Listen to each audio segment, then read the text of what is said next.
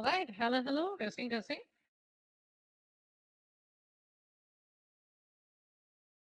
You're live.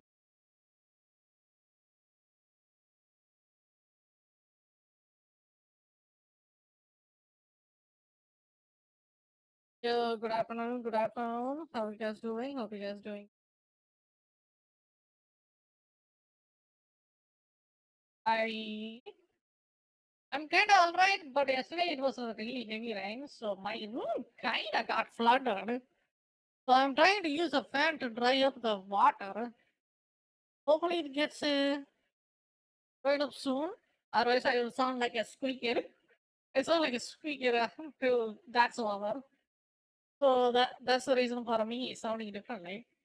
Think, but I'm not sure. Maybe it fucked up my mic. Who knows? So we are gonna watch some videos and then I will talk about what's it called? Ah, yeah, the new movie. I will talk about the new movie Kanguva, and then we can watch some other videos about some other stuff. And then once I'm done with my food, can go from there. All right, sounds like a good time, right? Yes, yes, indeed.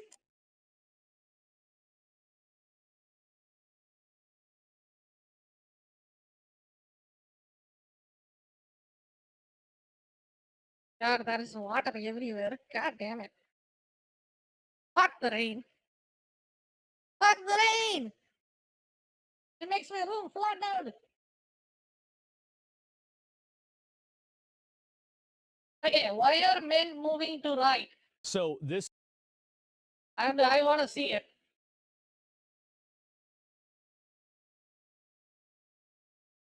I want to see it and then I'm going to have food.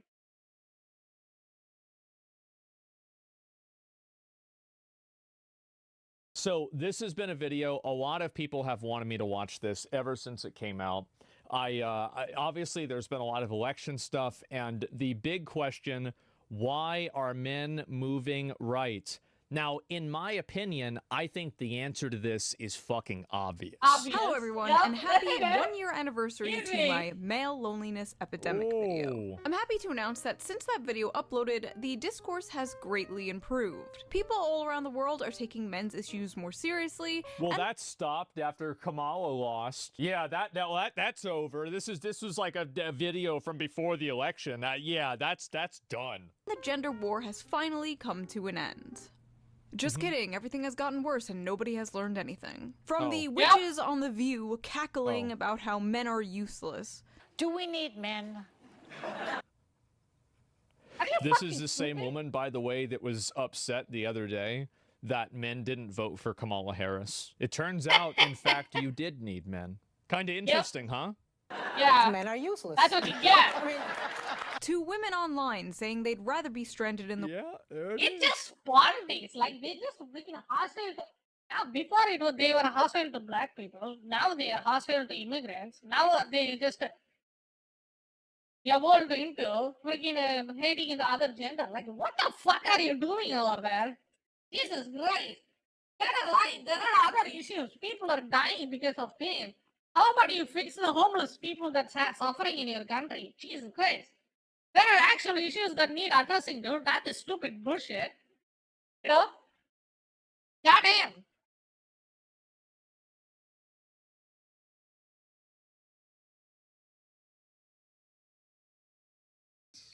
There it is, man. Well, that's what you get. Yep, absolutely. woods Fuck with a 'em. bear than a man. Would you rather be stuck in a forest with a man or a bear?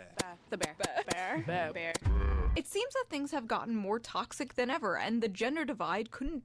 I feel like that's one of those questions. It's like Yeah. a retard Yeah, that's a stupid. indicator. Like, if you think that, I automatically think that you're stupid. Like, it's Yeah. If you stay with a bear in a forest, you are dead almost instantly. Do you think bear is going to sit there and play poker with you? Stupid idiot. not even that. Like, it makes me mad. I just like, oh, okay, so you're just, yeah, you don't think about things the right way. Be Yeah. any wider, you'll especially get out of that job. politically. In Absolutely. 2008, 58% of young Yeah. people leaned Democratic. 2012, 53%. And in the last 2 major election years, that percentage held steady at 55%. But in 2023, that number dipped below 50% for the first time since 2005. Yep. And you'll notice right here, they've started to lean more Republican. And wonder that's partly why. because of one specific group. Because of guys. Young men. That's right. One specific group because of young men. Because of guys. Young men. That's right. The man problem. Okay, I know I said I was going to focus on the gender war and not talk about politics for a while. However, I found a loophole. Politics is talking about gender war. With this election being hailed by the media as the man versus woman election, according to any and all data coming out recently, How stupid and disgusting that sounds. Man versus woman. Like, what? That's the biggest issue you have in your election? men all around the world have shifted more right, and women have shifted more left. But women going more left was not the focus. Can somebody explain what the fuck is a left and right is? Because I thought left means left side and then right means left side. I don't know what that implies. Nobody knows, I think. This month's outrage. The outrage, of course, was about men. That's right, we got our yearly, oh no, what is happening to men? Why are they moving to the right freak out? But unlike last year, this freak out isn't solely happening on the internet, no.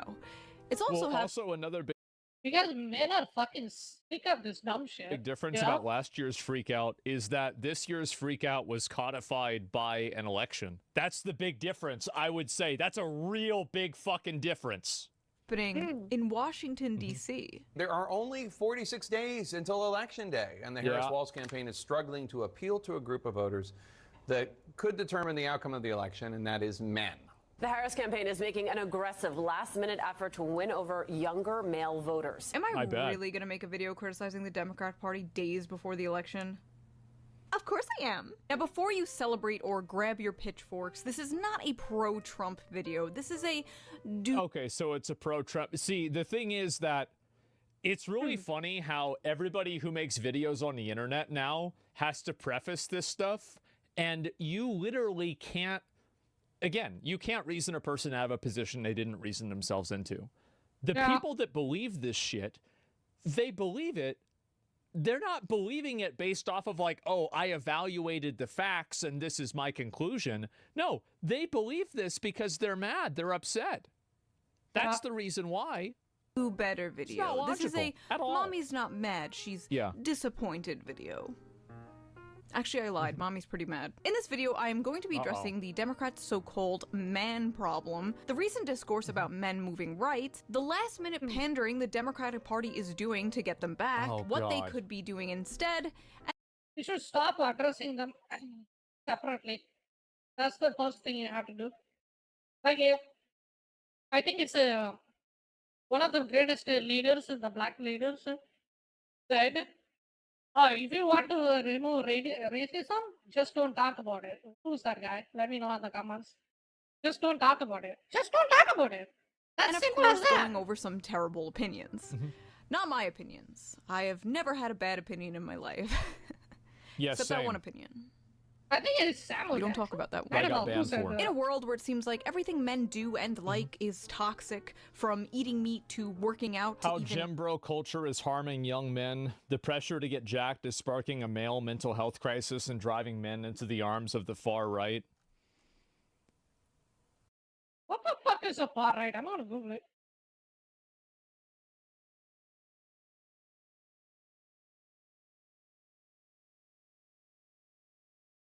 I want to Google this because I have no fucking clue what this means. Because this kind of concept doesn't even exist in my country. So I had to Google it to figure that out.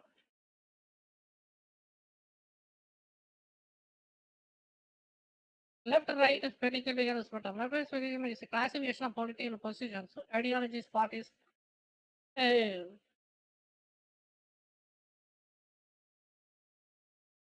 Liberal or conservative. What are they even talking about? Like, what does this mean?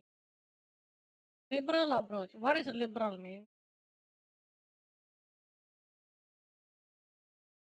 Hierarchy, class division, left wing, right wing.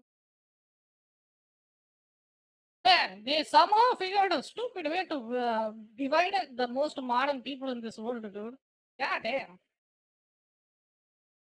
Hey, they got it, boys. They figured out a way to freaking divide the smartest people in the world, dude. Let's go.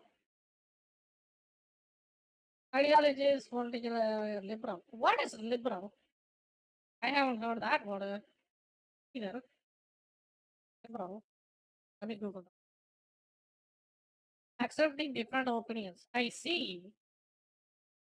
Oh, liberal in this approach. Left-wing politics is more liberal. So right-wing is just to one extreme. Okay. I see more. That's actually more understandable. To be honest. Left-wing politics is more liberal and approach. Right-wing politics is more conservative. Okay, conservative. Left-wing politics is... Oh! I see. So men are going into the right? Yeah.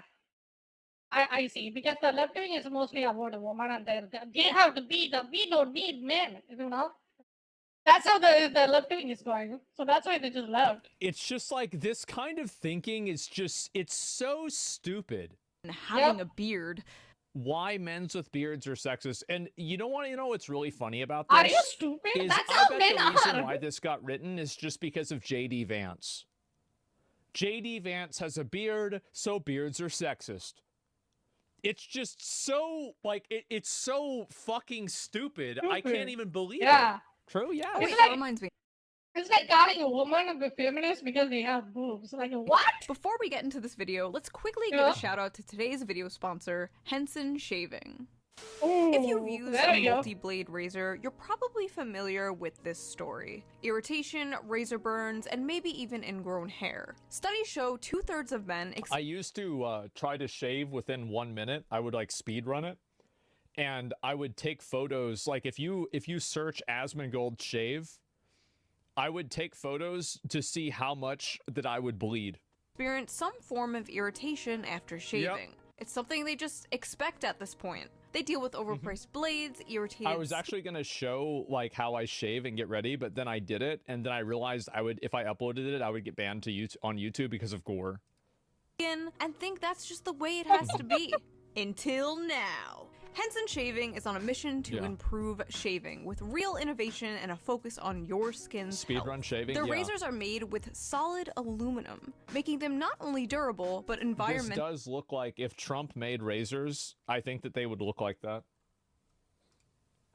Friendly too. There's Solid no plastic gold, involved at all, than it even has in the to packaging. Yeah. And the blades are fully recyclable. What really sets Henson apart is their engineering, with their Henson AL13 safety razor being manufactured in an aerospace machine shop that built parts for the International Space Station. This precision allows the blade to extend just 1/1000th of an inch beyond the shave plane, less than the thickness of a human hair. The razor prevents any bouncing or skipping, resulting in an irritation-free shave every time. Henson even partnered with a medical imaging startup, and results indicated that the Henson AL13 razor significantly reduces razor burn in comparison to conventional multi-blade razors.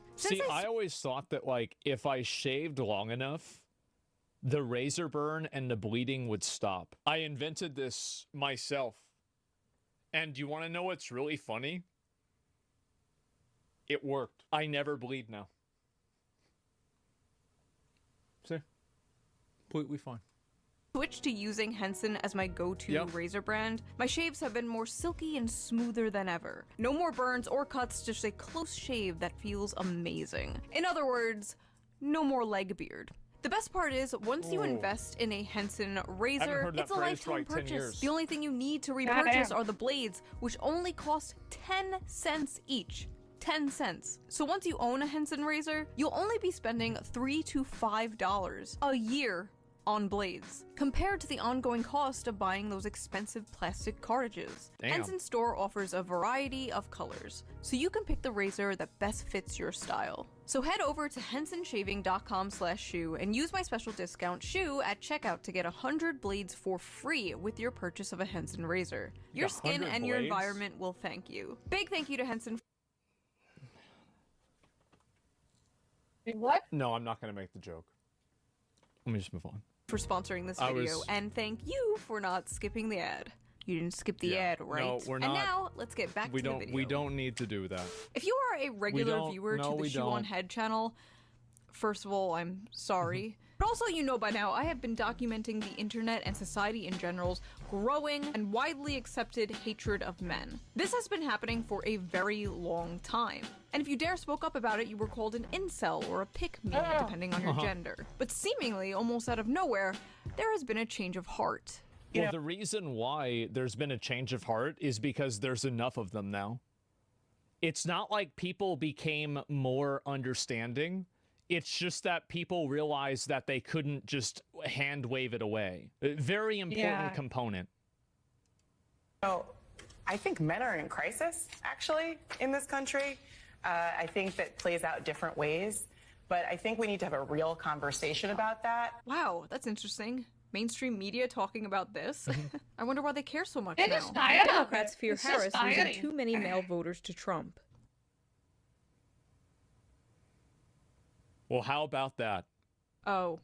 Signs have been mounting that, for the first time in recent decades, Democrats may lose majority support from young men in 2024. The risk to Democrats is that this is not just a one-time fluke, but an indication of growing trouble with men in coming elections. Democrats can celebrate the support they are getting from young women, but they also need to take It's actually crazy if you can't see why Democrats don't get support from young guys. Just hang it up. Get another job.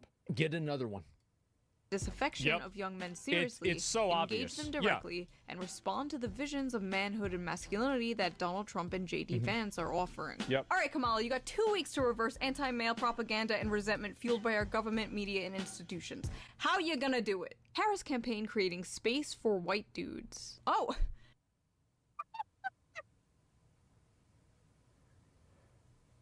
I just like... It's just so... It's like even whenever this is like their version of like reverse racism, where they're like, we actually want to bring in white guys, and it's like it's like, is this what it feels like to be patronized for being a minority? Like, guys, is this what it's like? Like, because I read that title and I'm like, well, you fucking loser. Like, what do you mean? That's a great idea. I mean, a little too late, but I'm glad you're finally doing to be honest about role in history. Oh. It's always a space doing to be honest about role in history. Oh, okay. So, yeah, space for them to take accountability for things that they didn't do. Right. Okay. Yeah. Sure. Fuck True. that. About role in history. Oh. It's always a space for white men to talk about how much they suck. What made... Yeah, and so the idea that you're going to tell a 21-year-old guy that he isn't going to have opportunities and advantages and privileges because of something his grandfather did, this really isn't a very good sell. Yeah, And it's not gonna work. putting any sort of original sin on people are going to lose their minds on this. They're going to hate it. Yeah, their great-grandfather. Yeah, exactly. Well, men used to have this advantage. Yeah, but I don't have it, so why am I getting punished? Okay, well, that's just the way it is. It's systematic. Well, where's the system? The only system I see is privileges and scholarships for women. Like, any young guy, like, college and getting a job, and especially an entry-level job, are the two main experiences that every young man under 30 has probably gone through, one or the other, if not both. And in both of those circumstances, there are privileges and opportunities that are created for women that are not available for men. You can't tell somebody that they can't see what's directly in front of them. When you see these opportunities put out for getting women into STEM, and there's women that are getting invited in over somebody else who's a guy, or getting an extra privilege, or getting an internship at a company. Internships absolutely are meaningful. That's why people have them. Any guy that sees that is going to think that they're being discriminated against. And do you want to know why? It's because they are. When you categorize people by a group and you provide privileges to a certain part of that group and not the other part, you've just done a discrimination. Yeah. Imagine that. Did you start this group, White Dudes for Harris? And I suspect some of it has to do with the polling. Yeah, for far too long, the left has essentially ceded white men to the MAGA right. There's large parts of the left who have gone out of their way to alienate white men over the last couple of years. He's right. And that's understandable in many ways. We decided that we wanted to create space for white men to be a part of electing Vice President Harris. At the top of the problem is that space is that the space is patronizing, and it feels like it's like tokenization. I wouldn't say it's like a minstrel or something like that, because I feel like that's so like it's so charged as a term, but it's almost like bringing out white people as It's simple as that. It looks like they have to do it instead of they want to do as like, it. see, That's look, different. they support us too. It's weird. Yeah, I think it's just like, it's unironically just weird. Yeah. Everything about it is weird. White Dudes for Harris organizer Ross Morales Roquito So said he racist, wanted to address what he called the elephant in the To room. be their little whipping boy. Yeah, exactly, right? Yeah, and big surprise, men don't want to be talked down to. Ross Morales Roquito said he wanted to address what he called the elephant in the room, criticism surrounding an event organized for white men given the country's history of racism. Nobody cares about the history of racism. If you talk to any young guy, any young white guy, they don't give a fuck about slavery. They don't care about any of this stuff. They weren't alive then. They don't know anybody who was alive then. It's completely irrelevant to their lived experience. So if you're going to tell somebody, yes, we're going to categorically discriminate against you and oppress you based off of something that you weren't a part of and nobody who is even alive was a part of, and probably you don't even know anyone who knew anyone that was a part of, guess what? You're going to get resentment. It's so fucking obvious. Why would somebody care about something that happened 150 years ago when it's not happening now and it's affecting them in a negative way? It's not even close. Like, I don't even know what to say. Uncomfortable with the call, he said. How can you Throughout possibly think this is an effective American strategy? history, when white men organized it with their pointy hats on. I think they discovered, why the fuck you were talking about history? Who cares? Talk about the current problems. This is the problem. Like, fuck history. Who cares?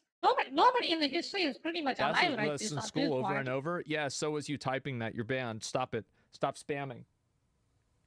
You typed it 5 times. People felt uncomfortable about the call, he said. Quit it. Throughout American history, when white men organized, it was often with pointy hats on. They can't even have their gay Wait, little... what?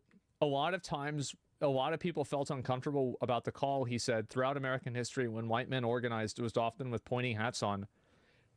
Did you know that when white men organized, it was also to get rid of slavery and to stop the Nazis in World War II? Like, this is just like, it's so... Stupid. It's such a disgusting, ridiculous thing to say. And any, like, as a white guy, I find this to be incredibly offensive. I do. I would never vote for a person that would talk about me like this. Absolutely. Why would I support somebody who demonizes me and talks down to me? I would never do this. Not in a million years. Pointy hats on. They can't even have their gay little Zoom call where they circle jerk about hating themselves without their own movement going, yikes! A bunch of white males in one space? Seems kind of like the... I've seen this. Seems like the KKK. Have you guys seen, like, I remember there was a recent article that was written, or like a statement made by like some games journalist. I think it was Jason Schreier, who he saw like a photo of a game studio and it was a bunch of white guys and he was complaining about it. I'm sorry, but like, if you do that, you're just you're making everything worse. KKK. Black people can have their little groups and that's fine, but if a bunch of white people get together, well, that's just called breadtube. Never mind. White dudes for Harris. I mean, she's doing pretty bad with Latinos too. What's next? Hombres con Harris? Oh. Wait, so basically men are leaving what? the Democratic Party in droves, and it's... Wait, what's going on? The Democratic campaign initiatives to mobilize the Hispanic male vote. Oh, what are you doing? Do not You are doing it so wrong. Do not separate them. That's your biggest mistake. People fight for inclusivity and then people fight for them to accept it as the equal. Like, you cannot separate them and then I have to separate them and then I have to focus them. Like, what are you doing? That's the opposite thing you're supposed to do. Yeah. And the Kairi in the Karyam, I want to watch that. Oh my god. I I wanna don't see know that. what to say about this What do you kind guys of think? stuff. Like, this I mean, is I'm kind of waiting for some it's Tamil people just so I can talk so about the kanguva movie. patronizing and insulting. It's unbelievable. Absolutely. Oh my Stupid god. as hell. It's so racist. Yes, it's actually just racist. Like, hombres, they're not hombres, they're Americans. Yeah, there we go. Like, it...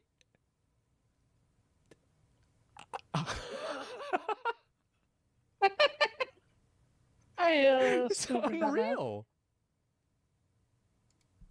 I don't know what to say. So basically, men are leaving Yeah. the Democratic Party in droves, and it's not looking too good for the Democrats. So it wasn't long until everyone's favorite discourse hit Twitter again. Oh. If Kamala loses, which is very possible, there needs to be a real discussion about how Democrats speak to and reach young men. If Kamala loses. If she wins, there doesn't have to be a discussion. That's right. We shouldn't change anything. Clearly, we're doing everything right. To Yes. be clear, I'm not saying we need to worry about women less or change any positions. I'm saying the polling around young men is concerning, and if it turns out to be true, we need to have a discussion about how condescending we are coming off to a huge part of the electorate. He actually woke up. You know what's really That- funny that is dude I bet actually this woke guy up. probably got a huge amount of hate for that comment. Because he's completely right. Yeah, he If actually you woke up. condescend to people and you talk down to them and you just act Yeah. like they're bad, they're going to act like they don't like you. It's a big surprise, right? I mean, what are we even talking about? Obviously, that's what happened. Oh, shit. To be clear, Yep. I'm not saying Yeah. we have to change anything, I'm just wondering why men aren't voting for us. Mhm. What? I am gonna regret posting this so hard. And oh boy did he! The He knew! replies He were knew! insane, to say. What a surprise! Yep. What a surprise! Wow! Ooh! Who could have guessed? the least. I must admit, But I that is cringed open reading most of open-minded this. skies. I feel that one thing you didn't address is the systemic entitlement bestowed upon white men in the U.S. Uh-huh. That sense of entitlement, that privilege they felt for eternity, is eroding. What privilege is that? Like, if you go and you talk to a 21-year-old white guy now, what privilege are they actively enjoying? Can't even talk to a girl. You will, you will instantly be in jail. Where is it? Yeah. I don't know. Where is yeah, I'm not sure. Systemic entitlement they have felt for eternity. They're like 22 years old. The f do you mean eternity? Who is this like? Yeah, exactly. And again, if you look at Yeah, they basically came in 2000, dude. If they are 23 years old, they are born in 2002. Where, what are the you comment doing? here, this is an older woman. Yeah. I'm sure that when you were growing up, things were worse. And Yeah. that's bad. But if you take that and you fucking displace that trauma onto some new person, Yeah, you they're can not guarantee gonna- that they're going to be bad again. Like 200-year-old man. So young men are snowflakes with hurt fifis because they're not the center of attention anymore. Got it. Yeah. Yeah, pretty much. Yes. Because they are literally are the freaking future of the freaking your whole economy and society, dude. Young men and young women, you cannot poison them with this bullshit. It's just for self-benefit. They are just poisoning the newer generation for their own benefit. This is happening in everywhere. This is happening in my country as well. It's not a big, what do you call it? It's not anything new. They just, it's literally for a divide and conquer mechanic with just a different code of paint to it. For here, it's just about language, and then it's about caste, and it's about the way you were born, something like that here. But there, it's about gender. Like, it's unbelievable. It's the baseline is just the same, divide and conquer, pretty much. Exactly.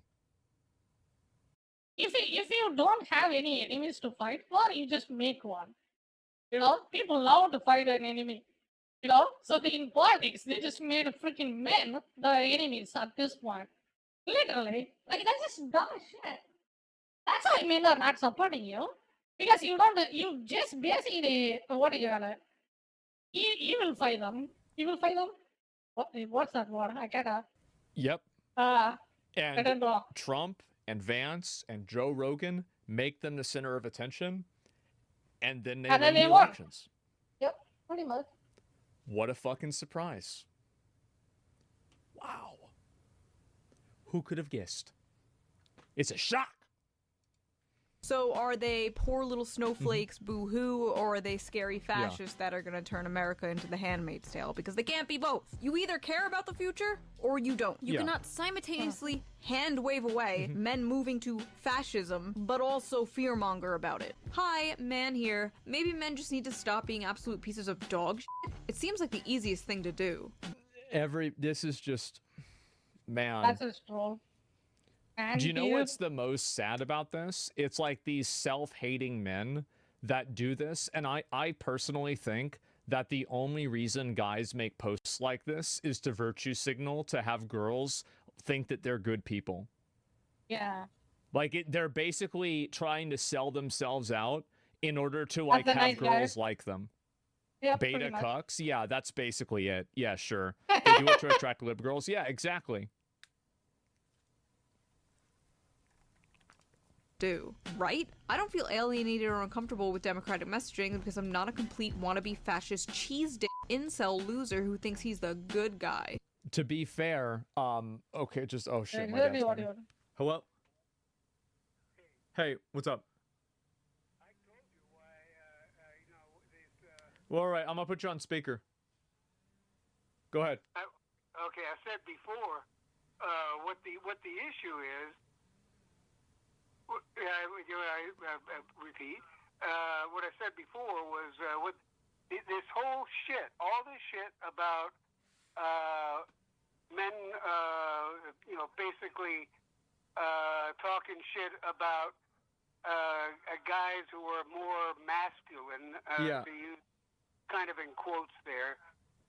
Guys who go to the gym, guys who go fishing, hunting, do things that guys do, rather than playing pickleball or something. Where all that started was the girly men. Like I say, the femboys of their time back in the 60s. They couldn't get laid, and they see all their competition gets or a bunch of it gets drafted off or joins the army or whatever, Marines or whatever, and there they are. All they gotta do is look like girls. They grow their hair long, and they suck up to the girls, and guess who gets laid? There's still. I mean, you go back by any biker bar, you go anywhere, you're gonna see a bunch of chicks there, and they are gonna be. They're out of them. There's gonna be the porkers, and there's gonna be regular ones and average ones, and there's gonna be a bunch of damn good-looking ones there too. Just as many as are up at the Galleria Mall. Oh, yeah. No, you're right. Stepford was. Yeah, All sure. dates back. Goddamn. I hate to admit it, my fucking boomer generation of girly men. And had never had any respect for those fuckers. And, when I took any shit from them, they found out how much. All right. I think okay. his dad is a war veteran, I think. Yeah, he was in the army. Okay, I'll give you a call later. Yeah. Okay, all right. I'll talk to you later. All right, bye. Yeah, he don't want to get back. Okay. Yep, there it is. There it fucking is. I totally agree, by the way. And guys now are doing the exact same thing. The way that they make women happy is by being subservient. They can't meet women's needs in other ways, so the only way they can is by being obedient and subservient. Reddit and its consequences have been a disaster for the male race. They just need to get off their asses, stop playing video games, and get real jobs. First, To be fair, probably true in a lot of cases. First of all, what real jobs? Yeah. These guys are coming out of college with useless diplomas, and there are no jobs. Also, what an the real jobs that are out there have initiatives to have women get hired over them. So it's like, yeah, go get a real job, and then, by the way, it's rigged against you. Yeah, there's some like DEI initiative that puts you at the back of the line. touch boomer ass take. Get off your ass and stop playing those video games from the generation who watches TV 24/7. I don't want to hear it. Tell them to get therapy. Tell them whatever you told or gave to women in the 1950s. They made this. Yeah, and there it is. Why the fuck would a guy that's born in the year 2001 give a fuck what happened in 1950? Yeah. True. Why would he ever do, like, it's just, they're looking for revenge, not equality. They are. Yeah, they don't have. That's exactly right. Why would anybody give a fuck? Yeah. Bed, let them sleep alone in it, or be better men. Any other group of people, and it's, oh, boo-hoo, poor baby. Well, this is the problem, is that, like, any time that there's a male issue, it's about how males should fix the issue. Every time that there's any issue about any other group, it's about how, well, it's also about how males should fix the issue, too. That's what happens. I see it all the time. Yeah, it's not your fault. You rewire all of society so your feelings aren't hurt. And then with men, it's get therapy. Be better. While there is truth in messaging needs to be better from it's like, and this is also coming from the women that are like turning on their cell phone and recording a video for TikTok while they're screaming because Kamala Harris lost. And this is like after they've pulled their hair out and they've been bed rotting for 4 hours.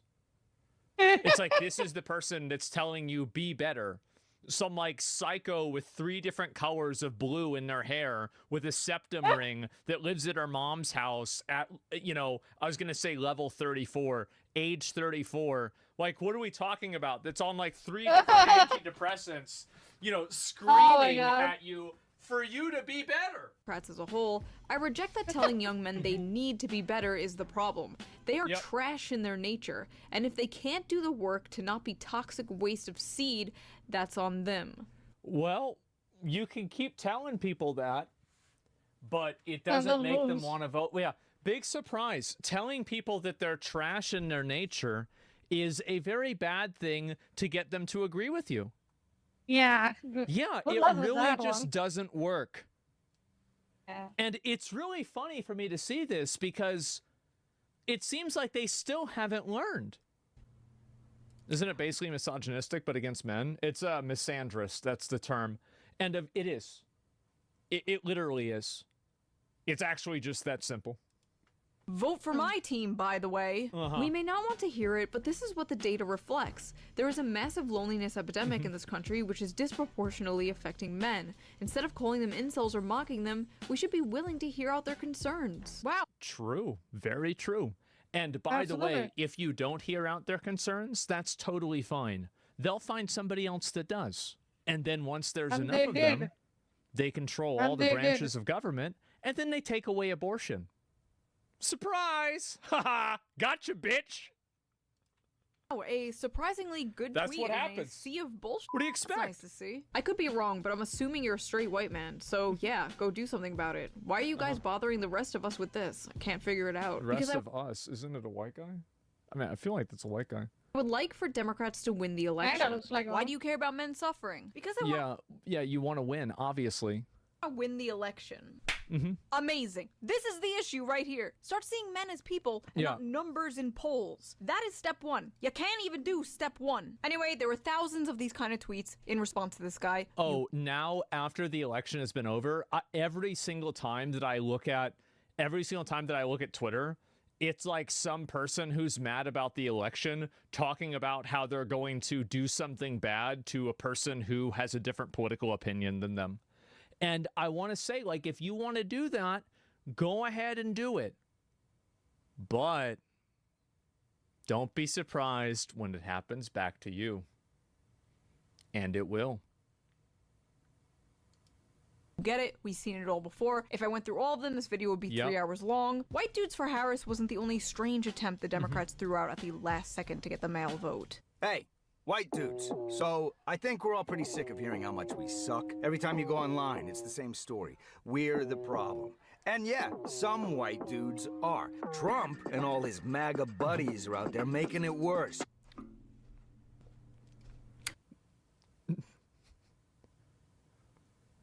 They thought this was going to work. Be one of the good ones. Man, I remember when Republicans tried to do that for black people for a long time. That worked really well, didn't it? Didn't that work really well? Oh, yeah. Are you f***ing kidding me? Years of these people saying men suck and are the problem, and now they're like, hey, fellow men, are you sick of being told you suck and are the problem? The audacity. Apparently, Kamala Harris has a secret weapon to win over male voters. Kamala Harris is turning to her running mate, Tim Walz, hoping he is the secret weapon who can chip away at Donald Trump's support from men. Much like how Trump chose Pence to win over the more establishment Republican voters, Kamala seems to have chosen Tim Walz to try and win over the white male vote. And boy, are they trying. Now, I don't hate Tim. I think Tim Walz is definitely more likable than Kamala Harris, but that bar is on the floor and you need to shovel to go under it. I think that he's definitely more likable for sure, but it's just, yeah, he's their token white guy. Yeah, exactly. Walz. In fact, I was pleasantly surprised when they chose him over Josh Shapiro. I like a lot of his policies, like his universal school lunch policy. That's an amazing policy. You'd have to be an insane freak to disagree with that. It was very well received. Or a libertarian. But I repeat myself. And there were a few times where he was speaking where I completely forgot he was running to be Kamala's VP and not president himself. And he actually brought a lot of energy to the Democratic stage for once. He did. So what the f was this? Putting out a bunch of ads of Tim Walz changing the air filter in a car, clumsily shooting a gun, and drawing a political football play-by-play. Trotting out Walz like some kind of minstrel show of a white man. I didn't say it, she said it. Okay? Yep, I did. Hey. Yep. But everybody was thinking that. That's like a man dressing up like a man for Halloween. You don't gotta do all this, bro, I promise you. And they don't shy away about how that's exactly what they are trying to do. Tim Walz is clearly a Midwest man's man, but he's the antidote to toxic MAGA masculinity. Oh, God. Despite his typically masculine resume as a Midwestern football coach and veteran, Walz is utilizing those qualities to push forward a more progressive, compassion-based form of masculinity. I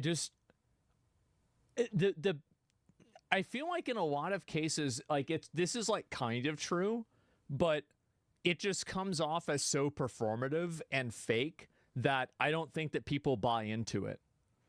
Like, for example, I think if Tim Walz was running by himself, like there's a reason, like he's the governor, right? Like, so he's won an election before. So it's not like this guy isn't popular, but if you contextualize it around like the, you know, like National Democratic Party, then you have a totally different situation. I mean, I usually pause when I Being a vice speak. president is understanding that you are just that. Someone who is there to aid and support the president. Walz simply being there on the ticket with a woman and taking a back seat to his running mate, Vice President Kamala Harris, is him embracing his leadership role in a positive, masculine way. Football coach and cheer. It's positively masculine whenever you take a back seat to a woman. Like, I don't really understand, like, how... Like, I mean, how do you expect to, like, tell that to somebody and then have them be like, yeah, this sounds great, you know, like, come sign me up. It's so condescending. It is. It's crazy. Cheerleader. How Tim Walz is defining masculinity. Amy Deal, a sexism researcher and author of the 2023 book Glass Walls, called a bullshit told job. USA Today that men like Walz who are intentional about rejecting traits and beliefs commonly dubbed as toxic masculinity are the tonic to harmful stigma associated with expectations of men and boys.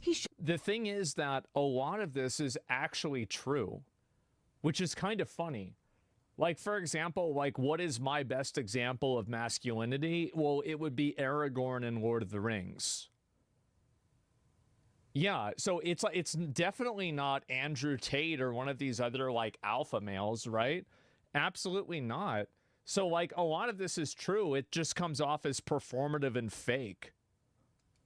Boys. He shows you can be masculine, but also not threatened by women as equals or women who are in positions of power. In fact, you can be cheerleaders for them. Notice the common theme here. Taking a back seat. Yep. Cheerleading. Like 5 different articles I read specifically use this word cheerleading. Even a few about it's taking a back seat, doing what you're told. Give me a sec. Hello? My dad, guys. It's also my dad. I was talking about movies, but yeah, I'm also referring to my dad as well. Was that good?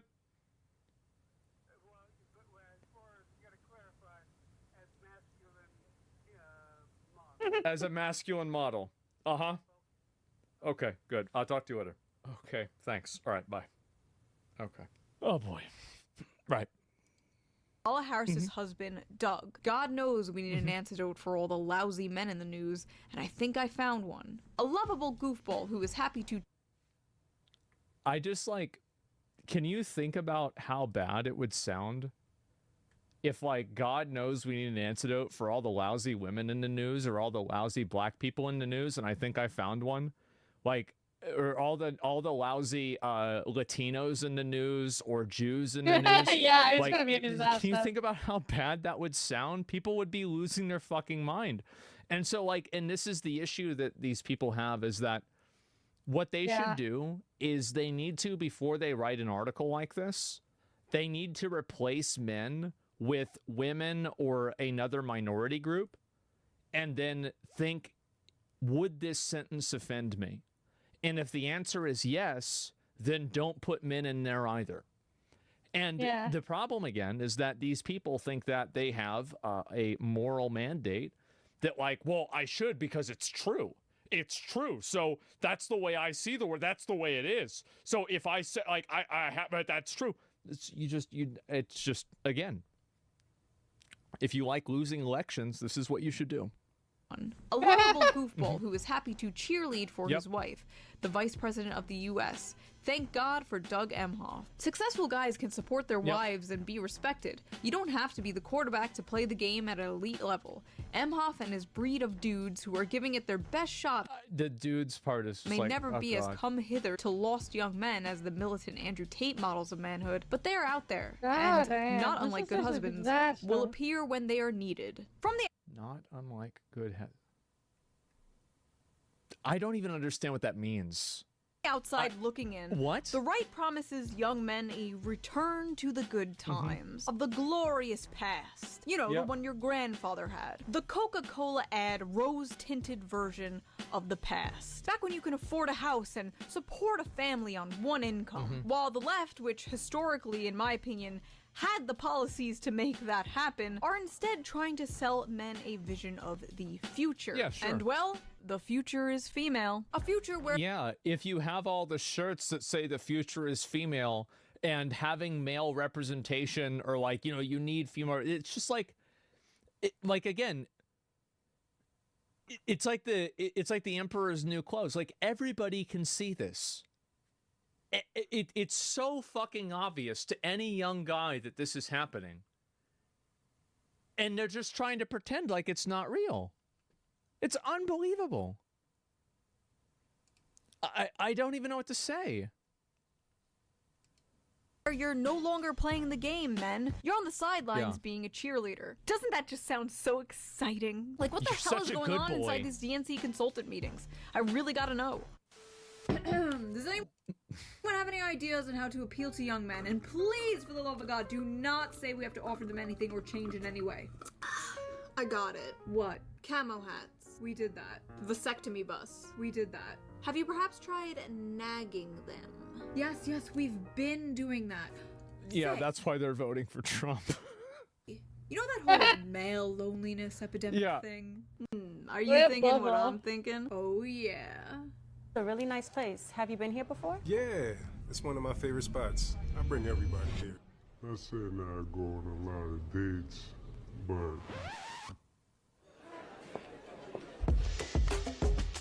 Wow.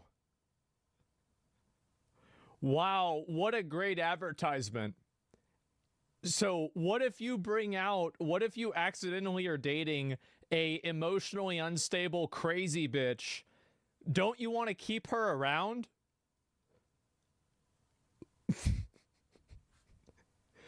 No, not really. Yep. Hey man, if you don't vote for Kamala Harris, women won't fuck you. Brilliant. Which is like also what's really funny about this is that there's a lot of women that voted for Trump too. It's like this whole thing where it's like, oh, women don't vote. It's not even true. Yes, it's just stupid. Young men should know that if you vote for Trump, you're basically never going to get laid. Okay, here's the problem. A lot of them already aren't getting laid. So you can't lose something you didn't have. Nothing changes. I mean, is it incorrect? Trump gives girls the ick. Vote Harris, get laid. I love how she blocks out the person who this is, but everybody knows who this is. Everybody knows it. I mean, is it incorrect? I didn't think so. Yeah. Don't think so. Trump gives girls the ick. Vote Harris, get I'm laid. gonna be honest. I think that if I was around a girl that got like what was called the ick, I would be considering myself lucky because I just avoided a ticking time bomb. It is a emotionally unstable, completely illogical thing that happens that shouldn't be taken seriously. This whole idea that like women are like these emotional babies that need to be like coddled and protected, and you need to act in certain ways so they don't get upset or like get mad. Like you're basically treating them like children. And the fact is that like there are a lot of women that don't think like this. They don't act like this. You just talk to them like normal people and everything is going to be fine. Who says that? All of these commercials are all saying this. It's just crazy. Laid. They are not beating the pretending to be progressive to get laid allegations with this one. Literally just And by the way, I do think guys do that. I absolutely think that guys do that. They'll mask their political beliefs in order to get girls that are like very politically motivated or like have strong beliefs to like hook up with them. Yeah, 100% they do. Absolutely. Woke fishing.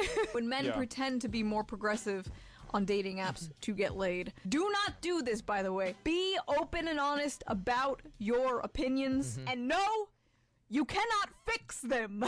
Also, pretty weird and like low-key sexist to imply like women are some prize for voting the correct way. Hey, and if all else... Yeah, it's always a good thing whenever women who are against objectification commodify their bodies as a reward for doing some sort of action, like it's a payment.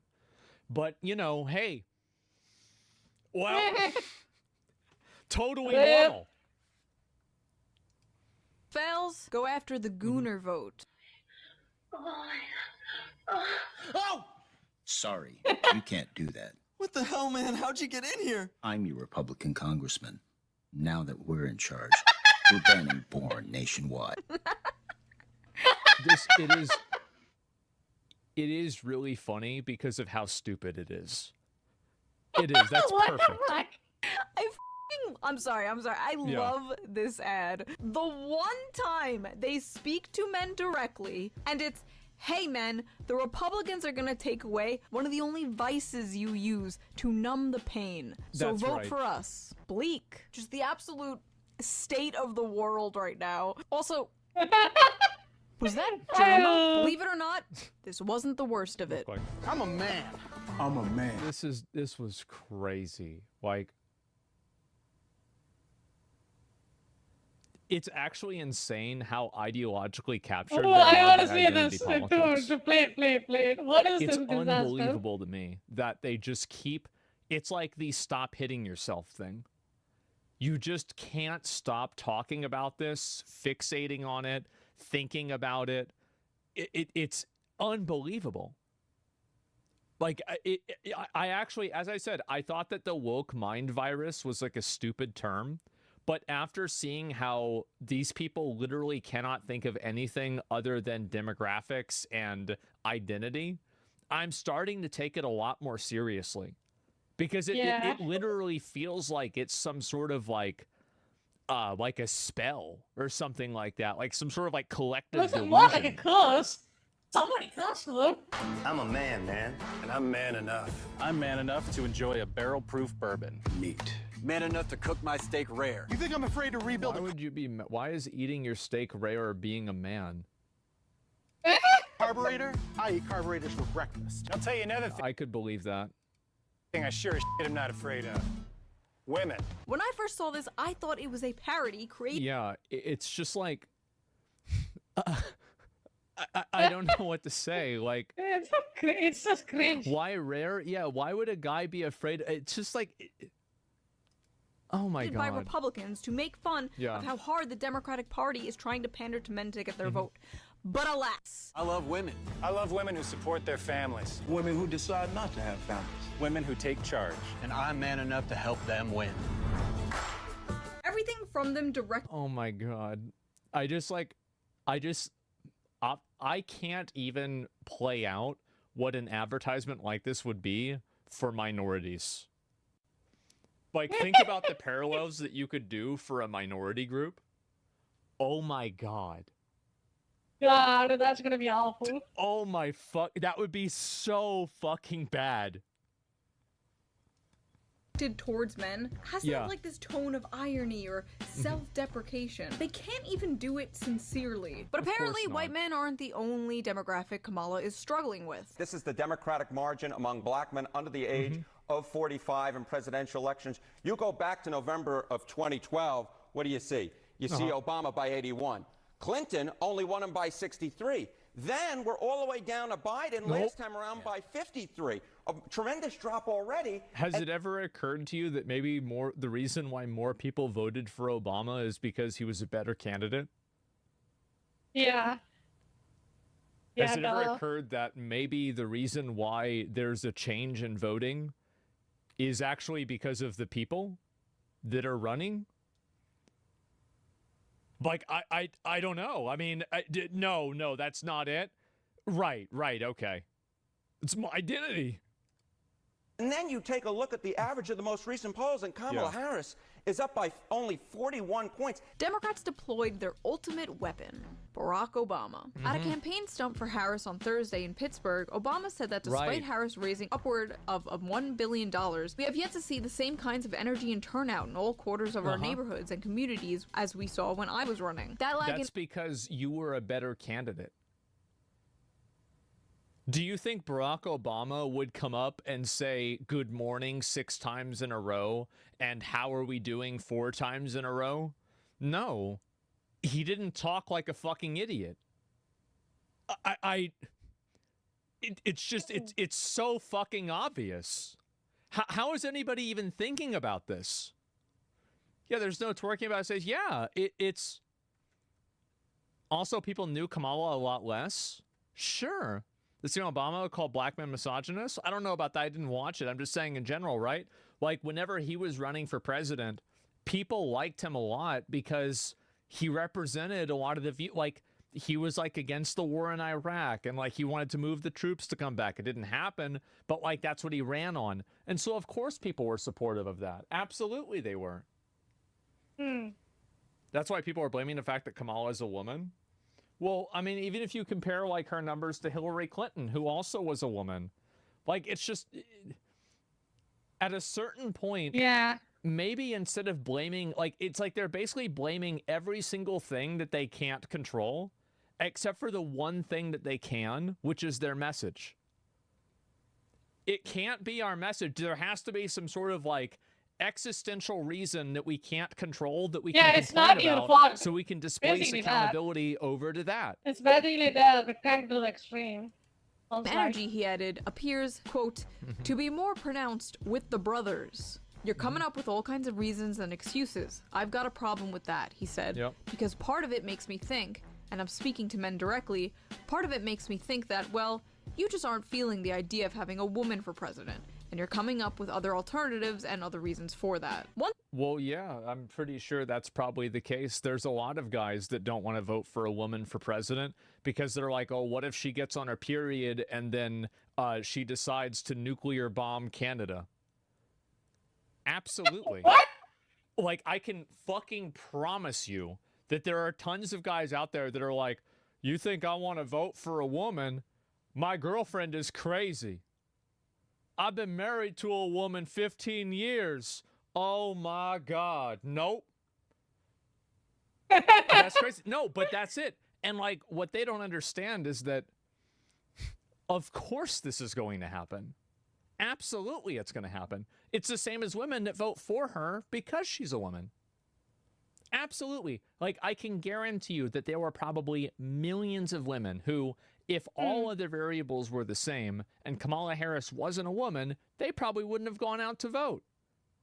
Absolutely, women are going to exhibit, it's called own group bias. And as far as I know, my understanding is that women have a very high ratio of doing it, much higher than men.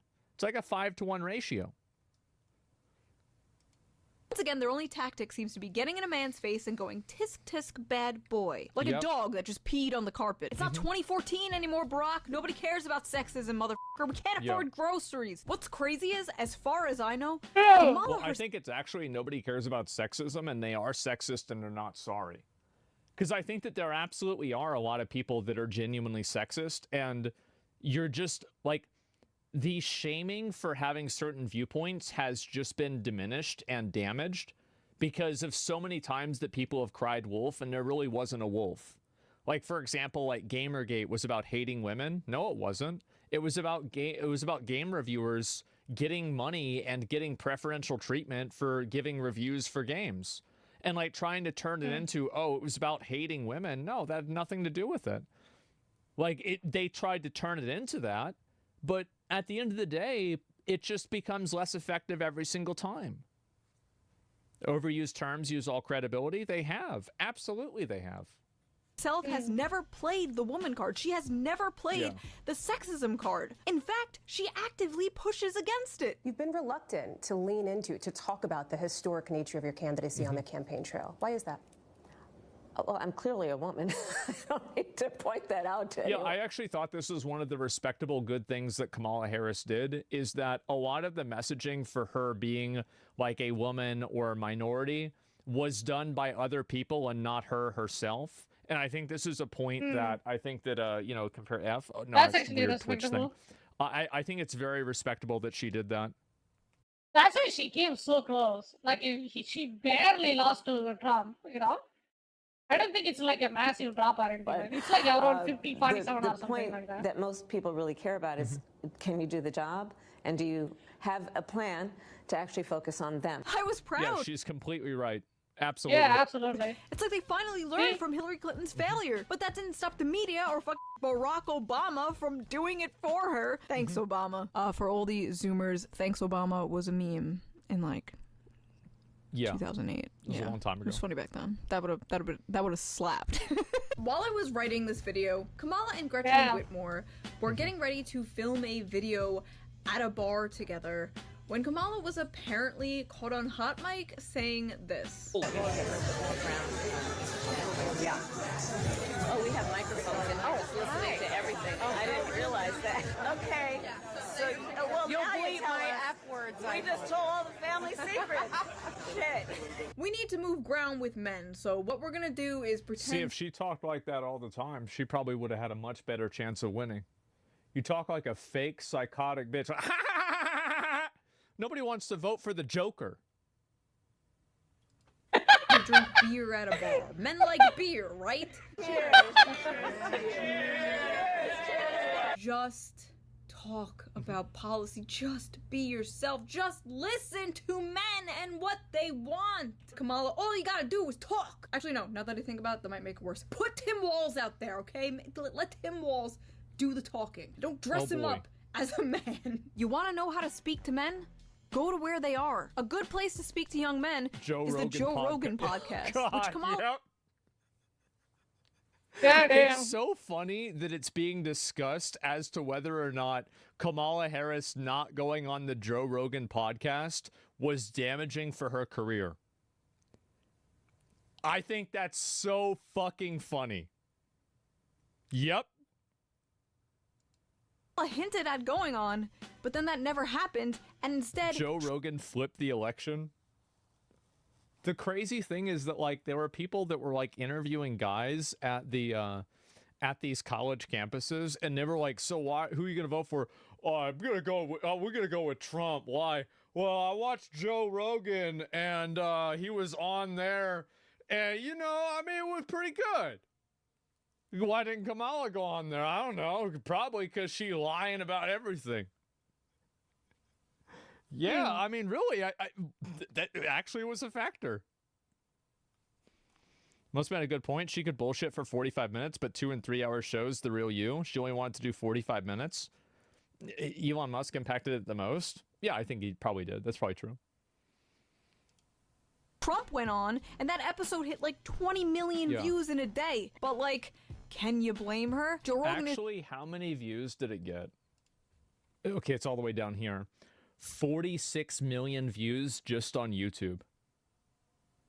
Ew, that's Man. extreme. Plus 100 million on X? Yeah. Oh my God.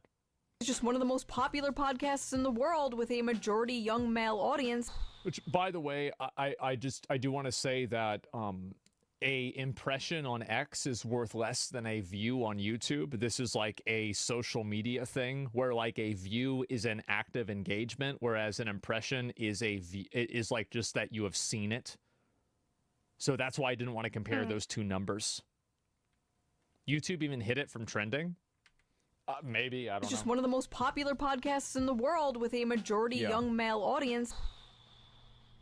I hate it here. Every time this topic comes up, so does the topic of like Andrew Tate, Jordan Peterson, internet algorithms, Gamergate, whatever. There is a massive amount of right-wing radicalization that has been occurring, especially in younger male spaces, any hobbies whatsoever, whether it's playing video games, whether it's working By out. the way, Hassan is right about all of this. Whether it's, I don't know, listening to like a history podcast or whatever, everything that they see is right-wing sentiment being expressed by individuals that they find charismatic. But you can only blame internet. So the reason why he's right might not be necessarily like what he's trying to say. I think that it's a chicken and the egg scenario where the content that's popular is right-wing because this right-wing content more accurately reflects the way that people see the world and the way that guys feel. So it's not that there's a bunch of right-wing content that's brainwashing people to be racist or to be Nazis. It's that there's a lot of guys that feel disenfranchised, and the content that's being deemed as right-wing is content that reflects what their viewpoints are. So it's like, and this is kind of the way that like content right? No, that's really how it is. Joe Rogan isn't right-wing, it's the right one. Well, I think that it's definitely true that there are a lot of young guys that are extremely attracted by right-wing content. And I think Hassan is right by identifying that. It's very clearly a trend, and I think that the election proves that trend to be true. But why is that trend happening? I think the trend is not happening because content creators are right-wing. I think the trend is happening because people are right-wing and content creators are adapting to that, or content creators that have those same viewpoints are being elevated because those viewpoints are shared with a large audience. That's true. That's what's happening. Do you see kind of what I'm saying? That's true. The trend, he's men actually have always right been in a more sense. conservative than women. Yeah, but it's becoming more the case. Alex Jones accepted being press secretary.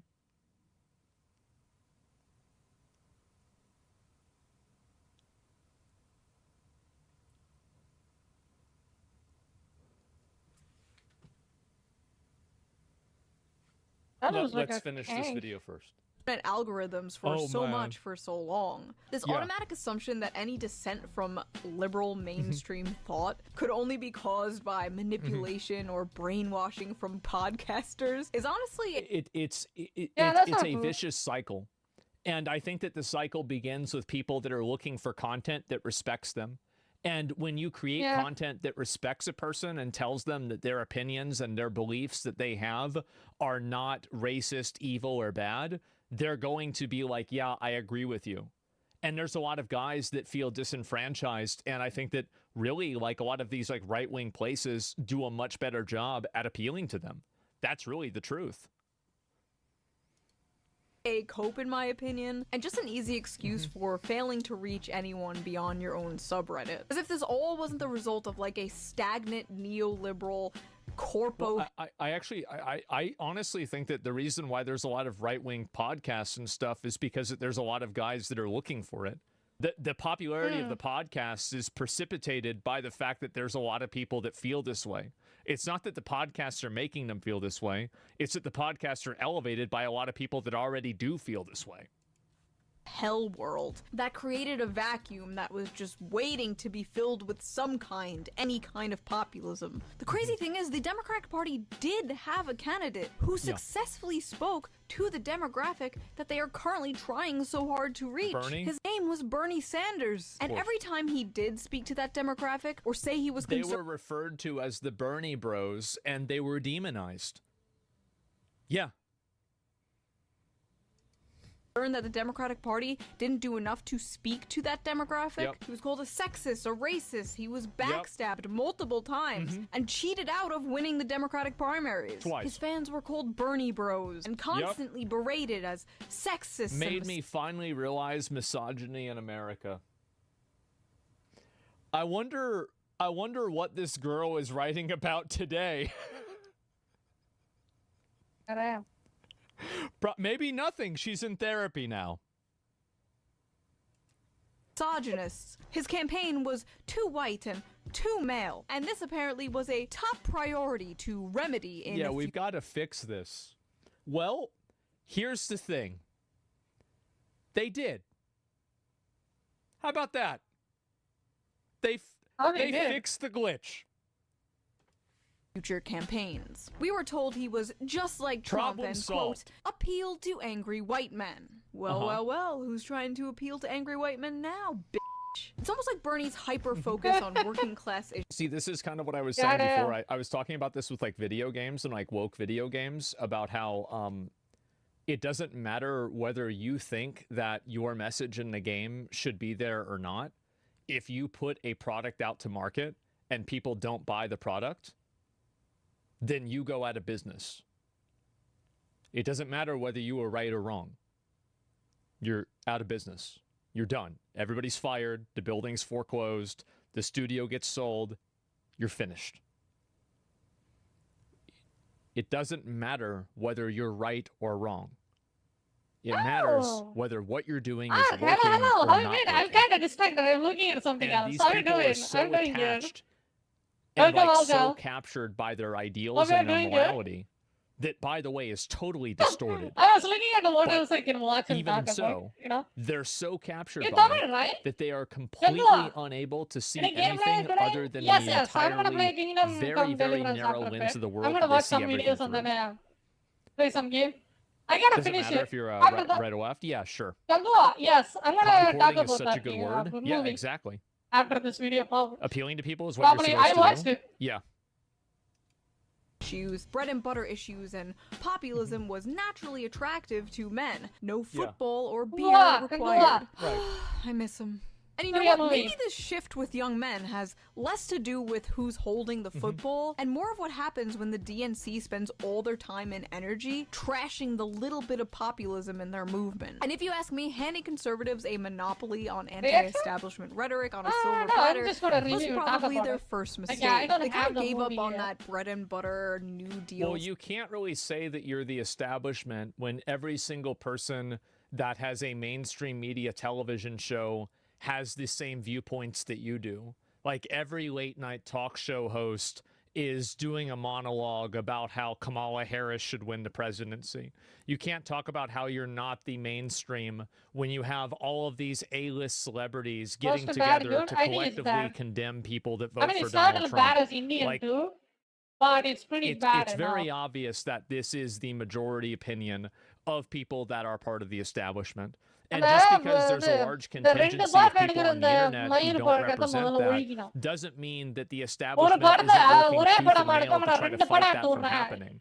Look at how அப்படின்ட்டு much இந்த they tried வடக்கடை பார்த்து இந்த copy to அடிக்கிற வேலையை demonize முதல்ல and வச்சா like தான் நம்ம படம் demonetize and உருப்படும். kick Joe Rogan off of Spotify. ஏன்னா 2 Think படம் about how எழுதுறதுக்குலாம் much they're இவனுக்கு கதை trying to துப்பு stop கிடையாது. free speech on Twitter or X. Think Yeah. about how much before Elon Musk bought Twitter or X, how much they did stop free speech on there, how much they tried to control things with COVID, bad, got how it, much they yes. tried to control things with election misinformation. It's just so No, obvious. but And the any video normal முடிஞ்ச உடனே நான் அதை person, பத்தி பேசுறேன். and this is really what the problem is. கதை it's that எல்லாத்தையும் சொல்லிட்டு சில் கதையை சொல்லிட்டு every பேசுவோம். reasonable, normal, average guy can see exactly what I'm talking about. So when you tell somebody that they can't see what's in plain sight directly in front of them, they're going to hate you for it. This is the reason why, like, theocracies usually fall with religion. I agree. It's because eventually people Very are tired of good. living a Very lie. good. They're tired of living their life according to a ஒரு set of சாமானியம் principles that அவன் they don't feel like 2 மணி நேரம் represents them time and that ஒதுக்கி they have to actively உன் forego படத்தை their பார்த்தா critical thought. It's இது literally ஒரு கட்டாய yeah, பார்க்கணுமா? it is. Well, அதான் என்னோட கேள்வி. Yeah. Yeah, yes and no, right? But yeah. ஆனா ஆன்டி நல்லா It's இருந்தது. basically gaslighting. Yeah, I would say so. Actually, no. Yeah, no, it is Orwell. No, you're right. How long is the I don't know about videos? that. No. You know Remember what how I'm- like the like terrorism is peacekeeping and stuff like that? Like all the different like phrases about how the Yeah, the that main is good. party I like don't like controlled all the Sivakarthikeyan. vocabulary. I think Sivakarthikeyan, that if you look at it through that, yeah. this is like with 1984. Yeah, I actually think I that's don't like that a guy. good example. Sure. The double The speak only moments? hero Yeah. I don't like actively is Sivakarthikeyan. Stuff He's for lying. identity politics, and if you deny this, you are Not a either fan. lying or I think it's corrupt. either The me physical or manifestation of the Yeah. left has gone from the The one vision he of runs. the blue-collar That was kinda union good. worker to a nagging, scolding fat woman with blue hair barging in With a nose piercing. into everyone's spaces and Guy culturally girl, Coming the into story is Warhammer good. and saying there's not enough women in it. Guy girl, that story is good, I guess. colonizing them. I don't Change remember this, that. change that. I Yep. don't like this, I don't like that. It's just incredible for me to witness years of anti-male rhetoric finally Yeah. come back to bite the left and Democrats in the ass. And I think that also what's going to happen, like I remember I saw this tweet from old Nick Fuentes. He goes, "Your body, my choice, forever." What the fuck?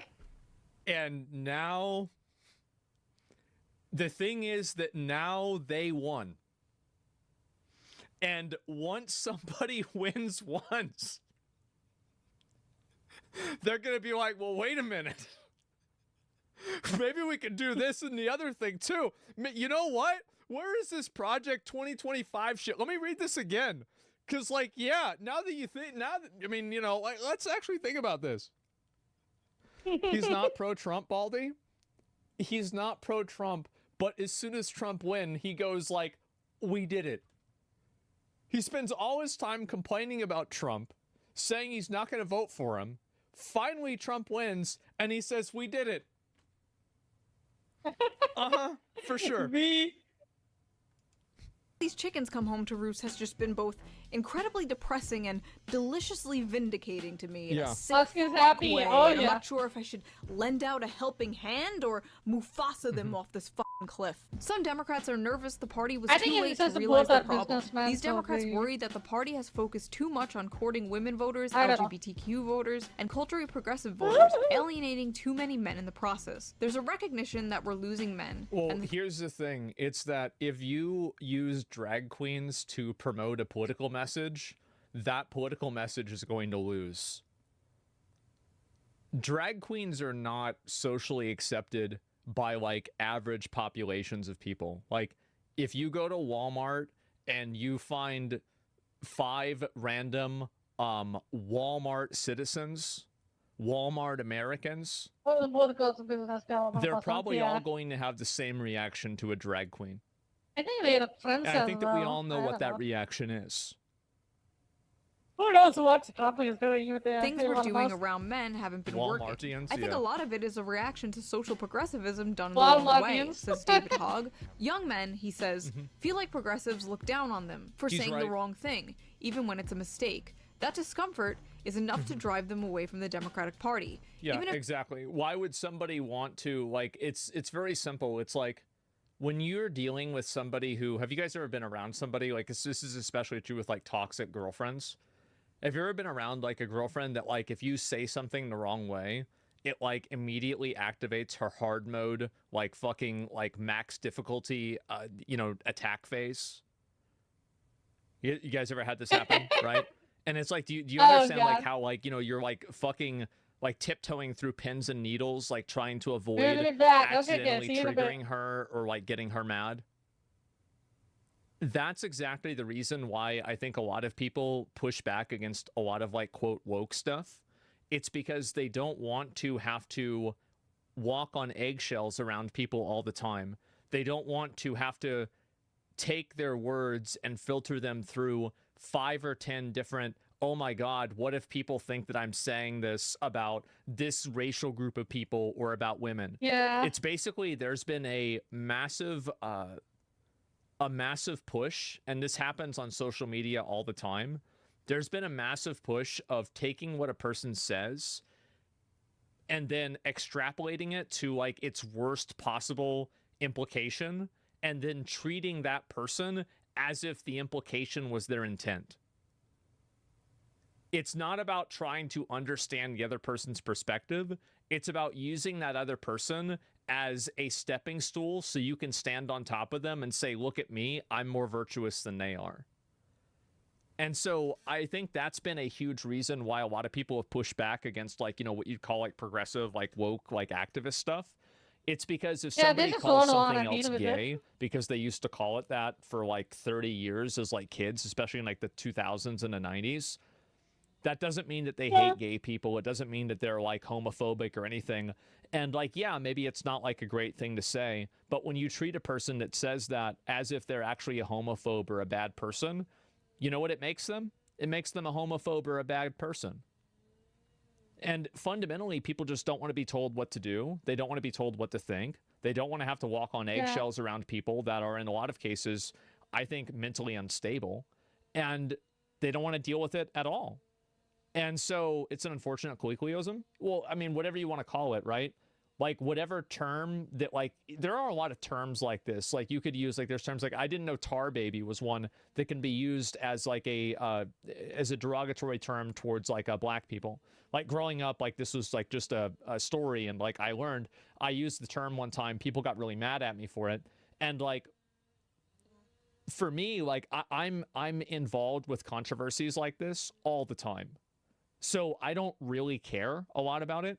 But, like, I know that there's certain streamers that don't even want to have Starbucks on their screen because they're afraid that people might get mad because Starbucks is seen as being promoting and favorable towards Israel. Respectively, and then I just freaked out. You see what I'm saying? Yes, it's so annoying. And so people don't want to live with, like, that level of, like, restrictive behavior. Is my based? Yeah, they are. And I think retarded is another one. Like, people that use the word retarded don't want to be told not to use that word. And I think that if you want to take a step back, people don't want to be told what words they can and can't use, period. And you see this on Twitter. That's also as soon as Elon Musk took over, I bet the usage of the N-word went up by 1,000%. No, that's not true. Probably 10,000%. Yeah, because, or the F word. I see, oh my God, people are really trying to bring back the homophobic F word. They're trying to bring it back in a big way. I can't even read Twitter without seeing it all the time. And do you want to know why?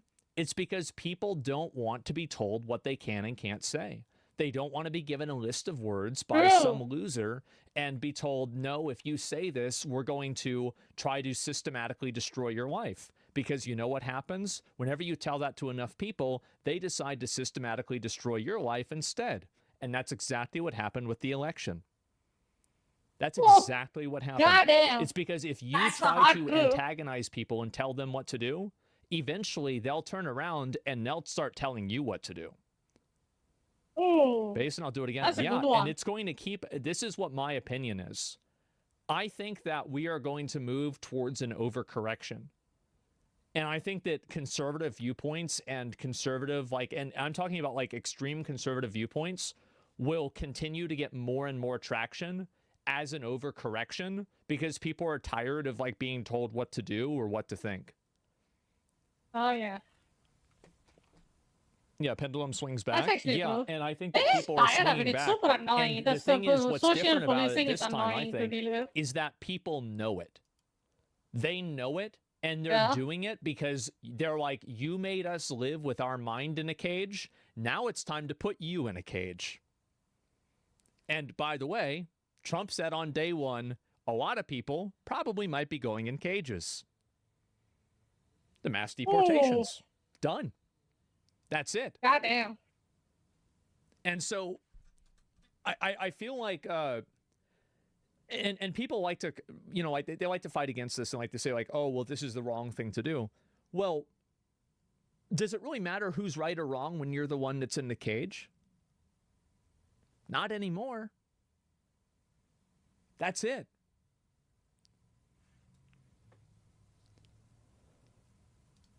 They don't necessarily agree with Republicans.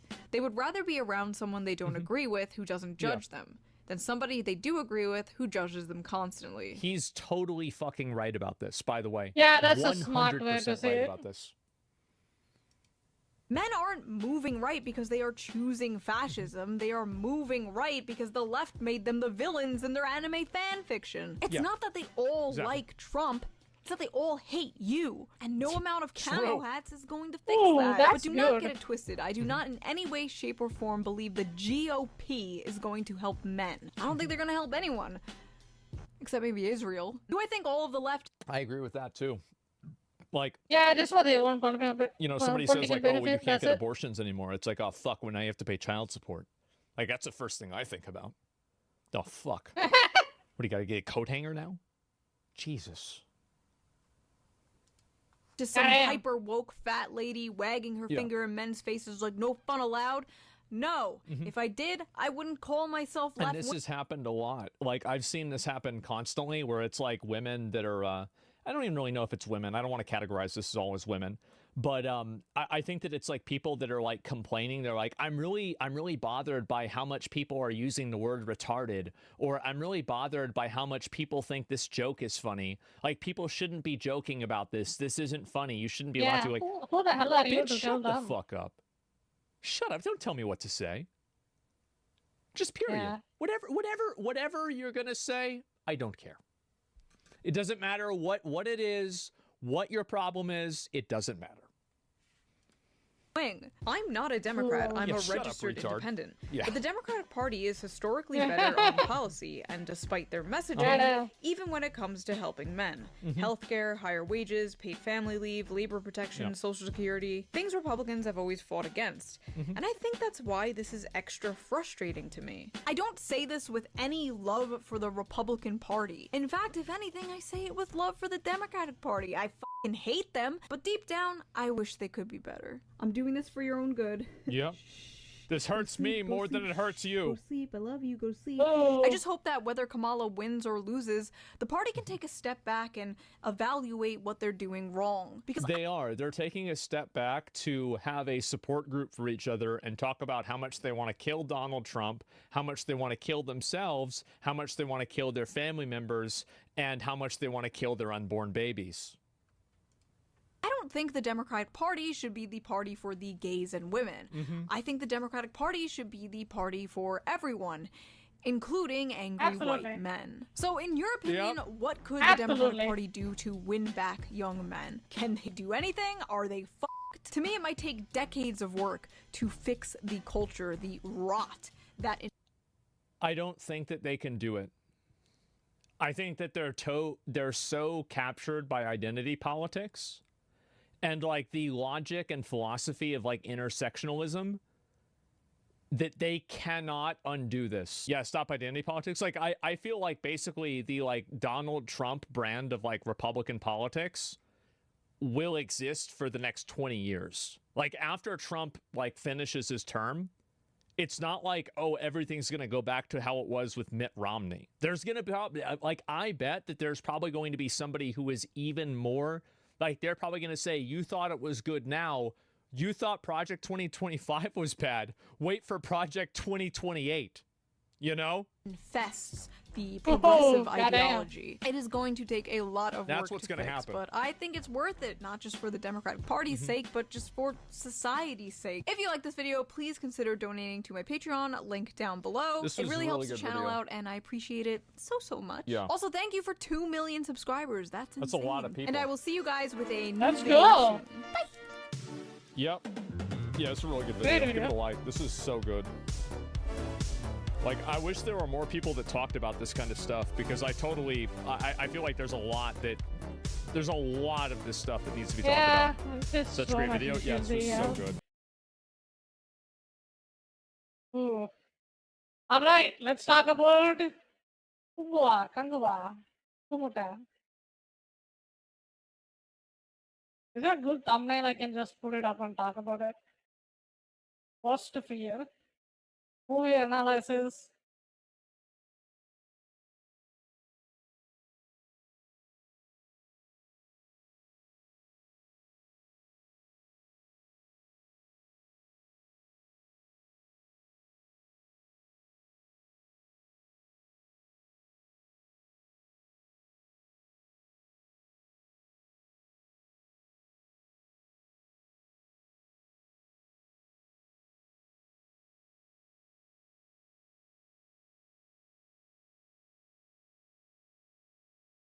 All right, all right. All right.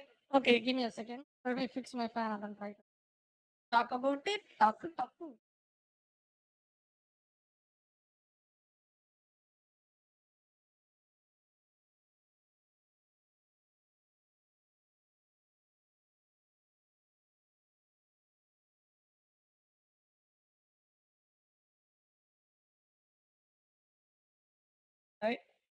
Tamil மக்களே, அண்மையில் நான் வந்து இந்த கங்குவா படத்தை பார்த்தேன். அதை பற்றின ஒரு சிறிய விமர்சனம், அதாவது கதையை பத்தி பேசிட்டு, இதுல என்ன பிரச்சனை அப்படின்றத பத்தி பேசுவோம். இந்த படத்தினுடைய என்னுடைய பிரச்சனை என்ன, எனக்கு வந்து இந்த படத்தினுடைய எப்படி சொல்றது, பிடிக்காத இன்மைக்கான காரணம் வந்து, இப்போ புதுசா ஒரு ட்ரெண்ட் கண்டுபிடிச்சாங்க இவனுங்க. இந்த வடக்கன், அப்புறம் வந்து இந்த அவெஞ்சர்ஸ் மூவியெல்லாம் பார்த்துட்டு, இந்த ஒரு ஒரு படத்தினுடைய கதைய ஒரு ஒரு படத்த ஒரே படமா எடுக்காம, இந்த 2 படமா எடுத்து விடுற கதைய இப்ப புதுசா இவனுங்க ஆரம்பிச்சுட்டாங்க. எப்பயுமே வந்து இந்த 2, 3 பார்ட் எடுத்துன்னு. அந்த மாரி ஒரு பார்ட் எடுத்த படம் தான் இது. இப்ப அண்மையில வந்து வந்த ஒரு பார்ட், அந்த மாரி 2 பார்ட் எடுத்த படம் வந்து இந்தியன் 2. நான் கேவலமா இருந்ததுன்றீங்க அந்த இந்தியன் 2 படம். அத பத்தின ஒரு பதிவு வந்து நான் 1 மணி நேரத்துக்கு கதறின்னு இருந்தேன் அந்த படத்த பத்தி.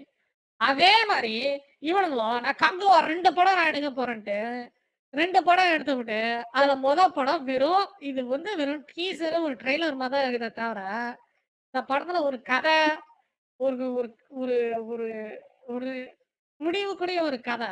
லைக் கதை வந்து ஒரு கம்ப்ளீட்டாவே கிடையாது படத்துல.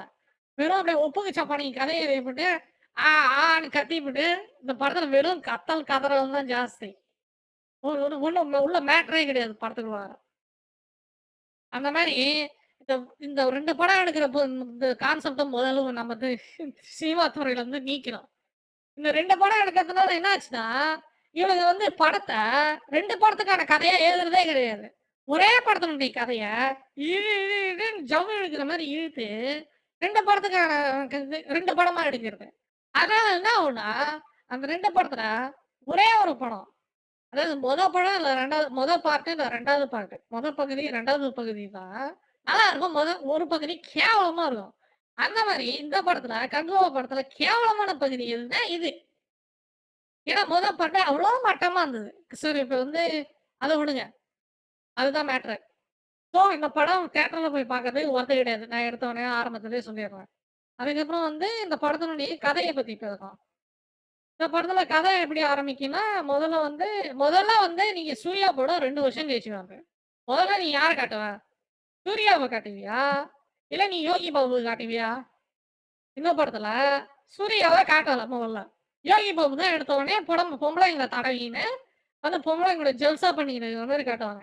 அதுக்கப்புறம் கொஞ்சம் கொஞ்சமா மாத்தி இந்த சூர்யா அப்படியே ஒரு டயலாக் ஓப்பனிங் சீன்ல வந்து இவர் இப்படி நடந்து போற மாதிரியும் யோகி பாபு பொம்பளைங்களோட அதுக்கப்புறம் வந்து ஒரு ஒரு சின்ன ஃபைட் சீனு. அதுக்கப்புறம் வந்து நம்ம சூர்யா வந்து ஷோ ஆவாரு.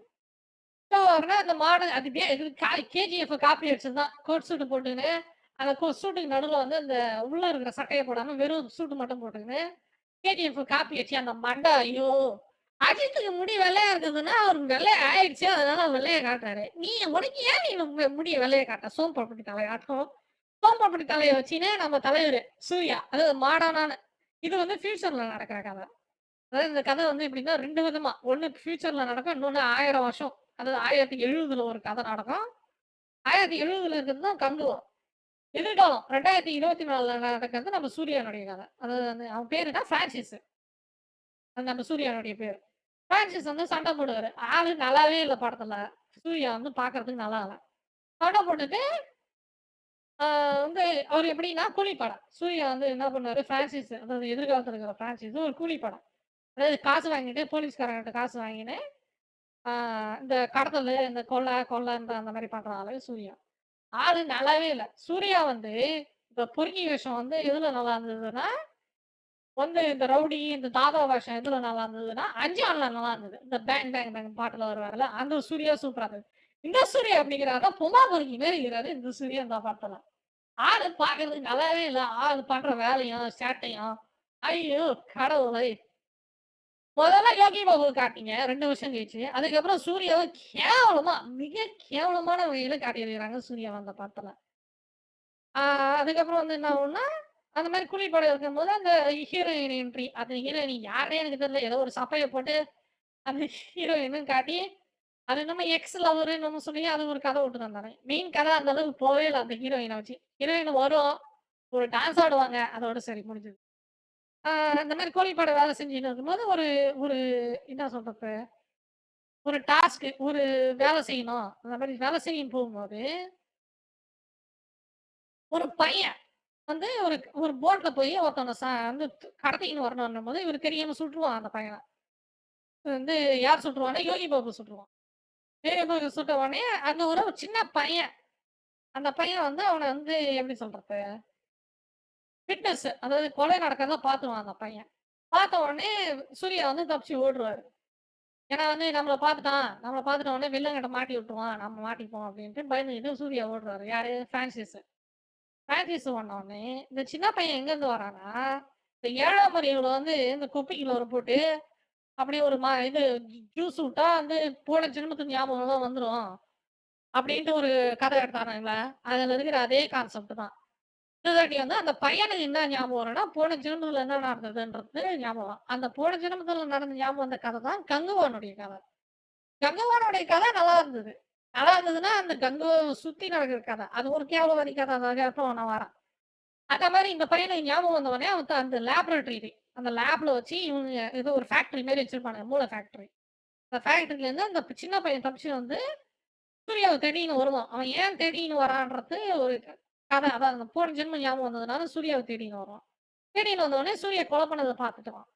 பார்த்த உடனே சூர்யாவுக்கும் இவனுக்கும் ஒரு கனெக்ஷனு. அது வந்து இந்த மாவீரன் படம் பார்த்தீங்களா? மாவீரன் படத்துல வந்து தொட்ட உடனே ஒரு கனெக்ஷன் வரும் அப்படின்லாம். அதெல்லாம் ஒண்ணும் கிடையாது. மாவீரனோட இது கேவலமா இருக்குது. நெறைய படங்கள் இதுக்கு முன்னாடி எடுத்த படங்கள், இந்த மாரி போன ஜென்மத்து வச்சு கதைகள். 7ஆம் அறிவு கதை நல்லா இருந்தது. மாவீரன் கதை நல்லா இருந்தது. அதே கான்செப்ட்ட வச்சு தான் இந்த படமும் எடுத்துருக்காங்க. ஆனா இந்த படத்தினுடைய கதை மொக்க. மொக்கையானதுக்கு காரணம் இந்த 2 பார்ட்டா எடுத்ததுனால தான். ஏன்னா ஒரே பார்ட்லயே நீ எல்லா கதையினுடைய இதுவையும் அடைச்சிருக்கலாம். மொத்த இது ஸ்க்ரீன் பிளேயும். 2 1/2 மணி நேரம் போய் உட்காந்து பார்த்தா, இழு இழு இழுன்னு இழுத்து எங்கேயுமே போல கதை. ஆ எங்க விட்டேன்? ஆ அந்த பையனுக்கும் இவனுக்கும் ஒரு கனெக்ஷன் இருக்கு. ஏன்னா அந்த பையனுக்கு போன ஜென்மம் ஞாபகம் வருதுல்ல. அதனால அந்த பையனையே சுத்திக்கிட்டு இருப்பான். அப்போ வந்து என்ன ஆகும்? ஆ அந்த பையனுடைய அந்த கும்பல் அந்த லேப்ல இருந்தாங்கல்ல, அந்த கும்பல் இந்த பையன தேடிக்கிட்டு வரும்போது, நம்ம சூர்யாவுக்கும் அந்த கும்பலுக்கும் ஒரு தகராறு நடக்கும். அப்போ வந்து என்ன ஆகும்னா, அந்த பையன கடத்தின்னு போடுவாங்க. சூர்யாவ சுட்டுருவாங்க. சுட்ட உடனே சூர்யா விழுந்து கிடப்பாரு. விழுந்து கிடக்கும்போது ஒரு ஃபிளாஷ்பேக் அப்படியே ஸ்விட்ச் ஆகும். சூர்யாவுக்கு ஞாபகம் வருதா? இல்ல அந்த ஃபிளாஷ்பேக் சும்மா நம்மளுக்கு காட்டுறானுங்களா அது என்னன்னே தெரியாது. அது சூர்யாவுக்கு ஞாபகம் வர மாதிரி இருந்திருந்தா நல்லா இருந்திருக்கும். ஆனா சூர்யாவுக்கு ஞாபகம் வரல நான் நினைக்கிறேன். அப்படியே வந்து ஃபிளாஷ்பேக்கு போகும்போது அந்த கடத்தின்னு போறது எப்படி இது ஒரே மாதிரி போன ஜென்மத்தில் நடந்ததுனால அந்த ஃபிளாஷ்பேக்கு போவாங்க. ஃபிளாஷ்பேக்ல நம்ம கங்குவா வந்து ஒரு 5 தீவு இருக்கும். 5 தீவுல ஒரு தீவினுடைய இளவரசன். அதாவது வந்து ராஜாக்கு கீழே வந்து 2வது ஆள். 2வது ஆளா இருக்கும்போது என்ன ஆகும்னா, இந்த 5 தீவுல இருக்கிற ஒரு தீவுக்காரன் வந்து ரொமானியா படத்தினுடைய துரோகியா இருப்பான். துரோகியா வந்து வந்து இவனுடைய தீவினுடைய மக்கள் எல்லாரும் இவன் இனம் வந்து கங்குவானுடைய இனம் வந்து போராளிகள். அதாவது வந்து போர்ல வந்து மிக சக்தி வாய்ந்தவங்க தான் இவங்க. அதனால அந்த 5 தீவுக்கும் இவங்க பேசிக்கலி வந்து ஹெட் மாதிரி தான். அதுக்கப்புறம் இன்னொரு குரூப் இருக்குது. அதுவும் இதுக்கும் கொஞ்சம் அடிக்கடி சண்டை நடந்துட்டு வரும். அந்த 3 குரூப் இருக்குதா, அதுல ஒரு குரூப்புக்காரன் போய் ரொமானியத்துக்கு வந்து சபக்கட்டு கட்டிட்டு ரொமானிய நீத்து வந்து இவனுக்கு சண்டை போடுறதுக்கு விடுறதுக்காக இவன் வந்து துரோகியாட்ட வந்து வேலை செய்யறதுக்கு ஆள் வேணும்ட்டு 100 பேரை கொண்டு போய் கொண்டுபிடுவான். ரொமானியக்காரனுக்கு சப்போர்ட் பண்றதுக்காக இந்த ஒரு துரோகி வந்து கொண்டு போய் காட்டி கொடுத்துருவான். காட்டி கொடுத்த உடனே அவனுக்கு ஒரு பொண்டாட்டியும் ஒரு பிள்ளையும் இருக்கும். 2வது வாட்டி வந்து திருப்பியும் ஒரு 100 பேர் கொடுங்கன்னு கூட்டின்னு போகும்போது நம்ம கங்குவை கண்டுபிடிச்சிருவாரு. கண்டுபிடிச்சிட்டு அந்த துரோகியினுடைய கதை முடிஞ்சுது. துரோகியை வந்து என்ன பண்ணாரு, ஒரே ஒரு வந்து ஊருக்கு நடுவில் வச்சு எரிச்சு விடுவாரு. எரிச்ச உடனே அவன் பொண்டாட்டி வந்து என்ன பண்ணும், அந்த துரோகியினுடைய பொண்டாட்டி 100 வீரர்கள் இவங்களுடைய வீரமிக்க வீரர்களை கொண்ட துரோகியினுடைய பொண்டாட்டி என்ன பண்ணுனா, அவனுக்கு ஒரு பொண்ணா பையனான்னு எனக்கு இன்னி வரைக்கும் தெரியல. அது பொண்ணுன்னு தான் அப்ப கடந்த காலத்துல வருது. அதாவது ஃபிளாஷ்பேக்ல அது பொண்ணு மாதிரி தான் இருக்குது அது. ஆனா இந்த ஃபியூச்சர் பிரான்சிஸ் கூட இருக்கிறது ஒரு பையன். ஸோ அது பொண்ணா பையனாலே எனக்கு கண்டுபிடிக்குது தகராறு இருந்தது, நடுவில் இருந்தது. ஏன்னா வந்து அது முடி நிறைய வச்சுருந்தது, அதுவும் அது கத்துற விதம் பொண்ணு மாதிரி தான் இருந்தது. ஆனா அது என்னவோ அது மகன் நானுங்க அது என்னன்னே தெரியல எனக்கு. அது பொண்ணா பையனா கண்டுபிடிக்கிறதே எனக்கு ரொம்ப நேரம் ஆச்சு. கண்டுபிடிக்க முடியல. நீங்க கண்டுபிடிச்சீங்கன்னா எனக்கு கமெண்ட் செக்ஷன்ல சொல்லுங்க. அந்த பொண்ணை வந்து நம்ம கங்குவா கையில கொடுத்துட்டு நீங்க தான் இவரை காப்பாற்றணும் அப்படின்ட்டு என் பொண்ணை காப்பாத்துங்கன்ட்டு இதுவும் போய் அதுக்கு நெருப்பு வந்து செத்து போடும். செத்து போனோடனே துரோகியினுடைய மவளுக்கு துரோகியினால தன்னுடைய இனத்து மக்கள் வீரமிக்க 100 வாரி இருக்கும். கொடூரமா நம்ம இவர் கொல்லப்பட்டத இவர் வந்து அந்த பொண்ணு கொடுத்ததுனால இந்த பொண்ணுக்கு நான் காப்பாற்ற போறேன்னு நம்ம கங்குவாவுக்கு கிறுக்கு பிடிச்சிக்கோம். நம்ம கங்குவாவுக்கு கிறுக்கு பிடிச்சிங்கன்னா பிடிக்காது. ஊர் மக்கள் யாருக்குமே அந்த பொண்ணு பையன் ஏதோ ஒண்ணு அந்த 2ஆம் கட்டம்னா பிடிக்காது. அந்த பிடிக்காத காரணத்தினால் ஊர் மக்கள் வெறுக்க ஆரம்பிப்பாங்க, களை விட்டு அடிப்பாங்க, அதெல்லாம் பண்ணுவாங்க. பிடிக்காததுனால நம்ம கங்குவா வந்து ஆக இது துரோகி இதனால ஊர் மக்கள் 100 பேர் செத்தாங்க. 100 பொம்பளைங்க முண்டாச்சி வசதினா இருக்குது. அவனுக்கு எதுக்கு நீ சப்போர்ட் பண்ற, வாக்கு கொடுத்துட்டான்னு உடனே நீ வந்து துரோகியினுடைய மகளுக்கு சப்போர்ட் பண்ணீங்க நீனு. அந்த கான்செப்ட் எனக்கு புரியவே இல்லை. இவர் வாக்கு கொடுத்ததுனால வந்து என் மக அப்படின்னு சொல்லிட்டு இவர் வந்து அந்த துரோகியினுடைய மகளை வந்து சப்போர்ட் பண்ணாரு. சப்போர்ட் பண்ணது என்ன ஆகும்னா திருப்பி வந்து அந்த சண்டைக்காரன் ரொமானியக்காரன் என்ன பண்ணுவான், இந்த பக்கம் இருக்கிறவனை கூட்டுன்னு வந்து அதாவது நம்ம 2வது இவன் கொங்குவனுடைய ஊருக்கும் இன்னொரு ஊருக்கும் தகராறு நடந்ததுன்னு சொன்னால துரோகி ஊரை தவிர அவனை கிட்ட போய் கூட்டுன்னு சண்டைக்கு திருப்பி வரும்போது என்ன ஆகும்னா இவருக்கு வந்து பயிற்சிலாம் கொடுத்துன்னு இருப்பாரு இந்த ஊர் மக்களுக்கு. அந்த பொண்ணுக்கும் சேர்த்து பயிற்சி கொடுப்பாரு. ஏன்னா இவருக்கு அது சப்போர்ட் தானே. இந்த துரோகியினுடைய மகன் என்ன பண்ணும், கங்குவாவே அந்த போர்ல குத்தும். கங்குவா பார்த்தோடனே குத்திட்டியே அப்படின்ட்டு நம்ம கங்குவா உழுவாரு, சரிவாரு. சரிஞ்ச உடனே அந்த அந்த பொண்ணை விரட்டி விட்டுருவாங்க ஊரை விட்டு.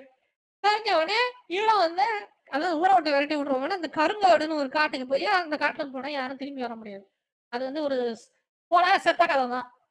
அந்த காட்டுக்கு அனுப்பிச்சு விட்டோடனே நம்ம கங்குவா வந்து நானும் போறேன், நான் கொடுத்துட்டேன் வாக்கு, என் வாக்கு தான் எனக்கு முக்கியம், என் வாக்கு தான் எனக்கு முக்கியம், என் மக்கள் முக்கியம். இந்த லூசு பையன் இந்த லூசு கங்குவா ஊர் மக்கள் எல்லாரையும் தான் பிறந்த வளர்ந்த ஊர் மக்கள் மண்ணை விட்டுட்டு வார்த்தையாக வாய் உதவுக்காக இந்த துரோகியினுடைய பொண்ணை காப்பாற்றுறதுக்காக போவார் காட்டுக்குள்ள. காட்டுக்குள்ள வர போனா இந்த ரொமானியா படக்காரன் வரான்ல, அவன் என்ன பண்ணுவான், அந்த எதிராளி கூட சேர்ந்துக்கின்னு போருக்கு வருவான். போருக்கு வந்தா நம்ம அரசர் காலி.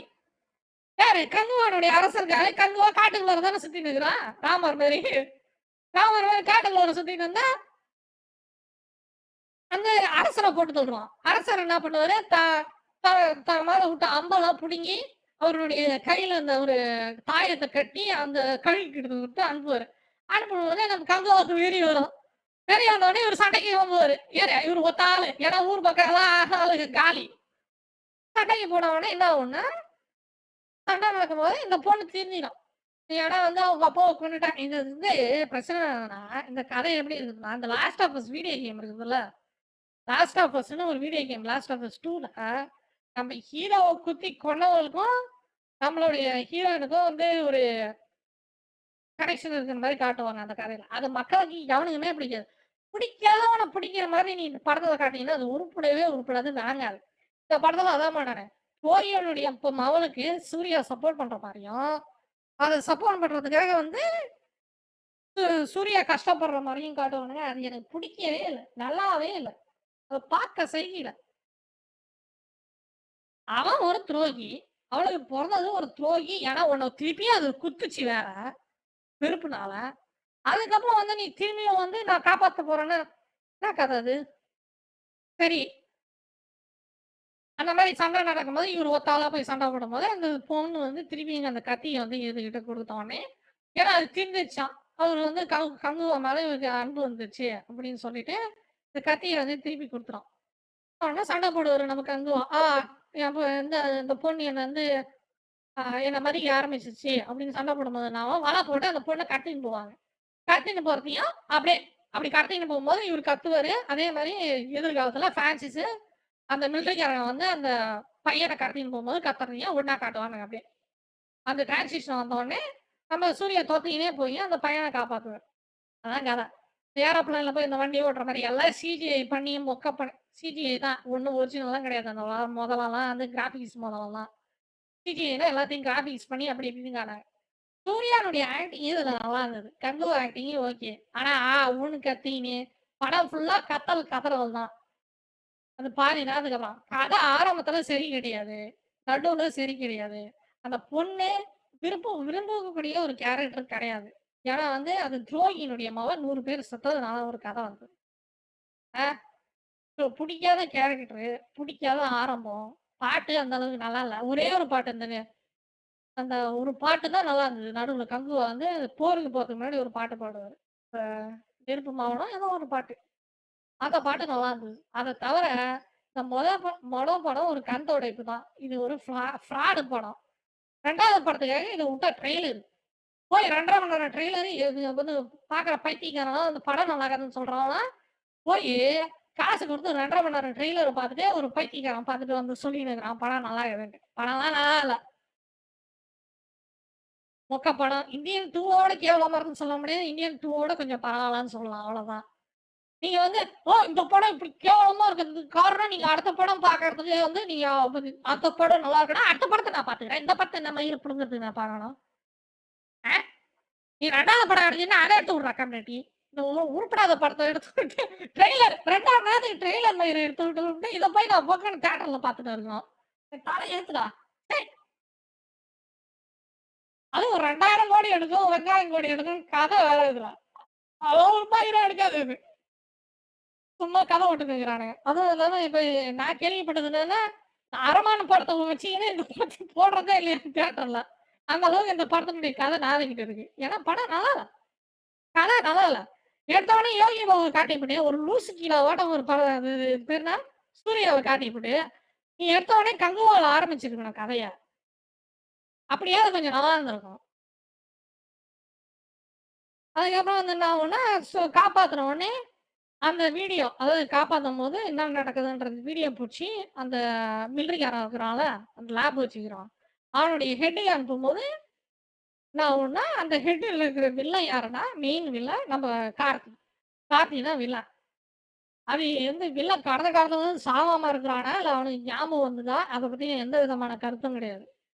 படம் வந்து ஒரு மேம்போக்கான கதை தான் இருக்குதே தவிர ஒரு ஒரு ஹார்டான ஒரு ஈர்ப்புக்குரிய ஒரு கதையே படத்துல கிடையாது. இந்த படத்தினுடைய ஸ்கோர் 10க்கு ஒரு 4 கொடுக்கலாம். பாடுற பாஸ் தான் இருக்குது படம், கர்ம பாஸ். ஆக்கலாம். ஆனா ஓடிடி வரும். இது எப்படியும் ஒரு 2, 3 மாசத்துல வந்து ஓடிடி தான். அதுல பாத்துக்கங்க. 2 வருஷம் கழிச்சு போய் பாக்குற படம், சூர்யா படம், சப்ப படம். நல்லாவே இல்ல.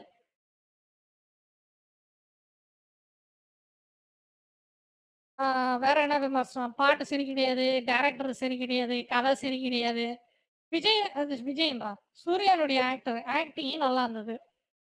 சூர்யாவுடைய ஆக்டிங் நல்லா இருந்தது. அந்த ஸ்டண்ட்லாம் கொஞ்சம் இந்த முதல்ல சீன்லாம் நல்லா இல்ல. முதல்ல சீன்லாம் சும்மா.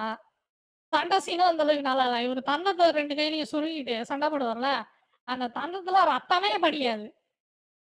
அப்புறம் எதுக்கு தந்தம் உனக்கு? அதனால இது ஒரு disaster. I think you should wait for a OTT release and do not go and see this on theaters. Not worth it. எனக்கு தியேட்டர்ல போய் பார்க்கறதுக்கான படம் அந்த படம் யோகியதையே கிடையாது. அவ்வளோதான். இத பத்தின விமர்சனம் இவ்வளோதான். என்னுடைய கதற இவ்வளோதான். படம் வந்து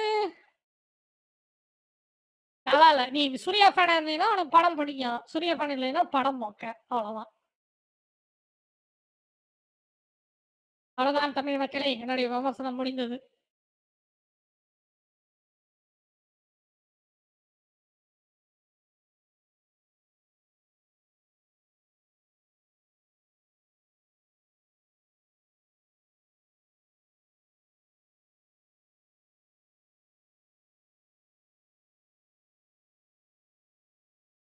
இதே பாஸோட இங்க சக்சஸ் மீட் நடக்கும்.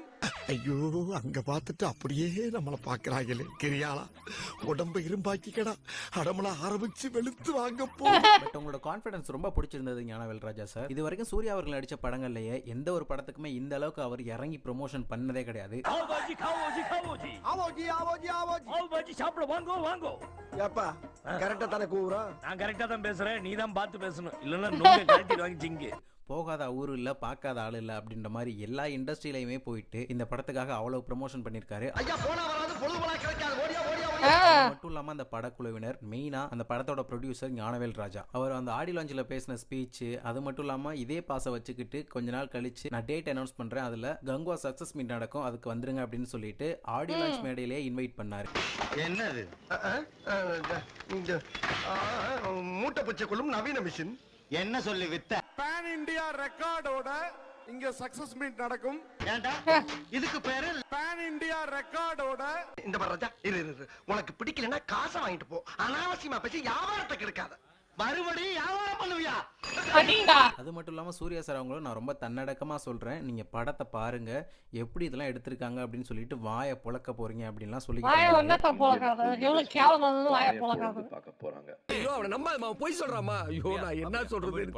இந்த மாதிரி இவங்க பேசுனது இவங்க ஏத்தின ஹைப் இவங்க பண்ண ப்ரமோஷன் இதுக்கெல்லாம் படம் ஒர்த்தா இருந்துச்சா இல்லையா அப்படின்றதா இந்த வீடியோல நம்ம பார்க்க போறோம். Let's go to the Kanguva review.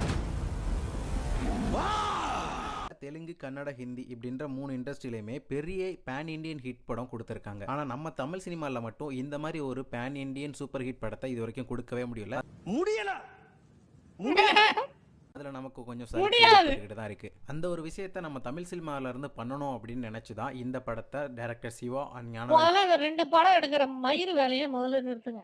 2 படம் எடுக்கிறவன கைத்தாமட்டிலே அடிச்சு தோக்கணும். ராஜா சார் சேர்ந்து எடுத்திருக்காங்க. இது தமிழ் வெர்ஷனோட பாகுபலி ரேஞ்சுக்கு இருக்கும் அப்படின்னு சொல்லிட்டுலாம் ப்ரமோஷன் பண்ணிட்டு வராங்க. ஒரே ஒரு காரணம் தான் கங்குவா படத்தோட ஒன்லைன் ஸ்டோரி இல்லைனா கதை சுருக்கம் என்னன்னு பார்த்தீங்கன்னா பெருமாச்சி அப்படின்ற இடத்த கங்குவா அவங்களோட அப்பா ஆட்சி பண்ணிட்டு இருக்காரு. அவங்களுக்கு போருக்கு போறது மட்டும்தான் அவங்களோட வாழ்வு முறை. நெருப்பு தான் அவங்களோட கடவுள். இன்னொரு பக்கம் அரத்தி அப்படின்ற இடத்த ஆட்சி பண்ணிட்டு இருக்கிறவர் பாபி தியோல் அவங்களுக்கு கொலை பண்றது மட்டும்தான் குலத்தொழில் அண்ட் ரத்தம் தான் அவங்களுடைய கடவுள். சூர்யா கங்குவாவை வர்றது பார்த்தீங்கன்னா 1070களில் நடக்கிற பீரியட் போர்ஷன் அண்ட் எவ்வளோ சாங்ல காமிச்ச சூர்யா வந்து பிரான்சைஸ் அவர் இப்போ 2024 பிரசன்ட் காலத்துல இருக்காரு. கங்குவா காலத்துல தன்னோட பெற்றோர்களை இழந்த ஒரு சிறுவனோட உயிரை வந்து ஃபியூச்சர் வந்து காட்டுவாசி சூர்யா வந்து அவரால் காப்பாற்ற முடியல. நிகழ்காலத்துல அந்த ஒரு பையன் சூப்பர் பவர் பிரெயினோட இருக்கான். நிகழ்காலத்துல அந்த பையனோட உயிருக்கு வில்லன்களான ஆபத்து இருக்கு. பீரியட் போர்ஷன்ல அந்த பையனோட உயிரை காப்பாற்ற முடியாத கங்குவா நிகழ்காலத்துல காப்பாத்தினாரா இல்லையா அப்படின்றதான் படத்தோட மீதி. அந்த பையன் மாதிரியே இல்லையே. அது கத்து அந்த குரக்கடை அந்த முதல்ல தோற்றும் போது அது அப்படின்ச்சு. அது பையன் மாதிரியே இல்லையே. நீ ஒண்ணும் சொல்லணும் போ. முதல்ல படத்துல என்னென்ன பாசிட்டிவ்ஸ் இருக்கு அப்படின்றத பாத்துருவோம். அது பையனே கிடையாது. அது நான் நம்ப மாட்டேன். அது பொண்ணு அது. இப்ப இந்த கங்குவா வந்து ஓல்டு படத்துல இந்த ஃபிளாஷ்பேக்ல நடக்கிறதுல வர்றது பொண்ணு. அது இப்ப ஏதோ ஒண்ணு பையனோ பொண்ணோ யாருக்கு கேவலப்பட்டா? இந்த படத்துல அவர் தான் ஒன் மேன் ஷோவா படத்தை தன்னோட தோல்ல வச்சு கொண்டுட்டு போயிருக்காரு. ஆமா. இந்த படத்துக்காக அவர் போட்ட உழைப்பு எஃபர்ட் எல்லாமே ஸ்கிரீன்ல அவ்வளவு அழகா பிரசன்ட் பண்ணியிருக்காங்க. இந்த படத்தை ஒரு பயங்கர ஹிட் படமா கொடுக்கணும் அப்படின்னு சொல்லிட்டு ரொம்பவுமே ஈடுபாட்டோட ஒரு அரக்கத்தனமான நடிப்பை வெளிப்படுத்தியிருக்காரு. இந்த மாதிரி ஒரு கேரக்டர்ல இந்த மாதிரி ஒரு ஜானர்ல இதுக்கு முன்னாடி சூர்யா சாரா இது மாதிரி பார்த்திருக்கவே முடியாது. நம்ம சூப்பர்ப்பா, நீ இந்த மாதிரி பேசுற பார்த்தே இல்லப்பா. ரொம்பவுமே டிஃபரெண்டா இருந்துச்சு அவரோட நடிப்பும் அவரோட பாடி லாங்குவேஜ் அண்ட் அவருடைய ஆனா இது அந்த அளவுலாம் ஹிட் ஆகிறதுக்கு வாய்ப்பே இல்லை. இந்த படம் மேனரிசம் எல்லாமே சூப்பரா இருந்துச்சு. வர்ற மாதிரி. நெக்ஸ்ட் இந்த படத்தோட மியூசிக் தேவிஸ்ரீ பிரசாத் தான் இந்த படத்துக்கு மியூசிக் பண்ணிருக்காரு. மும்பை படத்துல வர்ற சாங்ஸ் எல்லாம் ரொம்பவே சூப்பரா இருந்துச்சு. யோலோ சாங் ஆல்ரெடி ரிலீஸ் பண்ணிட்டாங்க. ஆதி நெருப்பே சாங்லாம் வந்து அவங்க கால்ல நெருப்ப கட்டிட்டு ஆடுறதெல்லாம் பார்க்கவே சூப்பரா இருந்துச்சு. அண்ட் கரெக்டான சிச்சுவேஷன்லயுமே கூட படத்துல பிளேஸ் பண்ணிருப்பாங்க. இந்த பாட்டு ஆதி நெருப்பே இந்த பாட்டு சூப்பர் பாட்டு. தலைவனே சாங்குமே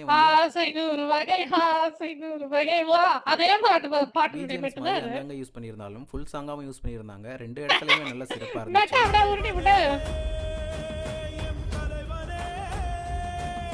அடுத்ததா மன்னிப்பு சாங். இந்த மன்னிப்பு சாங் பாட்டு நல்லா இருந்துச்சு. பட் அவங்க யூஸ் பண்ண இடத்துல அந்த சாங் இது பொண்ணு தானே, இது பொண்ணாட்டி தானே, பொண்ணு தானே இது.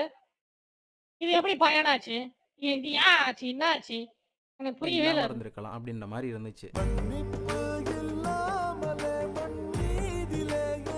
இது நல்லா நல்ல பாட்டு தான். இந்த சின்னாரியெல்லாம் போட்டே இருக்க கூடாது. இந்த படத்தினுடைய பாட்டினுடைய சுத்தமா பிடிக்கவே இல்லை, நல்லாவே இல்லை. மொத்தத்துல படத்துல எல்லா சாங் துரோகினுடைய மாவா கிட்ட நீ எதுக்குடா மன்னிப்பு கேட்கிற லூசு பையனையே.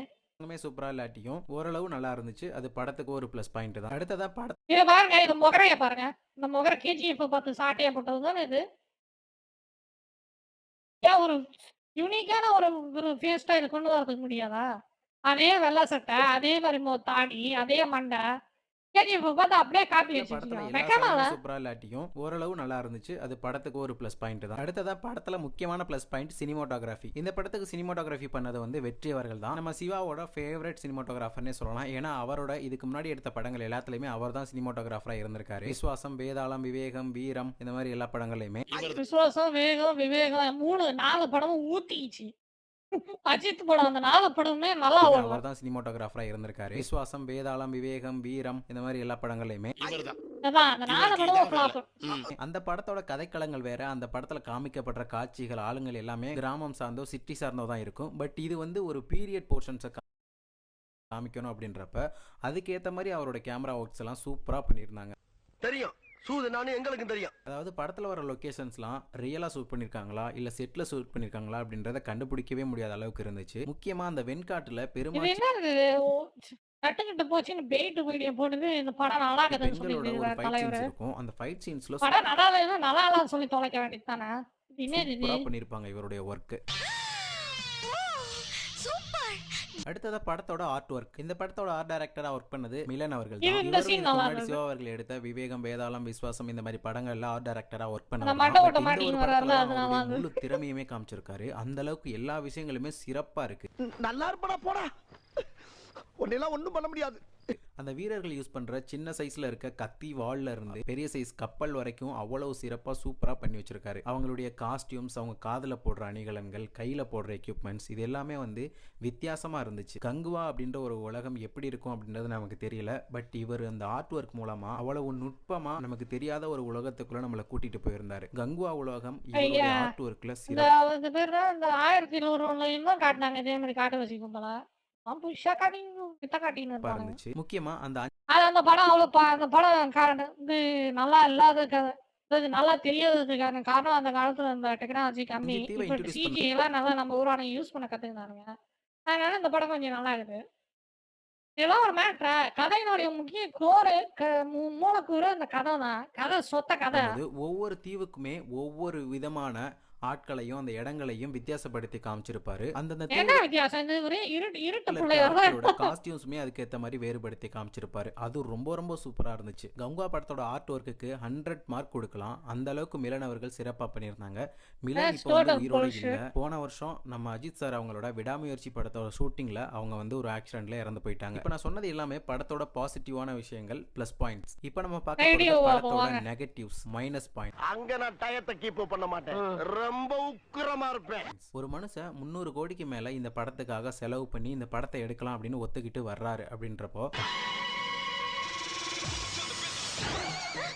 அந்த படத்துக்கு எவ்வளவு பொருட்செலவு இருக்கோ அந்த அளவுக்கு அந்த படத்தோட பிரம்மாண்டம் இருக்குன்றது ஓகே. பட் பிரம்மாண்டத்தை விட ஸ்கிரிப்ட் அண்ட் கண்டென்ட் தான் மெயினா படத்தை இப்பெல்லாம் எடுத்துட்டு போயிட்டு இருக்கு அப்படின்றத டைரக்டர் சிவா வந்து ரொம்ப புரிஞ்சுக்கல அப்படின்னு நினைக்கிறேன். அவர் இந்த படத்துல சொல்ல வந்த முக்கியமான கருத்துக்கள் அண்ட் கனெக்ட் பண்ற விஷயங்கள் எல்லாத்தையுமே மேலோட்டமான கதையாவே சொல்லி முடிச்சிட்டாரு.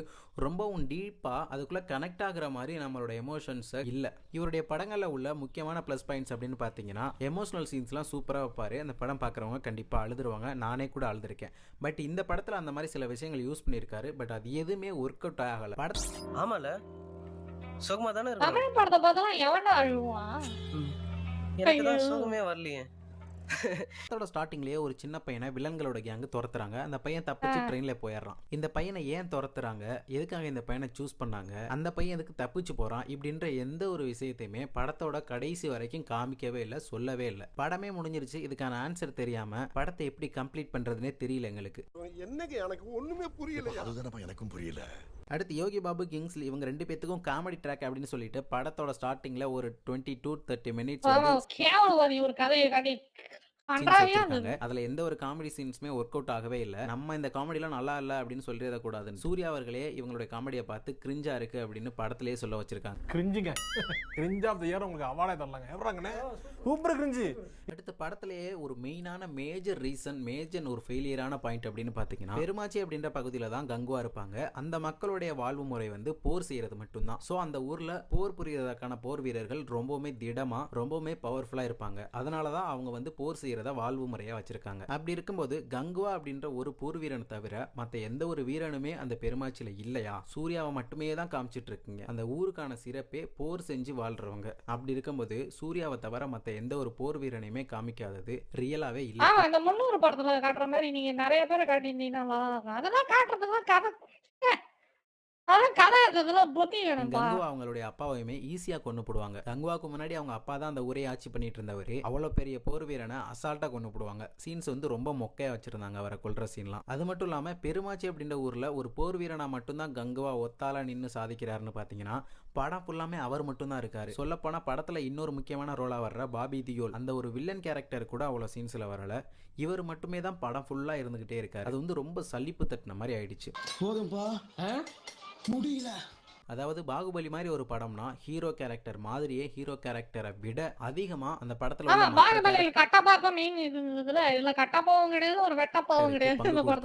அவ்வளவு ஐகானிக் கேரக்டர்ஸா இருக்கும். பட் இந்த படத்துல சூர்யாவை அதே மாதிரி கேஜிஎஃப்லயும் அதே மாதிரி தான். கேஜிஎஃப்ல நம்ம மெயின் கேரக்டர் மட்டுமே காட்ட மாட்டாங்க, வில்லன்களும் கொஞ்சம் பில்டப் இருக்கும். தவிர மற்ற எந்த ஒரு கேரக்டருமே தெரியவே இல்லை. ஆனால் அவ்வளவு ஜூனியர் கேரக்டர்ஸ் ஜூனியர் ஆர்டிஸ்ட் வந்து அவ்வளோ பேர் நடிச்சிருக்காங்க. ஆனால் யாருமே மனசில் பதியும்படி நிறைய காட்சிகளில் வரும்படியே சீன்ஸ் வைக்கல அவங்க. அடுத்ததான் இந்த படத்தில் டைலாக் பேசுறதை தாண்டி அவங்க கத்துறது மட்டுமே ஒரு அரை மணி நேரத்துக்கு கத்திருப்பாங்க. காதில் இறைச்சல் தாங்க முடியல. அது மட்டும் இல்லாமல் டிஎஸ்பி அவங்களுடைய பேக்ரவுண்ட் ஸ்கோர் இவங்க கத்துறதை விட அதிகமாக காதை வலிக்குது. அந்த அளவுக்கு அவருடைய பேக்ரவுண்ட் ஸ்கோரும் இவங்க கத்துறதுக்கு ஏற்ற மாதிரியும் படம் ஃபுல்லாக தேட்டரே ஒரு இறைச்சலாக தான் இருந்துச்சு. அவ்வளோ இறைச்சலாமே எனக்கு தூக்கம் வந்துச்சு. முக்கியமான ஹைப் ஆகிற சீன்ஸ் இல்லை வந்து ஒரு சென்டிமெண்ட்ல இருந்து வெடிச்சு எழுற சீன்ஸ் அந்த மாதிரி சீன்ஸ்லாம் கத்தலாம். அது வந்து ரொம்ப பவர்ஃபுல்லா இம்பாக்ட்ஃபுல்லா இருக்கும். பட் எல்லா சீன்ஸ்லயுமே வில்லனும் கத்துறாரு, ஹீரோவும் கத்துறான், அண்ட் மற்ற படை வீரர்களும் ஏன்னு கத்திட்டே இருக்காங்க. இந்த மாதிரி கத்திக்கிட்டே இருக்கும்போது ஒரு கட்டத்துக்கு மேல கடுப்பாயிருச்சுன்னு தான் சொல்லணும்.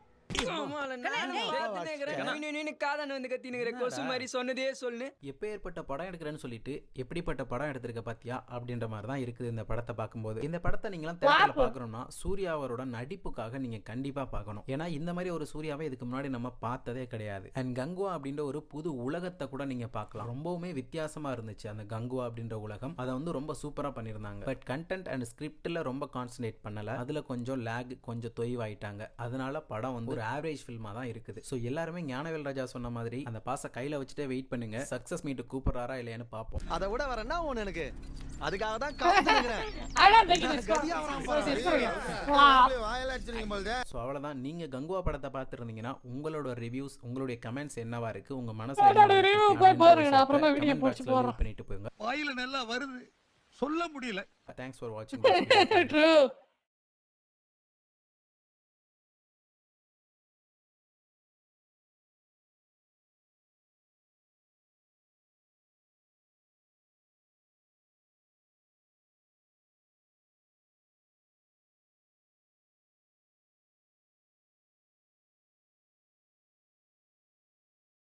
Q&Q pharmacy. நீங்கள் குறைவான விலையில் தரமான மருந்துகளை வாங்கணும்னா Q&Q ஃபார்மசி தான் உங்களுக்கான ரைட் சாய்ஸ். இங்கே வாங்குறதுனால உங்களுடைய மாதாந்திர மருந்து செலவு 70% வரை மிச்சமாகும். ஃப்ரீ ஹோம் டெலிவரி வசதியும் உண்டு. அது மட்டும் இல்லாமல் இவங்க ஃபார்மசியிலேயே ஃப்ரீ ஐ செக்கப்பும் பண்ணிக்கலாம். இப்போ ஸ்பெஷல் ஆஃபராக Q ஆப்டிகல்ஸில் நீங்கள் வாங்குற கண்ணாடிகளுக்கு பை ஒன் கெட் டூ ஆஃபரும் தர்றாங்க. தென்னிந்தியாவின் நம்பர் 1 டிராவல் பிராண்டுன்னு அவார்டு வாங்கின GT ஹாலிடேஸ் வர்ற ஏப்ரல் மே சம்மர் ஹாலிடேஸுக்கு 10 days luxurious Europe tour arrange பண்ணியிருக்காங்க. சென்னையிலேருந்து flight, food and accommodation, sightseeing, visa எல்லாமே உள்ளடக்கும். இஎம்ஐ வசதி வெறும் 25,000 ரூபாயிலேருந்து இருக்குது. திரையில் தேடுற எண்ணுக்கு ஃபோன் பண்ணி வர சம்மர் ஹாலிடேஸை யூரோப்பில் என்ஜாய் பண்ணுங்கள். இன்றைக்கி நம்ம திரைவிமர்ச நிகழ்ச்சியில் இயக்குனர் சிவா இயக்கத்தில் வெளியே வந்திருக்கிற கங்குவா படத்தை பற்றி பார்க்க போகிறோம். படத்துடைய ஆரம்பத்தில் ரஷ்யாவில் ஒரு ரிசர்ச் சென்டர் ஒன்று காமிக்கிறாங்க. அங்கே ஒரு பையன் இருக்கான். அந்த பையன் அங்கேருந்து தப்பிச்சு ஓடி வந்தாரான். அந்த பையனை அந்த ரிசர்ச் சென்டரில் இருக்கிறவங்க வெட்டிட்டு வர்றாங்க. அவன் அங்கேருந்து தப்பிச்சு இந்தியாவுக்கு இந்தியாவில் கோவாவுக்கு வந்துடுறான். கோவாவில் நம்ம ஹீரோ ஒரு பவுண்டி ஹண்டராக இருக்கார். பவுண்டி ஹண்டர்னால் போலீஸ்லேயே பிடிக்க முடியாத ரிவார்ட்லாம் அறிவிச்சிருப்பாங்க. அந்த மாதிரி ஆணுகளை பிடிச்சி போலீஸில் ஒப்படைக்கிறது தான் அவருடைய வேலையாக இருக்குது. அந்த சந்தர்ப்பத்தில் அவரை இந்த பையன் சந்திக்கிறான். சந்தித்த உடனே அவருக்கு ஒரு பெரிய அதிர்ச்சி. இவர்கிட்ட எதையோ அவன் கம்யூனிகேட் பண்ண பார்க்குறான். இவருக்கு அவனை யாருன்னே தெரியல. ஆனால் அவனுக்கு இவரை நல்லா தெரியுது. இந்த சமயத்தில் அவனுக்கு ஆபத்து இருக்கிறத ஹீரோ தெரிஞ்சுக்கிட்டு அவனை காப்பாற்ற முயற்சி பண்ணுறாரு. இந்த 2 பேருக்குள்ளே என்ன தொடர்பு, இவர்கிட்ட அந்த சின்ன பையன் எதை தெரிவிக்க முயற்சி பண்ணுறான் அப்படிங்கிறது தான் இந்த படத்துடைய கதை. சுருக்கமாக சொல்லப்போனால் ராஜமௌலி இயக்கத்தில் வெளியே வந்த மகதீரா படத்தில் மாதிரி இது ஒரு முன்ஜென்ம தொடர்பான ஒரு இப்படி படம் எடுக்க போகிறாங்க அப்படிங்கிற அனௌன்ஸ்மெண்ட் வந்ததுலேருந்தே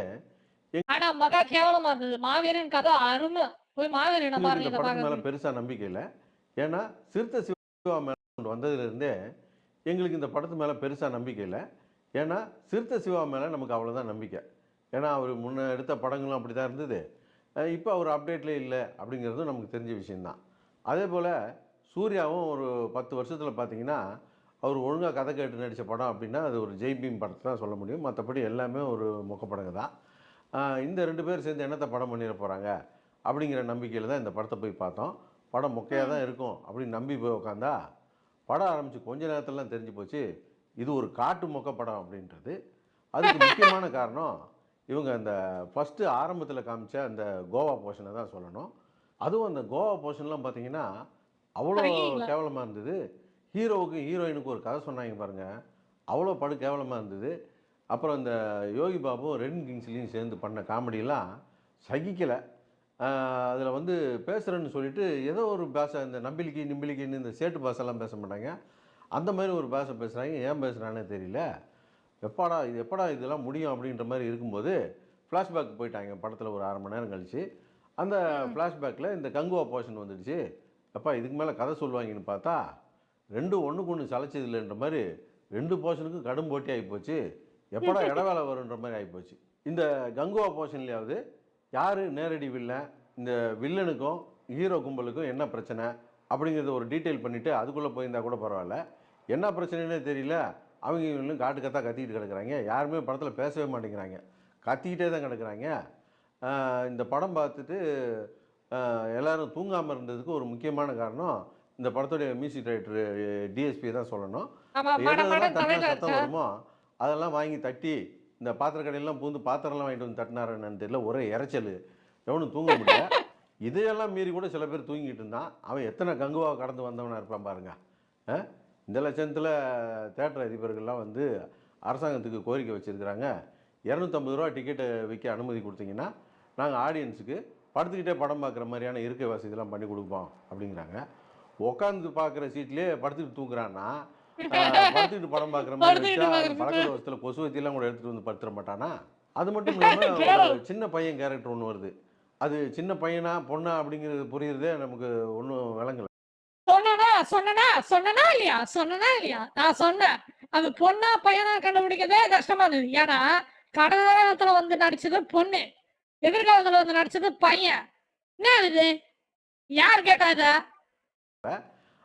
அந்த கேரக்டர் எப்போ பார்த்தாலும் கோச்சிட்டு போயிடுது. அதை கன்வின்ஸ் பண்ணுறதே ஹீரோவுக்கு ஒரு வேலையாக போயிடுது. சரி எதுதான்டா கதை, எப்போதான்டா கதைக்குள்ளே வருவீங்கன்னு பார்த்தா இதுதான் கதைங்கிறாங்க. படம் ஒரு அரை மணி நேரத்துக்கு முந்தியெல்லாம் பார்த்தீங்கன்னா ஒரு சண்டை, இந்த நிகழ்காலத்தில் நடக்கிற மாதிரி ஒரு சண்டை. அந்த சண்டையை ஒரு 1000 வருஷத்துக்கு முன்னே ஒரு இடத்துல நடக்குது. அந்த சண்டையும் இந்த சண்டையும் மாற்றி மாற்றி இன்டர்கட்டில் போட்டு காட்டுறாங்க. எதுக்கு தான் அப்படிலாம் பண்ணுறாங்கன்னே தெரியல. எப்படா படம் முடியுன்ற மாதிரி ஆகிப்போச்சு. அதே போல் இந்த படம் பார்க்கும்போது நமக்கு ஒரு 1000 கேள்வி வரும். இந்த சின்ன பையனை கொண்டு போய் வச்சுக்கிட்டு அந்த ரிசர்ச் சென்டரில் என்ன பண்ணாங்க, அதுக்கு பதில் கிடையாது. அதே போல் அந்த பையன் அங்கேருந்து ரஷ்யாவிலேருந்து தப்பிச்சு கோவாவில் இருக்கிற நம்ம ஹீரோ கிட்ட எப்படி நேராக வந்தான், அது ஒரு கேள்வி இருக்குது. அதே போல் ஹீரோ ஒரு கத்தி எடுத்து வயிற்றில் கோடு போட்டார்னா அத்தா பெரிய முதலே செத்து போகுது. ஆனால் இவருக்கு கத்தி எடுத்து நெஞ்சில் குத்தி இந்த பக்கம் விட்டு அந்த பக்கம் எடுத்தால் கூட இவருக்கு ஒன்றுமே ஆக மாட்டேங்குது. அதெல்லாம் ஏன் அப்படிங்கிற கேள்வியெல்லாம் இருக்குது. அதெல்லாம் நம்ம கேட்டோம்னா அதுக்கெல்லாம் விளக்கம், சரியான விளக்கம் பார்ட் 2ல் வச்சுருக்கிறோம், பார்ட் 2 பாருங்கன்னுவாங்க. உங்கள் விளக்கம் வேணாம், ஒரு விளக்கமாரும் வேணாம், எங்களுக்கு எல்லாம் தெளிவாக புரிஞ்சு போச்சு.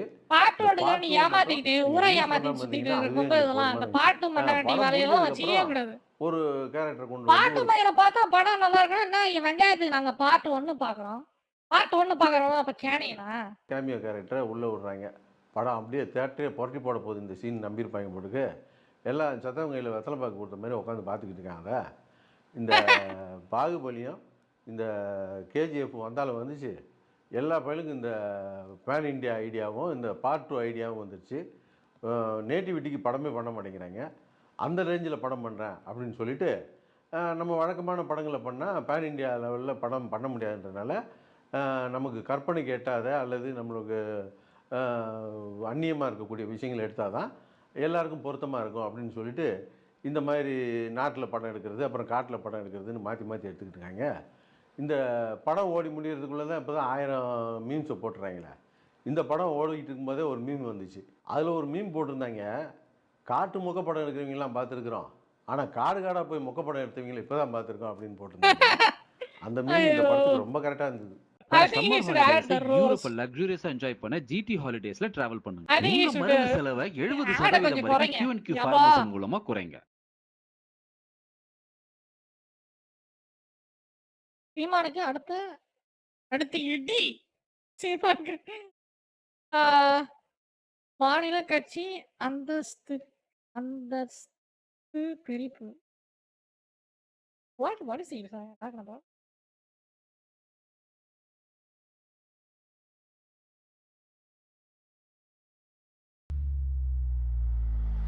நடிகர்கள் யார் கட்சி ஆரம்பித்தாலும் உடனே அந்த ஒரு ரசிகர் கூட்டம், நாம் தமிழர்ல இருந்தவங்க தான் ஒரு ரசிகர் கூட்டம். அந்த ரசிகர் கூட்டம் இதை விட பெட்டர் நடிகர் கிடைச்சிட்டாருன்னு எல்லாம் அங்கே போகிறாங்க. அவ்வளோதான். 2 பேத்துக்கு இருந்தது சினிமா கவர்ச்சி, வேற ஒன்றும் இல்லை. இதை விட அவர் பெரிய சூப்பர் ஸ்டாராக இருக்கவர், அவர் ஸ்டாராக இருந்தவர், அவர்கிட்ட போயிடலாம் நல்லா போகிறாங்க. வலுத்தான் வந்துட்டா இளைச்சவன் இறங்கி போடுறது தான் இந்த சக்கரங்கிற படத்தில் ஒரு ஏவி ராஜன் டைலாக் பேசுவார். அது போல ஃபேமஸ் டைலாக் அந்த படத்தில். அது படம் ஓடினதே அப்படித்தான். வலுத்தவன் வந்துட்டான், இளைச்சவன் இறங்கி போடுவார். உன்னோட உன்னோட பிரபலமான ஒரு சினிமாக்காரர் வந்துட்டாரு, நீ காலி முடிஞ்சு போச்சு. அவ்வளோதான். 2 பேத்துக்கு பொதுவாக இருந்து சினிமா கவர்ச்சி. உன்னுடைய கவர்ச்சி விட அவர் கவர்ச்சி பெருசாரு போயிட்டாரு, முடிஞ்சு போச்சு. என்ன பண்ண அவரோட பெருசா யாரோ வந்தாங்கன்னா அங்கே போயிடுவாங்க. அவ்வளோ. சீமான் கேட்குறாரு, நீ திராவிடத்தை ஆதரிக்கிறீங்க அப்படின்னா ஏன் தமிழக வெற்றி கழகம்னு வச்சிருக்கீங்க, உலக வெற்றி கழகம்னு வச்சுக்க வேண்டியதானே, ஏன் கர்நாடகாவில் போய் உங்களால் கட்சி ஆரம்பிக்க முடியுமா அப்படின்னு கேட்குறாரு. உங்களுக்கு என்ன போகுதுங்க? அவர் கட்சி ஆரம்பிக்கிறார், அவர் இஷ்டப்பட்டு பேரை வச்சுக்கிறாரு. உங்க கட்சியை பத்தி அவர் என்னைக்கா கமெண்ட் பண்ணாரா? இவ்வளவு வருஷம் பயங்கரமான தமிழ்நாட்டினுடைய 3வது பெரிய கட்சின்னு வச்சிருக்கிறேன். நாம் தமிழர் நீயா வச்சிருக்கிற? அப்ப இங்க இருக்கிற தெலுங்கர்கள் மற்றவங்க எல்லாம் இந்த தமிழ்நாட்டை தமிழர் தவிர வேறமே இல்லையா? இல்ல, தமிழ்நாட்டை தமிழர்கள் மட்டும்தான் ஆளணும் அப்படின்னாக்கா நீங்க தெலுங்கர்கள் வெளியே அனுப்புங்க. முதல்ல உங்க வீட்டை பாருங்க, உங்க வீட்டுக்குள்ளார உண்டாங்க, அப்புறம் அவன் வெளியில பேசணும். முதல்ல உங்க வீட்டை ஆள்றது யாருன்னு பாருங்க, அதுக்கு வெளியில பேசணும். முதல்ல வீட்டுக்குள்ள தமிழர்களை கொண்டாங்க, அப்புறம் வெளியில பேச. இருந்தாலும் சீமான் அவர்கள் ரொம்ப கோவப்படுறாரு விஜய்ன்ற பேரை சொன்னாலே. ஆமாங்க, அவருக்கு பொழப்பு நடத்திக்கிட்டு இருந்தாரு, நல்ல சக்சஸ்ஃபுல்லா இருந்தாரு, நல்ல வார்த்தையா இருந்தாரு. அவருக்கு தூக்கி விடுறதுக்கு உங்க மாதிரி மீடியாக்கள் அவரை பத்தி எதை பத்தி சந்திரமண்டலத்துக்கு ராக்கெட் விட்டதை பத்தி சொல்லுங்கள். சீமான் என்ன சொன்னார் தெரியுமா அப்படிங்க? சம்பந்தம்லாம் கேட்டு அந்த அளவுக்கு அவருக்கு பப்ளிசிட்டி கொடுத்துட்டு இருந்தீங்க. அதை பூரா அவர் வாங்கிட்டு போறாரு போது அவர் என்னடா நம்மளை இப்படி அனாதையா விட்டாங்களேங்கிறதா. அந்த சக்கரப்படுத்து வசந்த தான் சொல்றேன். வலுத்தவன் வந்துட்டான், இழைச்சவன் இறங்கித்தான் போய் அவன் என்ன பண்ண முடியும்? நீ ஒரு ஸ்டண்ட் அடிச்சுக்கிட்டு இருந்த, அந்த ஸ்டண்ட் அவர் எடுத்துக்கிட்டாரு, என்ன பண்ண முடியும்? அவ்வளவுதான். புது நடிகர் வந்தாச்சுங்க, பழைய நடிகர் போயிட்டான். இப்ப சீமானுக்கு மிகப்பெரிய பாதிப்புங்களா சார் விஜய்னால? அவர் கத்துறதெல்லாம் பார்த்தாக்க தாங்க முடியாத அளவுக்கு போயிடுச்சுங்கிறதுனால தானே வாயில வந்து இப்படி மீடியாக்குள்ள வரணும்னாக்கா கொஞ்சம் கான்ட்ரவர்சியலாக பேசினாக்கா மீடியாக்களில் வர முடியும். மீடியாக்களில் வரணுங்கிறதுக்காக தான் கெட்ட கெட்ட வார்த்தையெல்லாம் பேசுகிறாரு, இதெல்லாம் இஷ்டத்துக்கு பேசுகிறாரு. கலைஞர் சிலையெல்லாம் உடைப்பேங்கிறாரு. இப்படி பேசுனா தான் செய்தி வரும். போய் உடைச்சு பாரு, அந்த சிலையை உடைச்சு பாரு, என்ன ஆகுதுன்னு பாரு, செஞ்சு பார்க்கலாம். அவர் கேட்கிறாரு எதுக்கு சிலையை உடைப்பான்னு. என்ன கலைஞரை என்ன குத்தகைக்கு எடுத்திருக்காங்களா தமிழ்நாடு என்ன கலைஞருக்கு சொந்தமா, இவங்க குடும்பத்துக்கு சொந்தமா அப்படின்ற மாதிரி தான் நாம் தமிழர்கள் கேட்கிறாங்க அந்த கட்சியை சேர்ந்தவங்க. இல்லைன்னு சொல்லு, எனக்கு தான் சொந்தம்னு சொல்லு, மக்கள்கிட்ட போய் சொல்ல.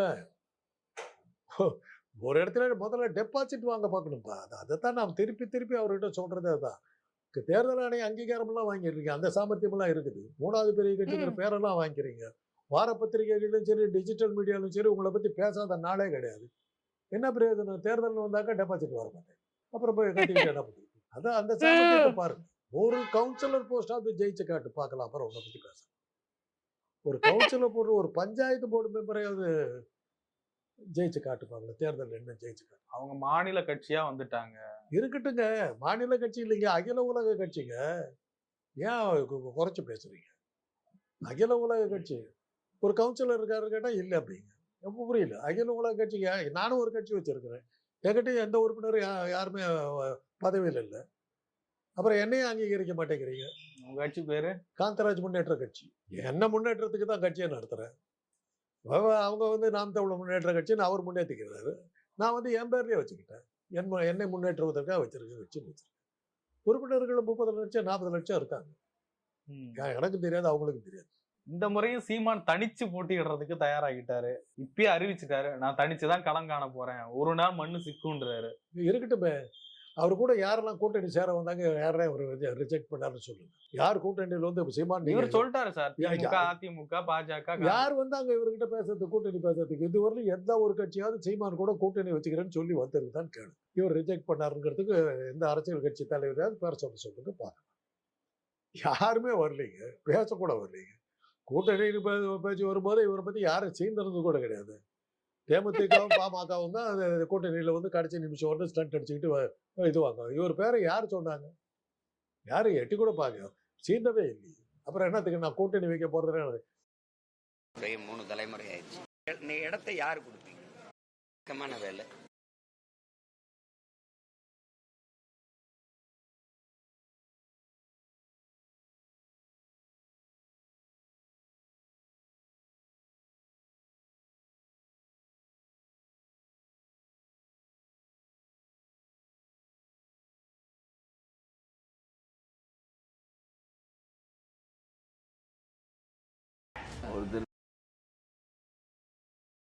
Okay, I'm gonna go get some tea and then we can watch the rest of the video.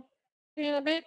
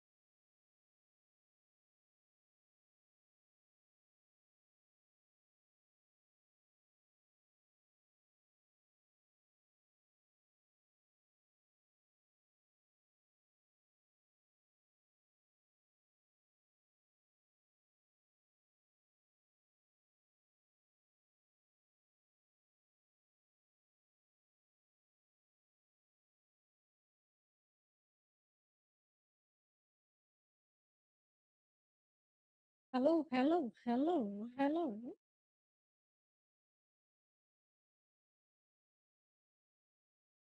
All right, Makai, we are back. We are back. Let's watch a video. And Kalyana Mall in this Hailway in the Kalyana Mall. Okay, let's watch it. Is there another new video?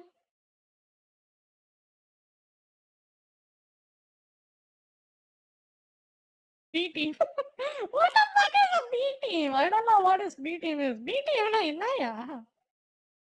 தமிழக வெற்றிக்கு நடிகர் விஜய் பாஜகவின் கைத்தொடரும் அம்பலம். That's such bullshit. அப்ப ஏ team என்னது?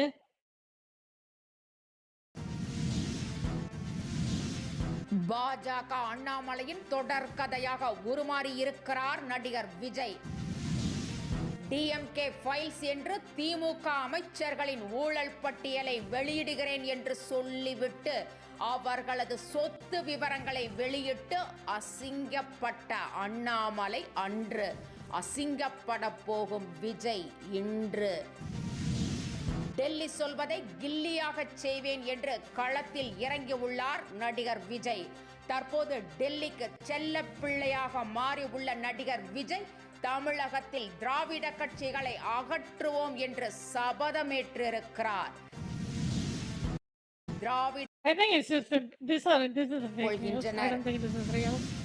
சீமானை போல தங்களுடைய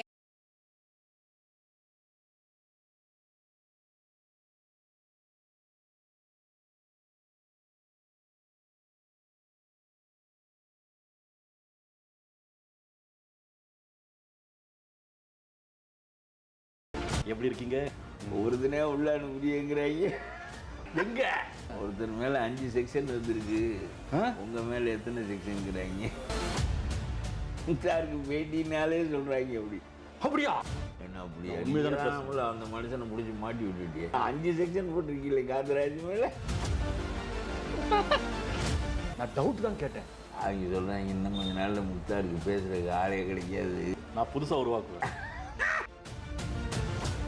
தன்மானம் மிக்கவனாக தமிழனை ஆக்கியவர் பெரியார் தான். அப்ப ஏன் அந்த மரமண்டைக்கு புரிய மாட்டேங்குது? மரமண்டைக்கு என்ன புரியும்? பாரு பெரியார் அண்ணா ஒருமொழி திட்டாரு.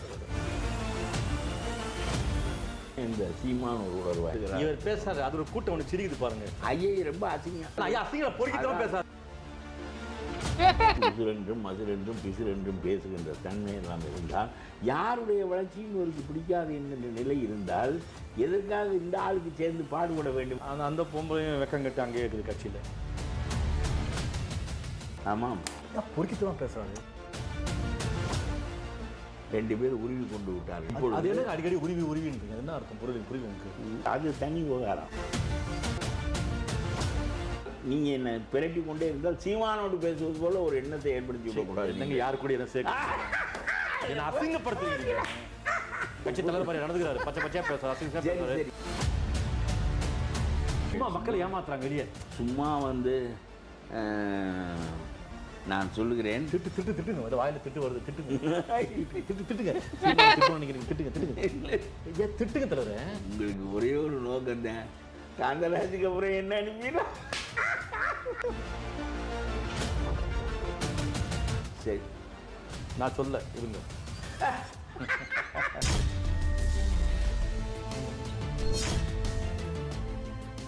வணக்கம் நேயர்களே.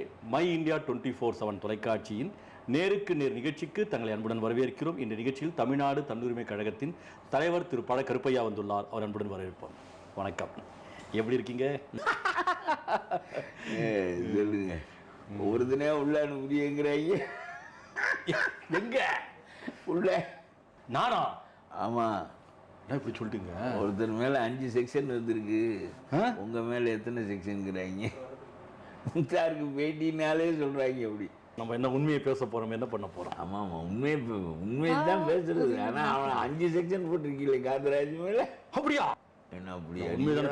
அந்த மனுஷனை முடிச்சு மாட்டி விட்டுட்டியே. நான் டவுட் தான் கேட்டேன். அவங்க சொல்றாங்க இன்னும் கொஞ்ச நாள்ல முக்தாருக்கு பேசுறதுக்கு ஆளே கிடைக்காது. நான் புதுசா உருவாக்குவேன். அதாவது எவ்வளோ பார்த்துட்டோம், இது பார்க்காமலா? தமிழ்நாடு தன்னுரிமை கழகம் பாதி முட்டாளாக இருக்கிறான் என்பது உண்மைதான். ஆனாலும் கூட நீ ஓங்கி ஓங்கி சத்தம் போட்டு பொய்யை கூடுதலான ஒலியோடு பேசுகிற காரணத்தினால் உனக்கு பின்னால் இருக்கிறவன் ஆம் என்று ஏற்றுக்கொள்ளுகிறான். என்ன செய்வது? இப்போது புதிய அறிமுகம் ஆச்சி ஹோட்டல் சாம்பார் 50 கிராம் ரூபாய் 20 மட்டுமே. அனுஜ் டைல்ஸ் ரகங்கள் பலவிதம், ஒவ்வொன்றும் உலகத்தரம். தமிழக உற்பத்தியில் அனுஜ் டைல்ஸ். சீமான் தமிழ்நாட்டிலேயே மிகச்சிறப்பாக உலர்கின்ற மனிதர்கள் என்று நான் 3 பேரை கண்டுபிடித்து வைத்திருக்கிறேன். ஒன்று பிஜேபி அண்ணாமலை, இன்னொன்று நம்முடைய சீமான், இன்னொருவர் நம்முடைய கவர்னர்.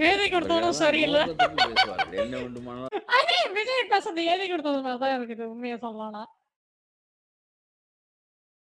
விஜய் ட்ரோல்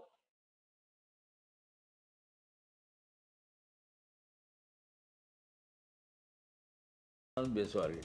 அதில் ஒரு ஆள் இந்த சீமா. இவர் சொல்லுகிறார், திராவிடம் என்பது வேறு, தமிழ் தேசியம் என்பது வேறு, ஒன்றுக்கொன்று எதிரானவை என்பது அவருடைய கருத்து. ஆகவே சாலையில் இடது பக்கமாக போ, இல்லாவிட்டால் வலது பக்கமாக போ, இடையில் நின்றால் அடிபட்டு போவாய் என்பது அவருடைய கருத்து. விஜயை பார்த்து சொல்லுகிறார், ஒன்று உனக்கு யோசனை எழுதி கொடுக்கிறவனை மாற்று, இல்லைன்னா நீ மாறு என்று அவர் பேசியிருக்கிறார். அவருக்கு எழுதி கொடுக்கின்றவன் பாதி முட்டாளாக இருக்கிறான் என்பது உண்மைதான். ஆனாலும் கூட I think I watched that. We can watch something else.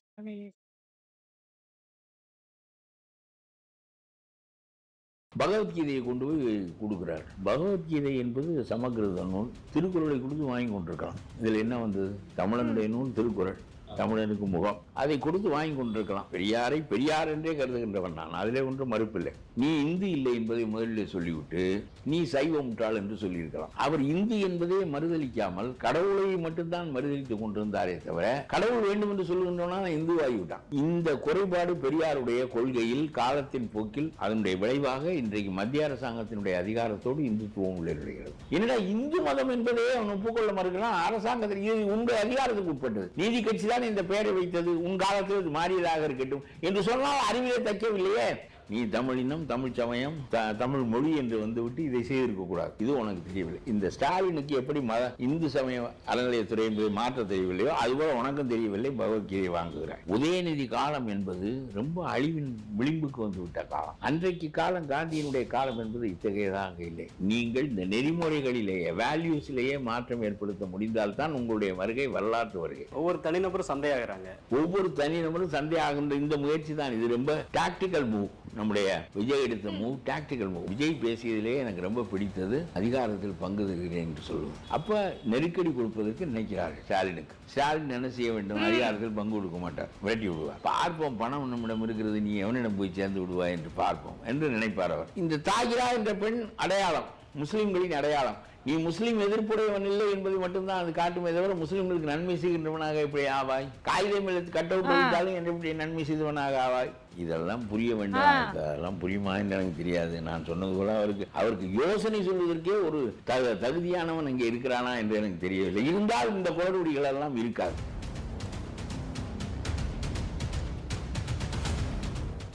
வணக்கம். நம்மோடு தமிழ்நாடு தன்னுரிமை கழகத்துடைய தலைவர் மரியாதைக்குரிய கருப்பையா ஐயா அவர்கள் இருக்கிறாங்க. அவர்களிடம் விஜயுடைய அரசியல் சம்பந்தமான நிறைய விஷயங்களை கேட்டு அறிவோம். ஐயா வணக்கம். விஜயுடைய அரசியல் மாநாடு இதெல்லாம் பார்த்துருப்பீங்க. 2 விஷயங்கள் முன்வைக்கிறாரு. ஒன்று, அரசியல் ரீதியா எனக்கு இவங்க எதிரி, இவங்க கொள்கை எதிரி இப்படின்னு நிறைய பேசுறாரு. இன்னொன்று கருத்தியல் ரீதியா பேசுறாரு. கருத்தியல் என்ற அடிப்படையில் அவர் எடுத்துக்கொண்டால் கருத்தியலில் அவர்கள் தெளிவுடையவர்களாக இருப்பதாக எனக்கு தெரியவில்லை. ஏனென்றால் பகவத்கீதையை கொண்டு போய் கொடுக்குறார். பகவத்கீதை என்பது சமக்கிருத நூல். திருக்குறளை கொடுத்து வாங்கி கொண்டிருக்கலாம். இதில் என்ன வந்தது? தமிழனுடைய நூல் திருக்குறள், தமிழனுக்கு முகம். அதை கொடுத்து வாங்கி கொண்டிருக்கலாம். குரான் கொடுத்தது சரி, இது கொடுத்தது சரி. நமக்கு தனி மதம் என்று இல்லை, தமிழனுடைய இனநூல் திருக்குறள் என்று வாங்கி கொண்டிருக்கலாம். மற்றவையெல்லாம் மதநூல். அது 2. ஆனால் அது இல்லாமல் பகவத்கீதையை கொடுத்ததின் மூலம் நம்ம இந்துவாக ஆக்க முயல்கிறார்கள். இதை விஜய்க்கு புரியவில்லை. நாம் இந்துவா என்பது புரியவில்லை. அவருக்கு ஒன்றுதான் தெரிந்திருக்கிறது. வழக்கத்தில் உள்ளது கிறிஸ்துவன், முஸ்லீம், இந்து. இந்து என்ற சொல் 100 ஆண்டுகளுக்கு முன்பு வழக்கத்தில் இல்லை. வள்ளலாருக்கு இந்து என்றால் என்ன என்று தெரியாது. வெள்ளைக்காரன் காலத்தில் ஏற்பட்டதை அவன் வசதிக்காக பயன்படுத்தி அரசு ஆவணங்களில் ஏற்றிவிட்ட காரணத்தினால் அது நின்றுவிட்டது. பார்ப்பனர்களுக்கும் அது வசதியாக போய்விட்டது. பாரதி போன்ற தேசிய தலைவர்கள் எல்லாம் இந்து என்று பேசிவிட்டார்கள். பாரதி தான் இந்து என்ற சொல்லை தமிழில் முதலாக கையாளுகிறான். இந்து மறுமலர்ச்சி என்று சொல்லி அவன் தான் முதன்முறையாக கையாளுகிறான். அதற்கு முன்பு உள்ள எந்த நூலிலும் இந்து என்ற சொல்லே கிடையாது.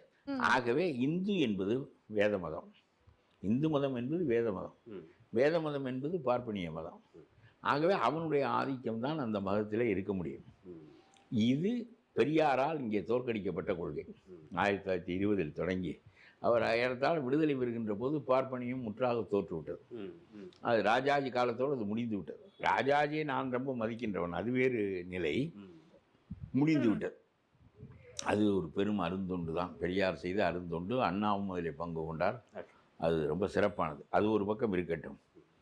ஆனால் இந்து என்கின்ற நிலைப்பாடு ஊன்றிவிட்டது. பெரியாரும் என்ன செய்திருக்க வேண்டும் என்பது என்னுடைய கருத்து என்றால், பெரியாரை பெரியார் என்றே கருதுகின்றவன் நான், அதிலே ஒன்றும் மறுப்பில்லை. என்ன நிலைப்பாடு என்றால், நீ இந்து இல்லை என்பதை முதலில் சொல்லிவிட்டு நீ சைவ முட்டாள் என்று சொல்லியிருக்கலாம். அவர் இந்து என்பதே மறுதளிக்காமல் கடவுளை மட்டும்தான் மறுதளித்து கொண்டிருந்தாரே தவிர, கடவுள் வேண்டும் என்று சொல்லுகின்றவனா இந்துவாகிவிட்டான் தமிழ்நாட்டில். இந்த குறைபாடு பெரியாருடைய கொள்கையில் காலத்தின் போக்கில் அவர் செய்த அதனுடைய விளைவாக இன்றைக்கு மத்திய அரசாங்கத்தினுடைய அதிகாரத்தோடு இந்துத்துவம் உள்ளிருக்கிறது.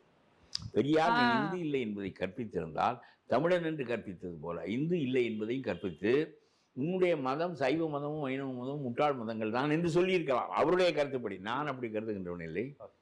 சொல்லியிருந்தால் இந்து என்பது இல்லை என்று முதலில் தெரிந்திருக்கும். எப்படி திராவிடம் பரவியதோ, தமிழினம் பரவியதோ, தமிழ் பரவியதோ, அதுபோல இந்து இல்லை என்பதும் பரவியிருக்கும். இப்பொழுது அவன் இங்கே வருவதற்கே வேலை இல்லை. அண்ணாமலை போன்றவர்களை வாடகைக்கு பிடிப்பதற்கு வேலையே இல்லை. பெரியார் முழு வெற்றி பெற்றிருப்பார். இப்பொழுது அவர் காலத்தில் அவர் பெற்ற வெற்றி அவருக்கு பெருமையை சேர்த்துவிட்டு மறுபடியும் அதே நச்சு மரம் துளிர்க்கிறது. ஆகவே நீங்கள் காலகாலத்துக்கும் தூரோடு அதை அளிக்கவில்லை. நீங்கள் வெட்டி விட்டு போனீர்கள், மறுபடியும் அது துளிர்க்கிறது. இப்பொழுது இதையெல்லாம் செய்வதற்கு வீரமணியோ மற்றவர்களோ போதாது. தைரியமாக வீரமணி இந்து நம்முடைய இவர்கள் சொல்லுகிறார்களே ரொம்ப பாசிசமா பாயாசமா, நான் சொல்லுகிறேன் இந்த நம்முடைய அரசே இந்து சமய அறநிலையத்துறை என்று தானே வைத்திருக்கிறது. நான் இதை 15 ஆண்டுகளுக்கு முன்பு முதலமைச்சர் ஸ்டாலினை வைத்து கொண்டு சொன்னேன், நீங்கள் தமிழ் சமயங்கள் அறநிலையத்துறை என்று வையுங்கள். தமிழனுக்கு எல்லாம் உண்டு, மதம் மட்டும் கிடையாதா? தமிழுக்கு நாகரிகம் உண்டு, இனம் உண்டு, மொழி உண்டு, அறிவு உண்டு, இலக்கியங்கள் உண்டு, எல்லாம் உண்டு. அப்புறம் மதம் மட்டும் இல்லையா? மதம் மட்டும் என்ன பார்ப்பானுடைய மதமா, இந்து மதமா, வேத மதமா? அது பெரிய தப்பு. உங்களுடைய முன்னோர்கள் யோசிக்கவில்லை, நீதி கட்சி யோசிக்கவில்லை, பெரியார் தவறிவிட்டார், அண்ணா தவறிவிட்டார், எல்லாரும் தவறிவிட்டார்கள். ஆனால் இப்பொழுது மோடி உள்ளே வருகின்ற போது நமக்கு உரைக்கிறது. நாம் அவர்களை விட பெரிய அறிஞர்கள் என்று சொல்லவில்லை, உரைக்கிறது. ஆகவே காலத்துக்கு ஏற்றவாறு நீங்கள் அதை மாற்றுங்கள், ஆட்சிக்கு வருகிறோது மாற்றுங்கள் என்று 15 ஆண்டுகளுக்கு முன்னாடி சொன்னேன். அதெல்லாம் அவருக்கு புரியாது. நம்முடைய விஜய்க்கு எவ்வளவு புரியுமோ அதை விட கூடுதலாக இவருக்கு புரியும் என்று நான் நினைக்கவில்லை. அதிகார வர்க்கம் சூழ்ந்து இருக்கிறது, அவர்கள் எல்லாவற்றையும் எழுதி கொடுக்கிறார்கள், செய்கிறார்கள், அவ்வளவுதான். யார் வேண்டுமானாலும் அரசாங்கம், யார் வேண்டுமானாலும் அரசாங்கம். விஜய் கட்சியினுடைய கடைசி ரசிகன் கூட அதுக்கு நிலையாக வெள்ளைக்காரன் ஒரு அதிகார வர்க்கத்தை உண்டாக்கி வைத்திருக்கிறான். அவர்கள் எல்லாவற்றையும் செய்வார்கள். நிதிநிலை செயலாளர் தான் நிதிநிலை அறிக்கையை தயார் செய்கிறார். நிதியமைச்சருக்கு என்ன பெரிய வேலை இருக்குது? அவருக்கு ஒன்றும் தெரியவே தெரியாது. கன்சியூமர் இண்டெக்ஸ் என்றால் என்ன, மற்றது என்ன, அதெல்லாம் அவருக்கு தெரியாது. அவர் பொருளாதாரம் படித்திருக்க மாட்டார். தங்கம் தேனரசு தான் இப்பொழுது இருக்கிறார். ஆகவே நான் சொல்கிறேன், இது ஒன்றும் பெரிய வேலை இல்லை. இந்த இந்து என்கின்ற சொல்லை நீக்கப்படாத காரணத்தினால் திராவிடனுக்கு மதம் இல்லை என்பது, திராவிடனுடைய மதம் ஆரிய மதம் என்று ஆகிவிடுகிறது. ஆகவே உங்களுடைய திராவிட ஆரிய போரில் நீங்கள் முழுமையாக வெற்றி பெறவில்லை. இந்திய நாகரிகம் 2 தான், ஒன்று ஆரிய நாகரிகம், இன்னொன்று திராவிட நாகரிகம். அவன் வேதம், நாம் திருக்குறள் போன்ற பிற நூல்கள். ஆகவே அவன் நம்மை வெற்றி பெற வடக்கே அது முழுமையாக சரணாகதி அடைந்து விட்டார்கள். அதாவது ஒருத்தனுடைய மொழி மதத்தை அழிச்சாலே அவனை ஆளலான்றது தான் கணக்கு. காலங்காலம் எல்லாவற்றிலும் பார்ப்பானுக்கு கீழே வந்து விவேகானந்தர் ராமகிருஷ்ணரும் ஆதிசங்கரர் சொன்னதைத்தான் அமெரிக்காவுக்கு எடுத்து போனார் விவேகானந்தர். ஆகவே அவர்களுக்கு தெரிந்து விட்டது, நமக்கு ஆடை இல்லை, அவன் தந்த கோவணத்தை தான் கட்டிக்கொள்ள வேண்டும் என்ற நிலை அங்கே இருக்குது. நமக்கு சொந்தமாக ஆடை இருக்குது. இவனுடைய கோவணத்தை உரிந்தெறிந்து விட்டு நம்முடைய ஆடையை கட்டிக்கொள்ள வேண்டும் என்கிற நிலைப்பாடு இருக்கிறது. இதை செய்வதற்கு இந்த திராவிட இயக்கத்திற்கு அறிவில்லை. நீ எல்லாம் எதற்கு விஜயை பற்றி பேசுகிறாய்? நீ முதலில் செய்ய வேண்டியதை செய். நீ செய்து விட்டால் ஆரியம் என்பது முற்றாக அடிபட்டு விடும். இது ஒரு மாற்றம் போதும், அவன் பயந்து விடுவான். என்னடா இந்து மதம் என்பதே அவன் ஒப்புக்கொள்ள மறுக்கிறான். அரசாங்கத்தில் இது உன்னுடைய அதிகாரத்துக்கு உட்பட்டது, நீதி கட்சி தான் இந்த பெயரை வைத்தது, உன் காலத்தில் இது மாறியதாக இருக்கட்டும் என்று சொன்னால் அறிவிலே தைக்கவில்லையே. சும்மா மொட்டையாக நாங்கள் சனாதனத்தை எதிர்க்கிறோம் என்று சொன்னால் அதில் என்ன பொருள் இருக்கிறது என்று நான் கேட்கின்றேன். அதெல்லாம் சும்மா அடையாளமாக அப்பொழுதுக்கு இப்பொழுது பேசிக்கொள்வது, பிறகு கூட்டணி சேர மாட்டான் என்றவுடன் பின்வாங்கிக் கொள்வது, என்னுடைய கருத்தை என்னுடைய நாட்டுக்கு சொல்கிறேன் என்ற நிலைப்பாடு உனக்கு இல்லை. ஆகவே இதெல்லாம் ஒன்றுமில்லை. இதில் விஜயை சொல்வதற்கு பெரிய நிலைப்பாடு ஒன்றுமில்லை. ஆனால் விஜயினுடைய கருத்தியல்களிலே பெரிய குழப்பம் இருக்கிறது. இந்த பகவத்கீதையை வாங்கி கொண்டது வர்ணாசிரம தர்ம நூல், அது பாதி நல்ல மெய்யியல் நூல், பாதி வர்ணாசிரம தர்மத்தை வலியுறுத்துகின்ற நூலே கீதை தான். அந்த நூலை போய் நீ வாங்கி கொள்ளுகிறாய் என்று சொன்னால் தமிழனுக்கு உரிய நூல் இல்லை. நீ தமிழினம், தமிழ் சமயம், தமிழ் மொழி என்று வந்துவிட்டு இதை செய்திருக்கக்கூடாது. இது உனக்கு தெரியவில்லை. இந்த ஸ்டாலினுக்கு எப்படி இந்து சமய அறநிலையத்துறை என்பதை மாற்ற தெரியவில்லையோ அதுபோல் உனக்கும் தெரியவில்லை, பகவத்கீதையை வாங்குகிறாய். நீங்கள் ரெண்டு பேரும் ஒரு மாதிரி இக்னரண்ட் பீப்புள், அறியாமை நிறைந்தவர்கள் என்பதுதான் என்னுடைய கருத்து. அது ஒரு தப்பு. இன்னொன்று, போதை மருந்தை ஒழிக்கிறேன், போதை நிலைப்பாட்டை ஒழிக்க வேண்டும், இந்த ஹீராயின் மற்றவற்றை சொல்லுகிறார். ஏன் டாஸ்மார்க்கை ஒழிக்க வேண்டும் என்று சொல்லவில்லை? ஒரு கட்சி, இதனால் நாட்டில் பெரிய அழிவு நடக்குது. நான் நடத்தியிருந்தீங்க யார்? ஆமாம், எத்தனையோ, அது பெரிய அழிவு நடக்கிறது. பீகார் போன்ற மாநிலம் மட்டும்தான் 60,000 கோடி இழப்பு இருந்தாலும் சரி, இந்த குடும்பங்கள் நிம்மதியாக இருக்க வேண்டும் என்று சொல்லி அரசாங்கத்தினுடைய இழப்பை ஏற்றுக்கொண்டு அவர் அதை செய்தார். ரொம்ப வறிய நாடு இது. ஆகவே மேலும் வறுமை அடைகிறது என்று அவர் கருதினார். அதனாலே அவர் இப்பொழுது சொல்லுகிறார், 60,000 கோடி இல்லாமல் என்னால் அரசு நடத்த முடியவில்லை, ஆனால் குடும்பத்தில் சிரிப்பு சத்தம் கேட்கிறது என்கிறார். பெண் அடி வாங்கி கொண்டு அழுகிற சத்தம் கேட்ட குடும்பத்தில் சிரிப்பு சத்தம் கேட்கிறது, இது எனக்கு போதுமானது என்று அவர் சொல்கிறார். இந்த அறிவு இங்கே இருக்கிறவனுக்கு இல்லை. ஏனென்றால் 50,000 கோடி அரசாங்கத்திற்கு நேரடியாக வருமானம் வருகிறது, 25,000 கோடி கள்ளத்தனமாக இவர்களுக்கு போகிறது. அந்த சாராயம் காய்ச்சுகிறவனார், சீவை சாராயம் காய்ச்சுகின்றவனார், அது யார்? நம்ம டிஆர் பாலு, ஜெகத் ரட்சகன், இவர்கள் தானே. நேரடியாக தெரிஞ்ச விஷயம், நேரடியாக தெரிந்தது. யாருக்கும் எந்த வெட்கமும் இருக்காது. திமுகவிலே எனக்கு ரொம்ப என்ன என்றால், தமிழன் ரொம்ப சுரணையற்று போனது நம்முடைய ஸ்டாலின் காலத்தில் தான். ஏனென்றால் ஒருத்தர் மந்திரியாக போவார், அவர் ஊழல் செய்து விட்டு போவார், 1.5 ஆண்டுகள் கழித்து திரும்பி வருவார், வந்த உடனே மந்திரி ஆவார். இன்னொருவர் பொன்முடி 3.5 ஆண்டுகள் தண்டனை பெறுவார், தண்டனையை கொஞ்ச காலம் நிறுத்தி வைத்து விட்டு வருவார், வந்த உடனே மறுபடியும் மந்திரி ஆவார். ஆகவே இதுதான் எங்களுடைய அரசியல் முறை, இதை நீங்கள் ஏற்றுக்கொள்ளுங்கள் என்று சொல்லுகிறார் நம்முடைய ஸ்டாலின். இதை கருணாநிதி செய்ய வைக்கப்பட்டிருப்பார், நேரடியாக செய்ய வைக்கப்படுவார். ஜெயலலிதாவும் நேரடியாக அவர்களே மாட்டிக்கொண்டார்கள், கடைசி காலத்தில் போனார்கள் என்பது வேறு. ஆனால் இதை ரொம்ப நேரடியாக அப்படித்தான் இருப்பார்கள் எங்களுடைய மந்திரிகள். எனக்கு இந்த மதுவிலக்களும் செல்ற மற்றவற்றில் சரி, செந்தில் பாலாஜியினுடைய திறமை சுரண்டி தருவதற்கு வேறு யாருக்கும் இல்லை. ஆகவே செந்தில் பாலாஜியை தான் வைத்திருக்கிறோம். நீ வேறு யாருக்கும் ஓட்டு போட முடியாது. ஏனென்றால் பெரிய நிறுவனம் வேண்டும். ஜனநாயகம் பெரிய நிறுவனத்தை கேட்கிறது. அந்த நிறுவனம் கட்ட வேண்டுமென்றால் கான்ட்ராக்டிலிருந்து பஞ்சாயத்து வரையிலும் எல்லாரையும் சுரண்ட அனுமதிக்க வேண்டும். பஞ்சாயத்தில், நகராட்சியில் கவுன்சிலராக இருக்கிற போது, ஊராட்சி ஒன்றியம், அவனுக்கு கான்ட்ராக்டு, வனத்தில் கான்ட்ராக்டு, எல்லாவற்றிலும் அவனுக்கு வாய்ப்பு. இல்லாவிட்டால் நேரடியாக கூட்டத்திற்கு இருக்கிறவனுக்கு தையல் மிஷின்.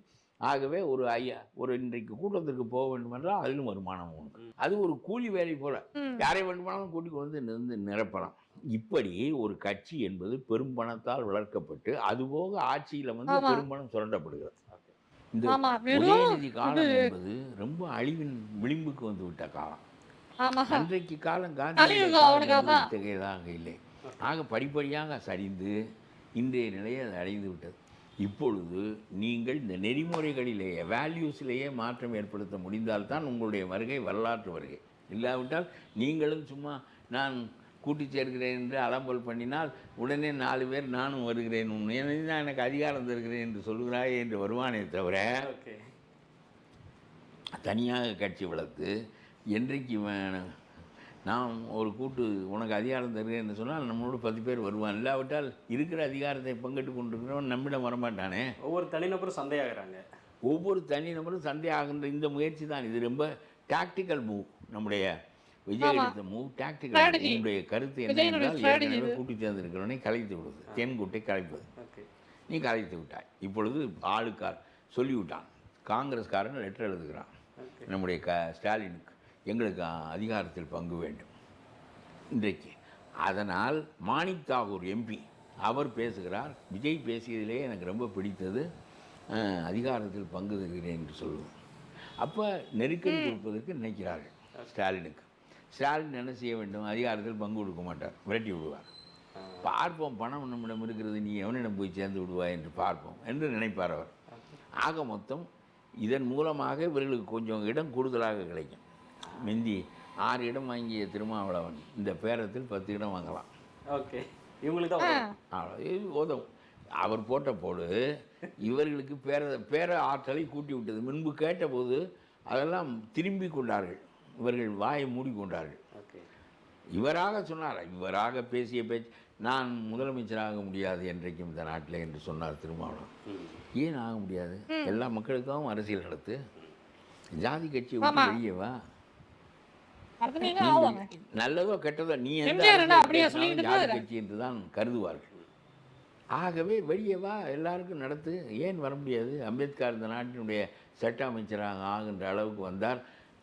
நேருவினுடைய இடத்திற்கு வருகின்ற தகுதியை பெற்றார். அவர் வேறு அரசியலுக்கு போய்விட்டார் என்பதை தவிர அவர் ஆகவில்லை என்று சொல்வானே தவிர அவன் ஜாதிக்காக ஆகின்றவன் இல்லை. மாயாவதியைப் போல ஜாதியினுடைய அடிப்படையில் முதலமைச்சரானவர் இல்லை. அம்பேத்கர் தகுதியின் அடிப்படையில் சட்ட அமைச்சரானவர்.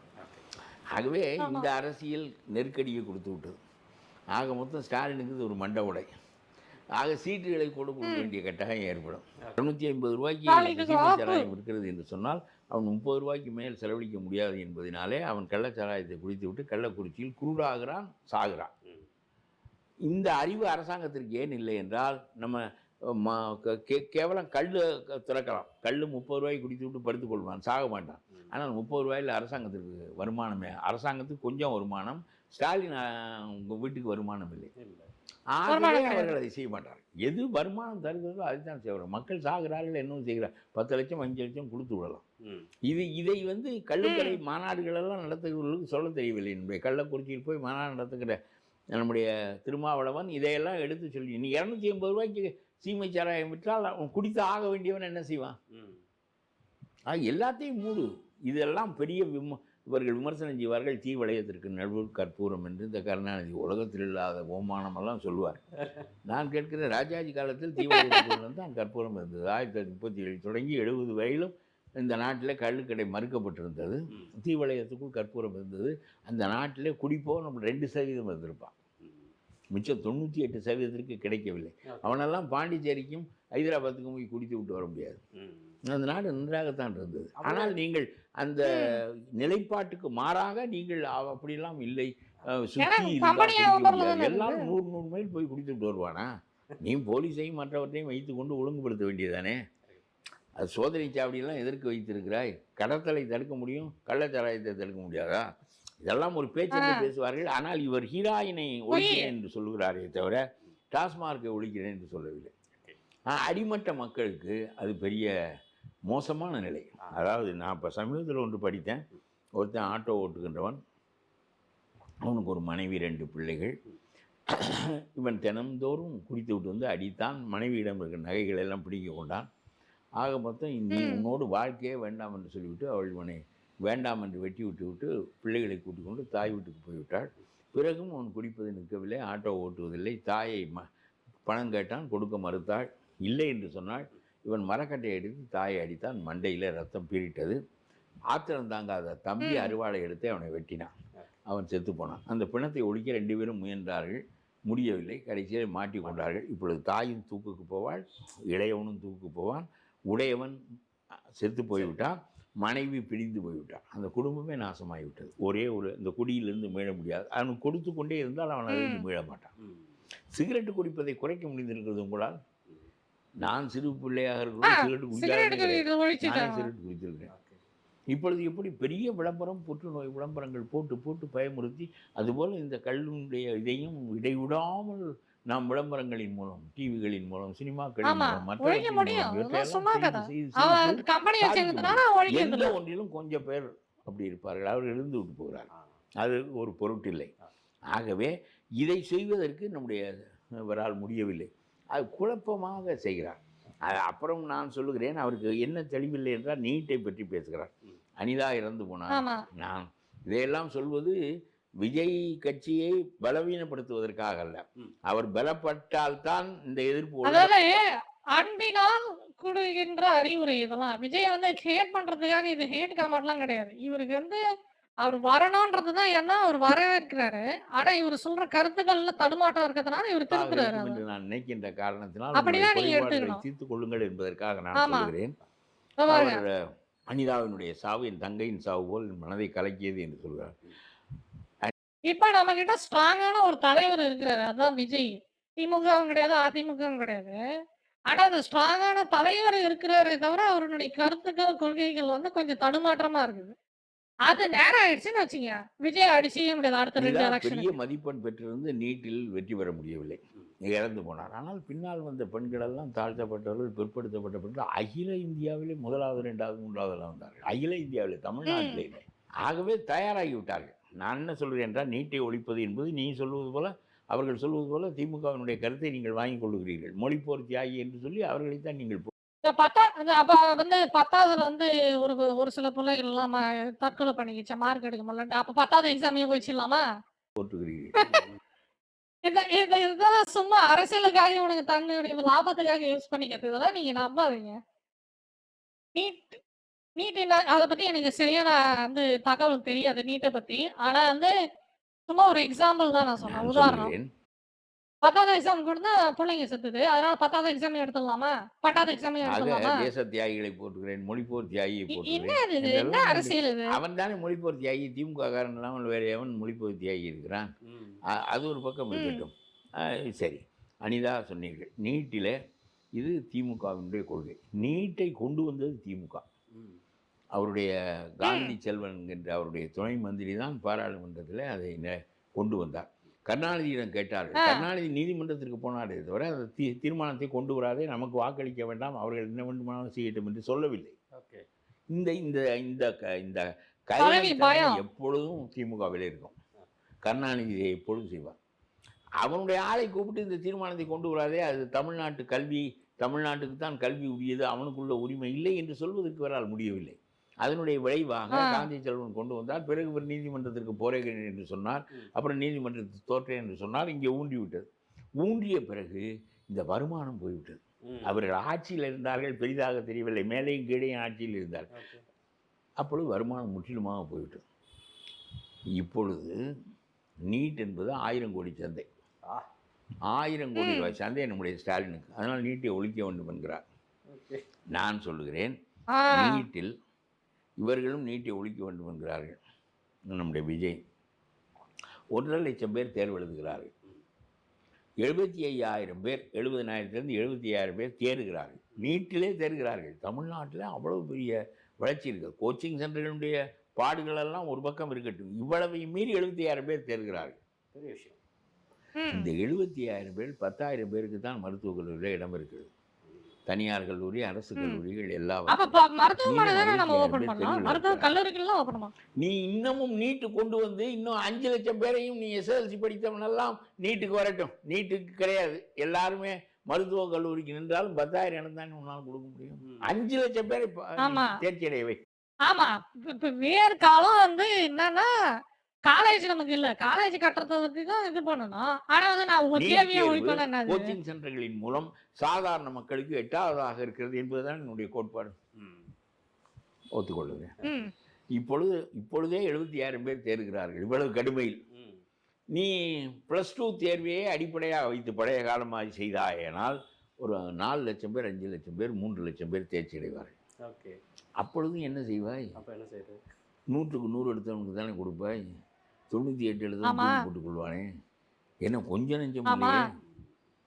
இது தீர்வு காணக்கூடிய ஒன்று இல்லை. உனக்கு 1000 கோடி சரி, இந்த 65,000 பேருக்கு நீ என்ன செய்யலாம்? நீ மருத்துவ வசதி அவனுக்கு கிடைக்கவில்லை. நான் சொல்லுகிறேன், இப்பொழுது தேர்ச்சி அடைய முடியவில்லை என்பது சிக்கல் இல்லை. தேர்ச்சி அடைந்த 65,000 பேருக்கு இடமில்லை என்பது சிக்கல். அதுதான் இவ்வளவு கடுமையான தேர்வில்லை. மத்திய அரசாங்கத்தில் ஊழல் ஒன்றும் இல்லை. அதிகாரிகள் செய்த ஒன்று என்று சரி செய்யப்பட்டு விட்டது. அவர்கள் யாரும் இதற்கு பணம் வாங்குவதில்லை. நீ வாங்கி பழக்கப்பட்டவன் தடுமாறுகிறாய். இந்த 65,000 பேருக்கு என்ன செய்ய வேண்டும்? நான் யோசனை சொன்னேன். இது விஜய்க்கு தெரியவில்லை. அதாவது உக்ரைனுக்கு அனுப்பு, ரஷ்யாவுக்கு அனுப்பு, அமெரிக்காவுக்கு அனுப்பு, ஜெர்மனிக்கு அனுப்பு, சீனாவுக்கு அனுப்பு, ஜப்பானுக்கு அனுப்பு, உலக மருத்துவக் கல்லூரிகளுக்கு அனுப்பு. போகிறார்கள் பொழுதே 20,000 30,000 பேர் போகிறார்கள். அவர்களுடைய சொந்த செலவில் போகிறார்கள். அவர்களை போட்டு ரொம்ப கட்டுப்பாடு வைத்து அவன் இங்கே வந்து ஒரு தேர்வு எழுத வேண்டும் என்றெல்லாம் செய்து நீ இல்லாத கோலமெல்லாம் செய்கிறாய்.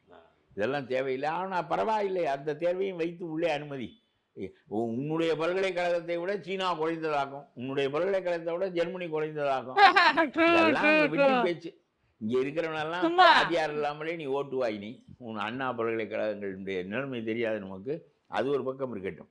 இப்பொழுது நீ இந்த 65,000 பேரையும் என்ன சொல்லியிருக்க வேண்டும் விஜய் என்றால், 65,000 பேருக்கு வங்கியில் கடன் கொடுங்க, மாநில அரசு உத்தரவாதம் கொடுக்க வேண்டும். உதவி பண்றேன்.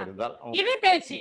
இது ஆக்சுவலா இது ஒர்க் அவுட் ஆகிறதுக்கு வாய்ப்பு இருக்கு. ஏன்னா நான் மொத்தமே தேர்வு ஒழிக்கிறேன்னா அவன் திருப்பியும் வந்து மார்க் கட் ஆஃப் வச்சு தான் எடுப்பான். கட் ஆஃப் இருக்குது. ஏன்னா மக்கள் தொகை நம்ம நாட்டில் அதிகம். 75,000 பேர் தேர்ச்சி அடைகிறானா அதுல நீங்க எப்படி 10,000 பேருக்கு ஓட்டு இது கொடுப்பீங்க? கட் ஆஃப் வச்சு தான் எடுப்பீங்க. அப்ப மற்றவெல்லாம் நான் நாக்கு வச்சு பார்த்தேன் பாஸ் ஆனவன் அவன் திருப்பியும் அடுத்த எக்ஸாம் எழுதணும். அந்த எக்ஸாம் எழுதுனது வேஸ்ட். அவனுக்கு அவனை வந்து அப்படியே வந்து தக்க வச்சு அவங்களுக்கு போஸ்ட் கொடுக்கறது, அவனுக்கு சீட்டு கொடுக்கறதுலாம் கிடையாது. அவன் திருப்பியும் அடுத்த நீட்டு எழுதி ஆகணும். அப்படிதானே வரும். அப்ப காம்படிஷன் இருக்குதுல்ல. அப்ப நமக்கு என்ன பிரச்சனை வந்து திருப்பி அந்த இது சீமான் சொல்ற மாதிரி லட்டு உருட்டணும். இன்னும் 2-3 லட்டு உருட்டு காலேஜ் ஓபன் பண்ணி இல்லைன்னா ஓபன் பண்ணி வச்சுக்கணும். அனுப்பு உதவி உலக நாடுகளுக்கெல்லாம் பிரச்சனை தானே. வசதிப்படி படிக்கட்டும். இது நல்ல ஐடியா தான். இது வேலைக்கு வாய்ப்பு உண்டு. ஆனா இப்ப பிரச்சனை என்னன்னா உலக நாட்டுகள் போறதுக்கு இந்த பேண்டமிக் வந்ததுனால நம்மளால போக முடியாது. லாக்டவுனு திரும்பி வந்து அவன் அந்த கடனை கட்டாவிட்டால் தொலையட்டும். அரசாங்கத்தில் செலவழித்துக்கொள். நீ எவ்வளோ மேட்னி ஷோ நஷ்டம் எடுத்துக்கோ.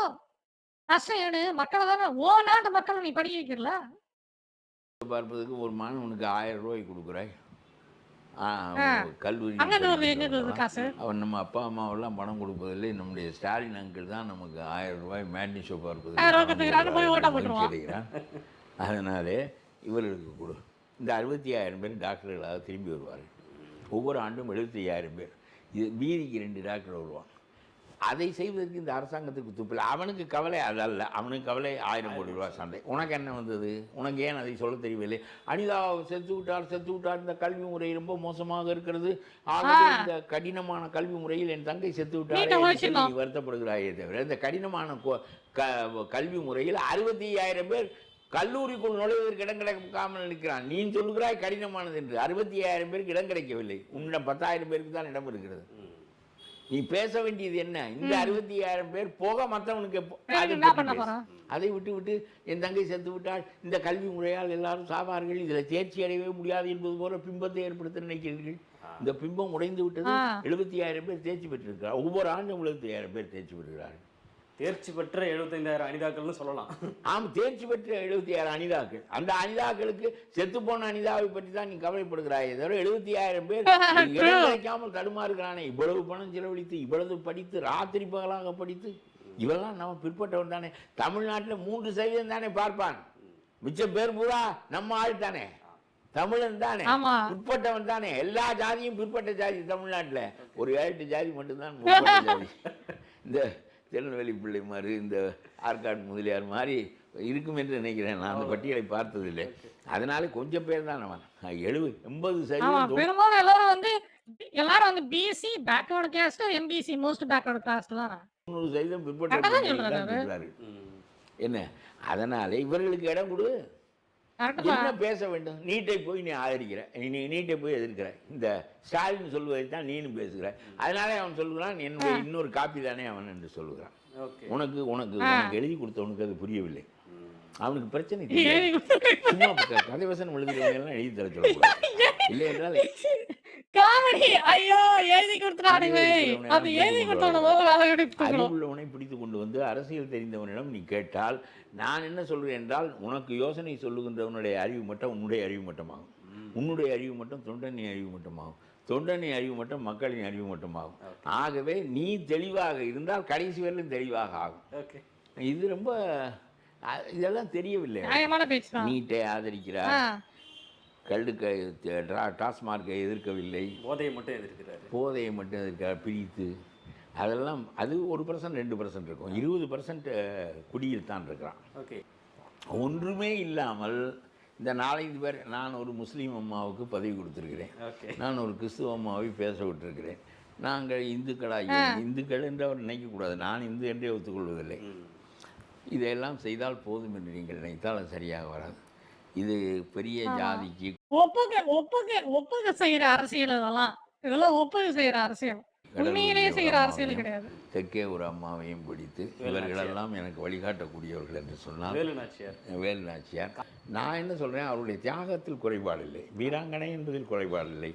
இவர்கள் காந்தியால் மிகச்சிறந்த ஜான்சி ராணி என்று இந்த அம்மா போற்றப்பட்டதில், அஞ்சலை அம்மாள் போற்றப்பட்டதில் குறைபாடு இல்லை. அவர்களெல்லாம் போற்றத்தக்கவர்கள். இது மாதிரி போற்றத்தக்கவர்கள் 10,000 பேர் இருக்கிறார்கள் தமிழ்நாட்டில். இது மாதிரி போற்றத்தக்கவர்கள் 10,000 பேர் இருக்கிறார்கள். எங்கள் ஊரில் நெல்லியான் என்று ஒரு இருந்தார், சுடப்பட்டு செத்தார். அந்த இடத்துல கம்பம் ஊன்றினார்கள், அது நெல்லியான் கம்பம் என்று பெயர். அந்த மனிதனை யாருக்கு தெரியும்? அந்த கம்பம் மட்டும் இருக்கிறது சுண்ணாம்பை தடவி கொண்டிருக்கிறான். அதில் சுண்ணாம்பை தடவை மாடு அரிக்கின்ற போது அதில் கொள்கிறது. அது தியாகி நெல்லியானுடைய நினைவாக அவன் அந்த இடத்திலே தான் குண்டடிப்பட்டு செத்தான் என்பதை யாருக்கும் தெரியாது. என்னை போன்றவர்கள் சொல்ல கேள்விப்பட்டு தெரிந்திருக்கிறோம். ஆகவே சொல்லுங்க, இது மாதிரி குண்டடிப்பட்டு செத்தவனெல்லாம் இருக்கிறான். உங்களுக்கு என்ன வேண்டும்? பெரிய ஜாதிக்கு ஒரு ரெப்ரசன்டேஷன் வேணும், வடக்கே வேண்டும், தெற்கே வேண்டும். இந்த அரசியலுக்குள்ளே தானே மீண்டும் நீங்கள் நுழைகிறீர்கள். என்று சொன்னாலும் நமக்கு நாங்கள் உங்களை போற்றித்தான் நிற்போம் என்று தானே சொல்லுகிறீர்கள். இப்பொழுது ஒருவன் கேட்கிறான், நீ வடக்கே ஓட்டு வாங்குவதற்கு அஞ்சலை அம்மாளை வைத்துக் கொள்வாய், தெற்கே ஓட்டு வாங்குவதற்கு ஜான்சி ராணியை வைத்துக் கொள்வாய், எங்களிடம் ஓட்டு வாங்குவதற்கு காகிதம் இல்லத்தை வைக்க மாட்டாயா கேட்குறாங்க. கேட்டுட்டேன். அது என்ன ஊர்? ஆம்பூரில் இருந்து. எங்களை வைத்துக் கொள்வதற்கு நாங்களும் ஓட்டு போட வேண்டும் இல்லையா? எங்களுக்கு ஒரு காகிதம் இல்லத்தை கட் அவுட் வைக்க வேண்டியதானே. அஞ்சலை அம்மாளுக்கு வைத்தா, இவருக்கு வைத்தா, எங்களுக்கு வைக்க கூடாதா?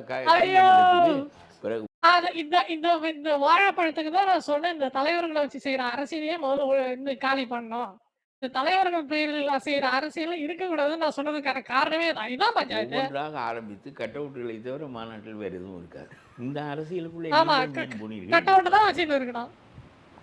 வரிசையாக தலைவர்களின் பெயர்களையாக வைத்தார்கள். முத்துராமலிங்க தேவர் பேருந்து நிலையம், அண்ணா பேருந்து, அந்த பேருந்து. கடைசியாக ஒவ்வொருவனும் என் ஜாதிக்கு ஏன் வைக்கவில்லை என்று கேட்டு பேருந்துகளினுடைய பெயர்களெல்லாம் அழித்து விட்டார்கள், எல்லா தலைவர்களின் பெயர்களையும்.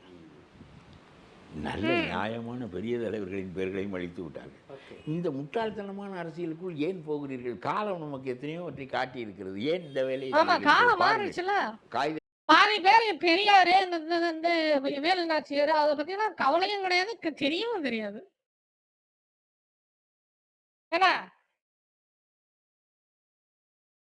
இல்லத்தினுடைய கட் அவுட்டை அடுத்த கூட்டத்தில் வைக்காமல் உங்களை விட மாட்டான். வேலையை செய்தீர்கள். இப்பொழுது பாருங்கள், காகிதம் இல்லத்தினுடைய கட் அவுட்டை அடுத்த கூட்டத்தில் வைக்காமல் உங்களை விட மாட்டான். காகிதம் இல்லத்து குறைவான மனிதர்களை நான் சொல்லுகிறேன். ஒவ்வொருவரையும் ஒவ்வொரு ஜாதிக்கும் ஒரு கட் அவுட் வைத்து தான் நாம் அந்த ஜாதியை ஆதரிக்கிறோம் என்ற நிலை இருந்தால் எல்லா மக்களுக்காக போகிற சிறுபான்மையினருக்காக பேசு. ஒரு பெண்ணை தாகிரா என்ற பெண்ணை துணைத் தலைவராக ஆக்குவதன் மூலம் முஸ்லீம்களுக்கு நீ நன்மை செய்தவனாக ஆக மாட்டாய். நான் சொல்லுகிறேன், விஜய்க்கு யோசனை, இந்த முத்தலாக் சட்டத்தில் 3 ஆண்டுகள் சிறை தண்டனை என்பதை எதிர்த்து போராடு. ஒரு நாளைக்கு அவர்களை 10,000 பேரை திரட்டு, நீ தலைமை தாங்க. நான் தலைமை தாங்க தயாராக இருக்கிறேன். அவன் கருப்பையாவால் என்ன செய்து விட முடியும் என்று என்னோட வரமாட்டான். இல்லாவிட்டால் அவனுக்காக நான் சிறைக்கு போவேன். ஆகவே இந்த தாகிரா என்ற பெண் அடையாளம், முஸ்லீம்களின் அடையாளம். நீ முஸ்லீம் எதிர்ப்புடையவன் இல்லை என்பதை மட்டும்தான் அது காட்டுமே தவிர முஸ்லீம்களுக்கு நன்மை செய்கின்றவனாக எப்படி ஆவாய்? காகிதம் இல்லத்து கட் அவுட் வைத்தாலும் எப்படி நன்மை செய்தவனாக ஆவாய்? முத்தலாக் சட்டத்தில் 3 ஆண்டு சிறை. எதற்காக 3 ஆண்டு சிறை தண்டனை? இட் இஸ் இன்வாலிட் என்று சொல், செல்லாது. நீ ஒரே நேரத்தில் 3 முறை தலாக் சொல்லிவிட்டாய், இது செல்லாது.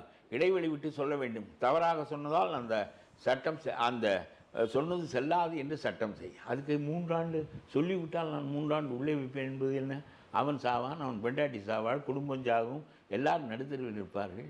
இது முஸ்லீம் குடும்ப அழிப்பு சட்டமா, குடும்ப வாழ்ப்பு சட்டமா, முஸ்லீம் ப்ரொடெக்ஷன் லாவா, விமன் ப்ரொடெக்ஷன் லாவா? இதெல்லாம் கேட்க வேண்டும் விஜய். சும்மா தாகிராவை போட்டு விட்டு துணைத் தலைவராக என்று நினைத்தால் காகிதம் இல்லத்து கட் அவுட்டையும் வைத்து விட்டாலும் அதனால் ஒரு பயனும் இல்லை. கிடையாது. இதெல்லாம் புரிய வேண்டும். அவருக்கு அதெல்லாம் புரியுமா என்று எனக்கு தெரியாது. நான் சொன்னது போல அவருக்கு யோசனை சொல்வதற்கே ஒரு தகுதியானவன் இங்கே இருக்கிறானா என்று எனக்கு தெரியவில்லை. இருந்தால் இந்த குளறுபடிகளெல்லாம் இருக்காது. ஆனால் நான் விஜயினுடைய வருகையை நான் ஏற்றுக்கொள்கிறேன். ஏனென்றால் இங்கே ஒரு இடைவெளி வெற்றிடம் இருக்கிறது. ஆமா, சரியான ஒரு பவர்ஃபுல் தலைவர், ஆற்றல் மிகுந்த தலைவர் இப்ப கிடையாது நமக்கு. ஒரு ஒரு எப்படி சொல்றது, தலைவர் பொறுப்பு, அந்த ஒரு ஒரு சின்னம், தலைவர் சின்னம் நமக்கு கிடையாது. அது சின்னமா விஜய் திகழ்வாரு. ஆனா அந்த கருத்துக்கள் இன்னும் கொஞ்சம் இது பண்ணணும். அடிப்படையில் திமுக ரொம்ப கோளாறாக ஆட்சி நடத்துகிறது. Mall administration and corruption. Okay, இந்த ரெண்டும் இந்த ஆட்சி தொலை வேண்டும். சிறுபான்மை மக்களினுடைய வாக்கின் மீது தான் அது நிற்கிறது. ஆகவே நான் சொல்லுகிறேன், விஜய்க்கு சிறுபான்மையினருக்காக போராடி அவர்களுடைய நம்பிக்கையை பெற்று ஒழித்து கட்டுவார்கள். ஓகே, அதெல்லாம் இல்லாமல் சும்மா பேசிக்கொண்டு இன்னொரு 4 மாதம் சென்று வேறொரு கூட்டத்தில் பேசுவேன் என்று சொன்னால் நடக்காது. அப்புறம் விஜயகாந்த் வைத்த கூட்டணி மாரி ஆகிவிடும். விஜயகாந்த் குறைவான மனிதர் இல்லை, சொல்லுகிறேன். அது ஒரு சிரமம். அது அவனெல்லாம் எல்லா ஆயுதங்களும் வைத்திருக்கிறான். நம்ம வெறும் ஆயுதம் இல்லாமல் சடி போட. ஆகவே இதெல்லாம் யோசித்து கொள்ளுங்கள்.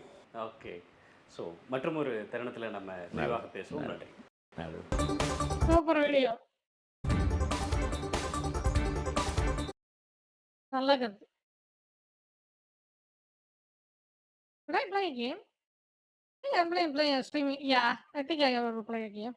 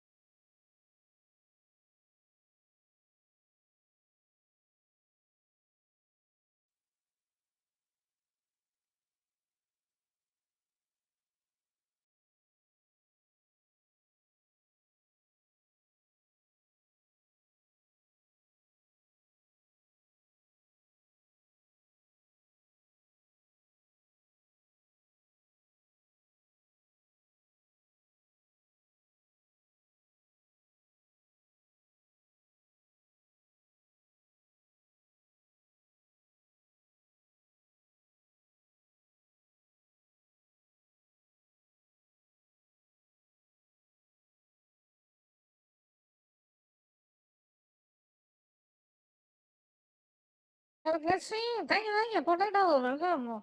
Hope you're doing good. Just gonna play a game.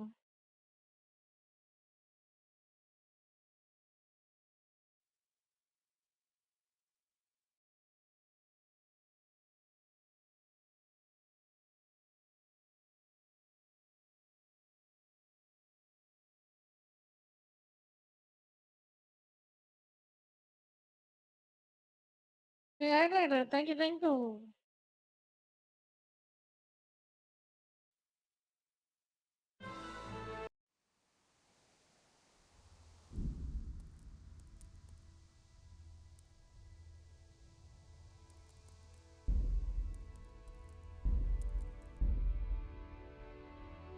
Thank you, thank you. Appreciate it.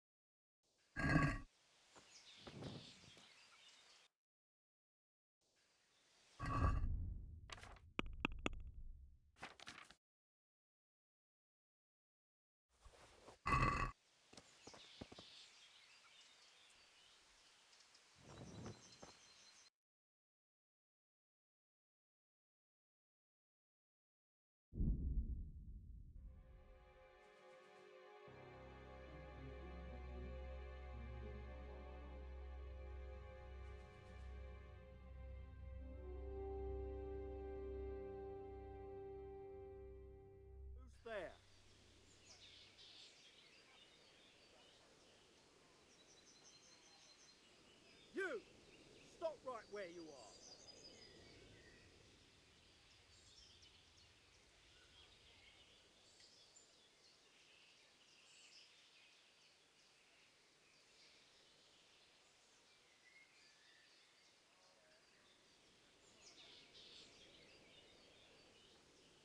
Okay, that's actually taking forever.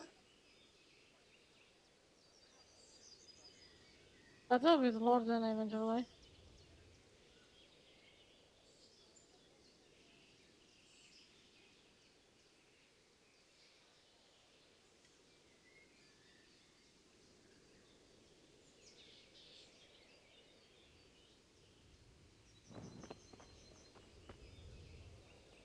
Hey, you!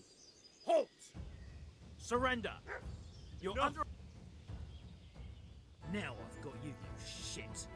You'll be damn sorry for committing murder. It's jail for you, and I hope you rot there.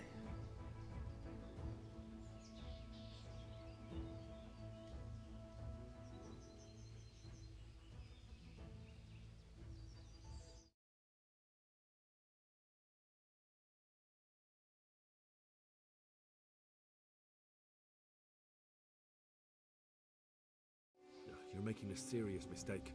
If only you knew what you've just got yourself into. This won't end well for you. Ha ha! You'd make a stuffed bird laugh. But that won't help you much. Jail? All right, let's go and get it over with quick. You'll love it there. It's all set up specially, just for the likes of you. Hey, you can just murder someone and just stay for 7 days. That's it.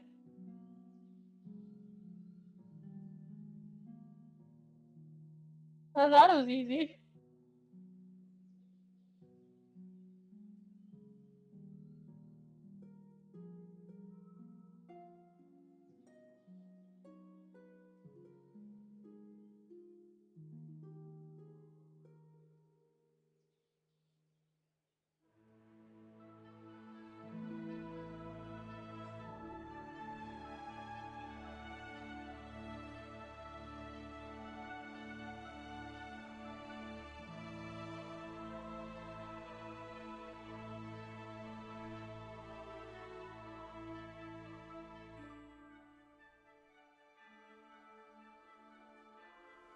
God save you, Henry.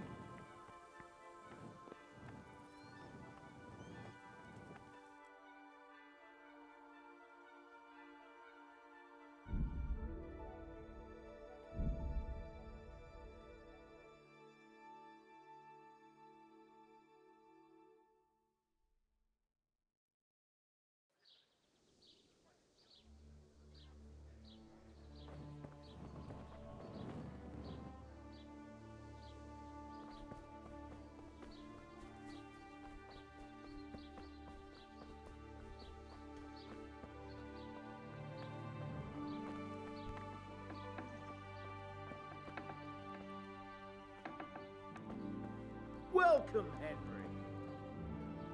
How are you? I'd like to learn to read. You? You don't look like the makings of a priest or clerk. But why not? I've taught all sorts. Bear in mind, it won't be all that easy. You'll need plenty of time and a few groschen for my trouble. All right. I don't want to waste time. We can get started. The sooner I master it, the better. Very well. I will require some groschen from you, though, and set aside at least a couple of days so I can put you through your paces, if indeed time is of the essence. Here are your groschen. Then we may as well start.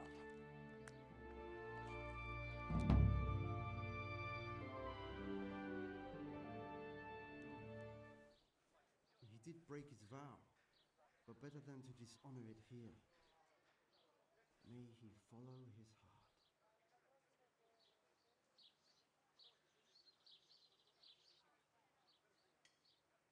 Wake up, lad. It's time we were getting on. So, let's see you read a bit. There's a book here on the table. Try to read it. Will I manage? You ought to be able to. It's a simple text. Come back once you've worked your way through it.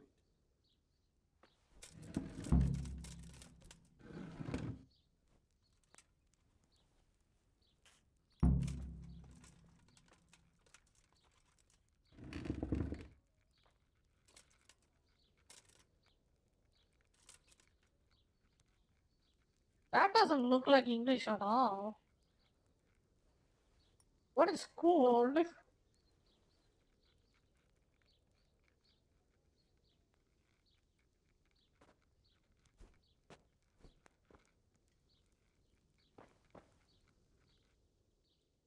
I've read the book.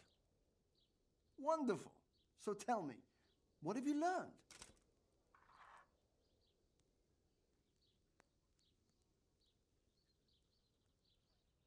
That being greedy doesn't pay. Excellent. You're one of my most talented pupils. How are you, Henry? You've uncovered the meaning hidden in the letters. Like I told you, books are valuable, and the words that you place in them ought to be no less so. Does that mean that I can read then? Yes, you have the foundation. Remember, my boy, the pen is mightier than the sword. To fully learn your way around words will take a lot more reading yet. Now we'll move on to the second lesson, which will be much harder. Many books are written in Latin, the language of erudite and religious men. If you really want to be able to read, there's no getting away from Latin. There's a book on the table with some text. Read it and then come back. You need not understand it, but you should master the letters. I only just managed the fable about the goose, and now you're asking me to tackle Latin. You're a clever lad. You'll manage.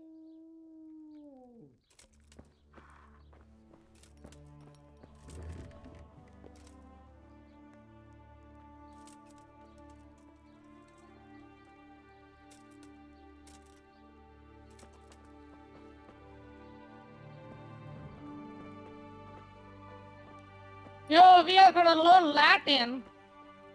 The hell I know. What's that it's about?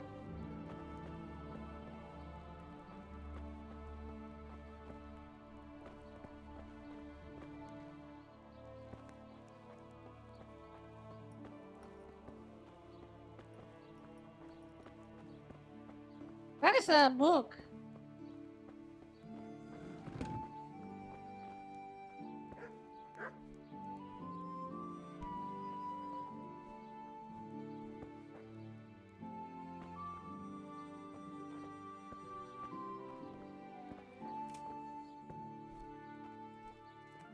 Oh, that one?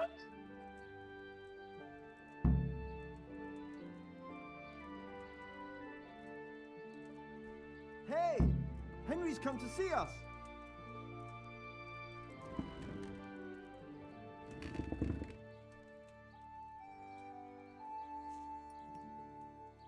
Holy fuck, I don't understand a single word of that.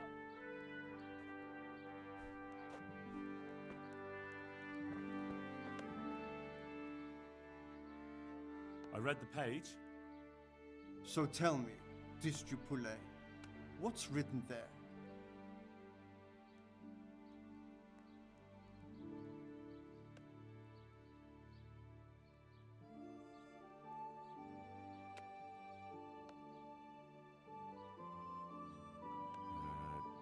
Nullus est liber tam malus ut non lique parte prosit. Good heavens! Don't tell me you haven't had lessons before. Excellent. Well, there's nothing more I can teach you. Congratulations. You can go and be ordained right away. Thank you, Domine. I'm feeling a lot wiser. Seriously? I see what now you're saying. Oh.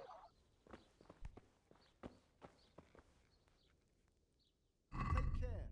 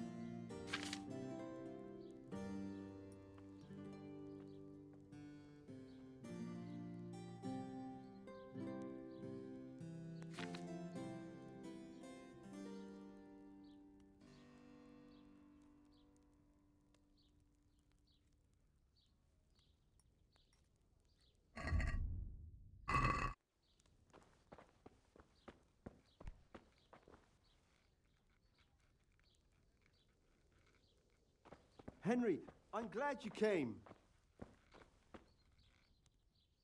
Bye.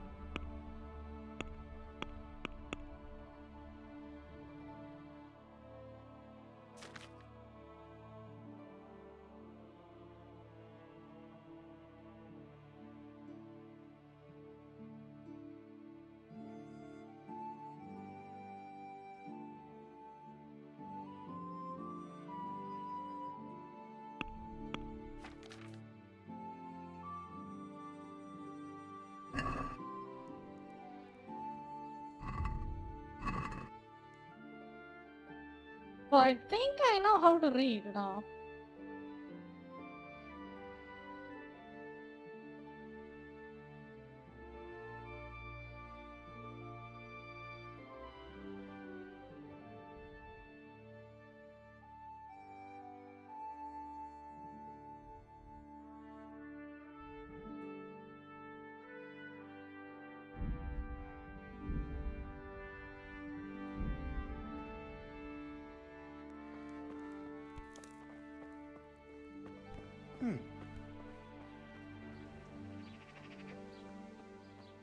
God be with you, Henry.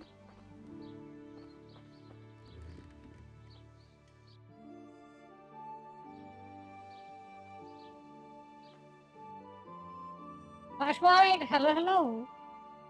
How are we doing? How are you doing good?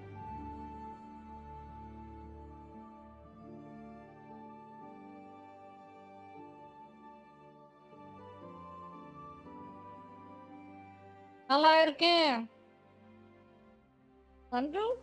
What's Pangu?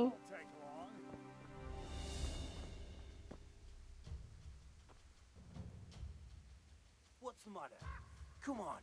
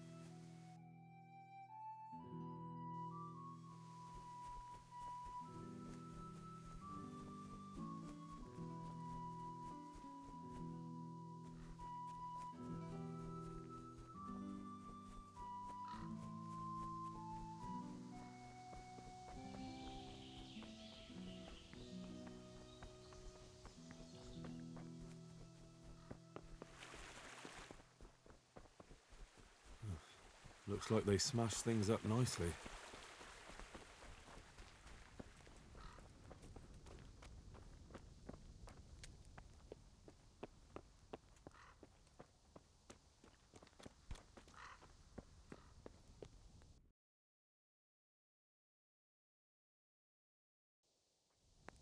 This is in surprisingly good condition.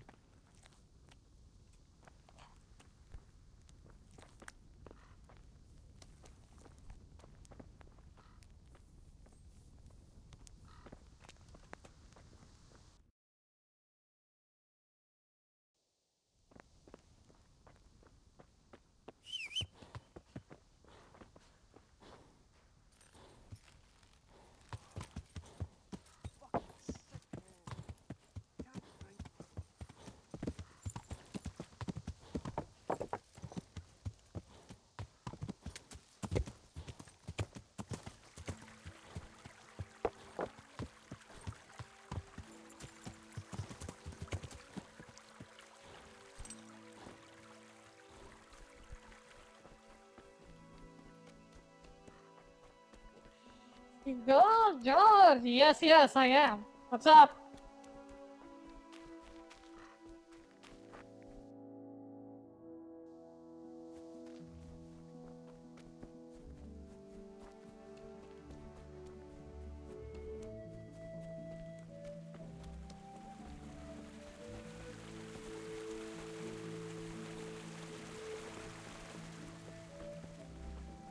Okay. Okay. என்ன game இது? Kingdom Come Deliverance. It's called. Is it free? No, you gotta buy it. Go. Go.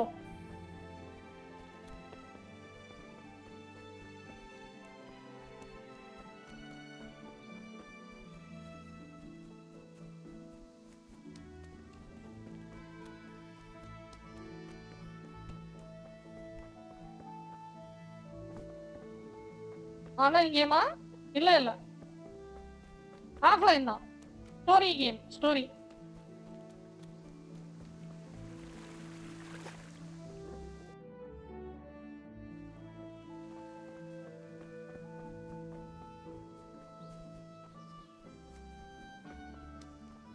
Hey, Henry's come. What? What do you want?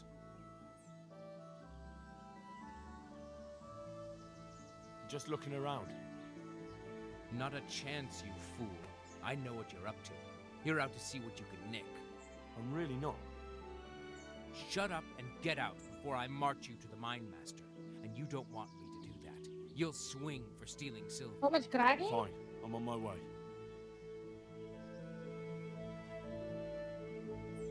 Yeah, that's pretty much how I sound. Let me check. Hello, hello.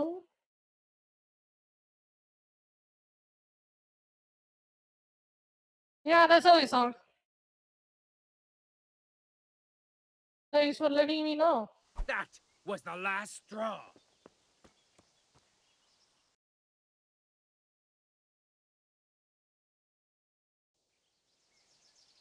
Examine the condition. I gotta go to B.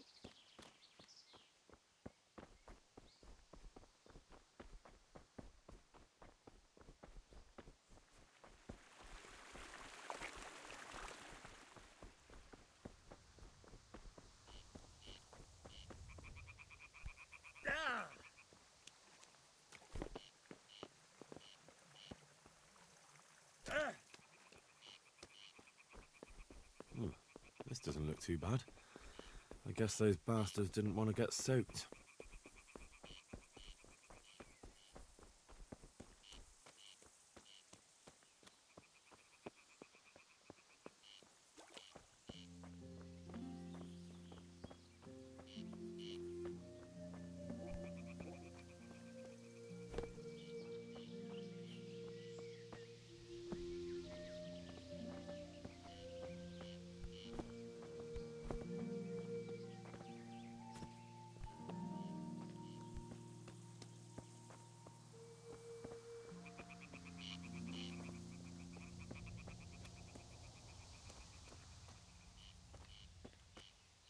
Seems they had a good go at wrecking this, but it's still standing.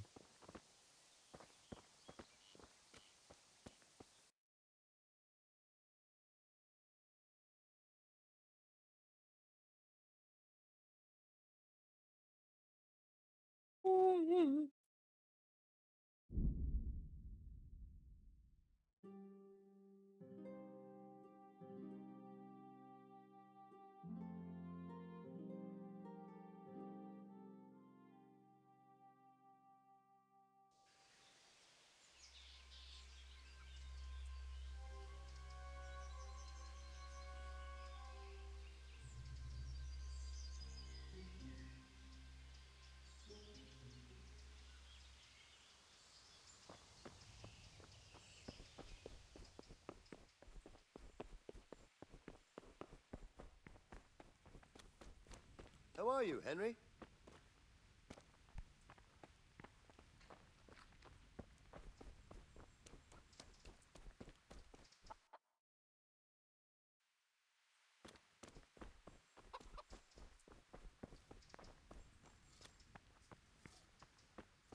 Hey, who's there?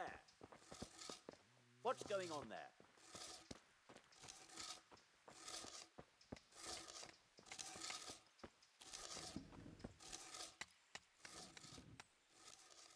I've been practicing reading and I'm back. I'm ready now. You think so? We'll soon find out. Naturally. I wouldn't be here otherwise. So then, are you ready to enter the Order of Saint Benedict and renounce forever the temptations of this world? I am. Then you must rid yourself of all your worldly possessions. Sell them or give them to the poor and needy or donate them to the monastery. You may not enter this place burdened by worldly goods. Inside the gatehouse is a trunk in which you will find monk's robes. Put away all your possessions and dress yourself in the habit. Then you may rest a while I go and see the prior to arrange matters for your acceptance. Goodbye.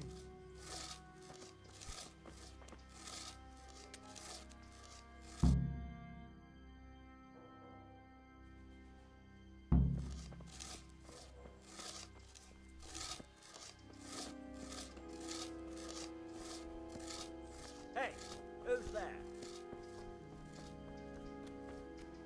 What's going on there?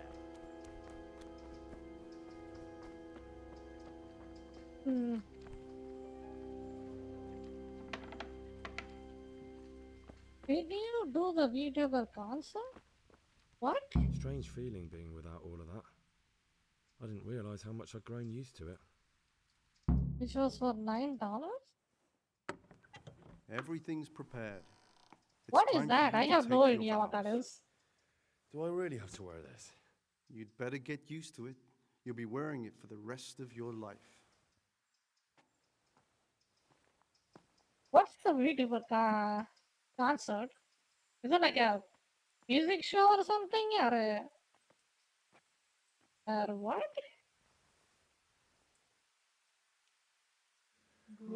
Like, I have no clue.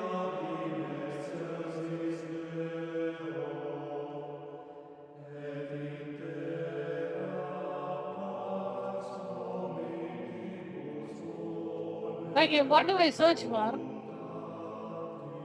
Because there will be so many results if I search for just a VTuber concert.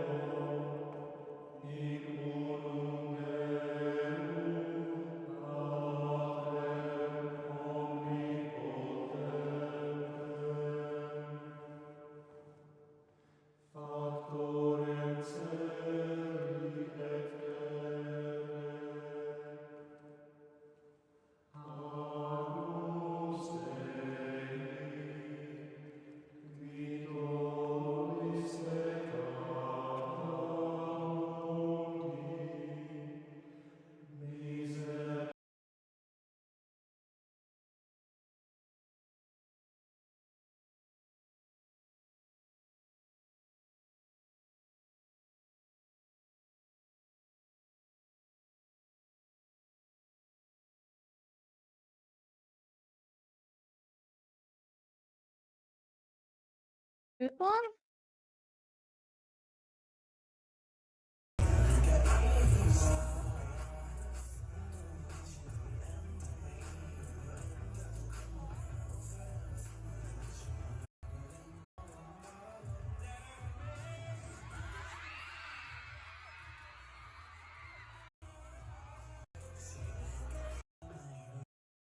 Looks like a... Okay. $8 or $9 for this.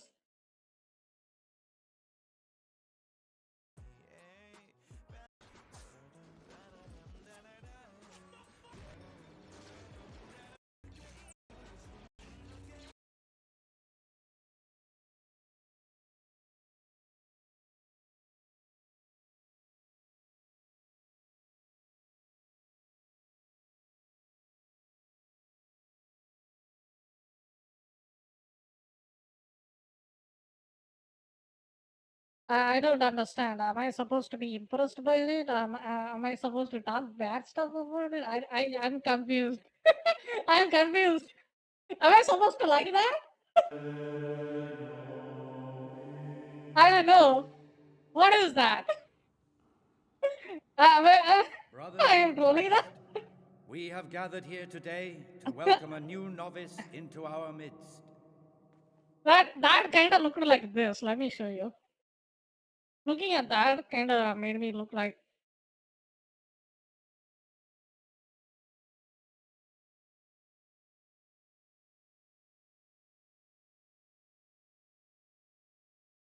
this.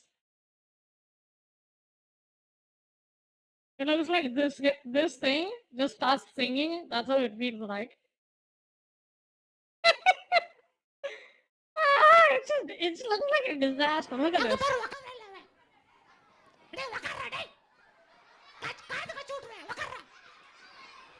This is how it looks like for me. I guess I am too old for that. Who knows? Dear brother, forget your former life It's and cringe. embrace your new vocation. I think most of the Here's the thing. Here's my monks of hot St. take. Benedict. Most videos are cringe. Obedientia, ob They are. propria. They do some really stupid Service stuff. of God, obedience, and endurance of all discomfort. These are the cornerstones and succor of our order, which on this day shall become your own. Suscipe me, Domine, secundum true. eloquium Yeah. tuum, et viva. I never seen a VTuber that's just down to the world and then talk normal stuff. I mean, some of my friends are like that. That's why they are my friends. But you know, most of them do really stupid stuff. I don't know.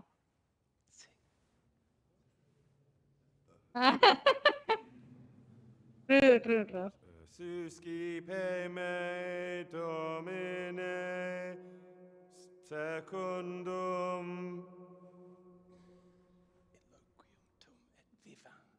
in loquium tuum vivam,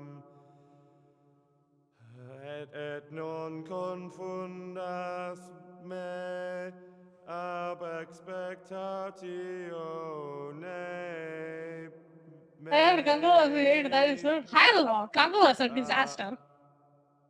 I just complained about the whole. Your new I will name, put a video. Brother Gregor, That game was not that good. and wear it with honor. And that movie was not that good. Welcome, brother.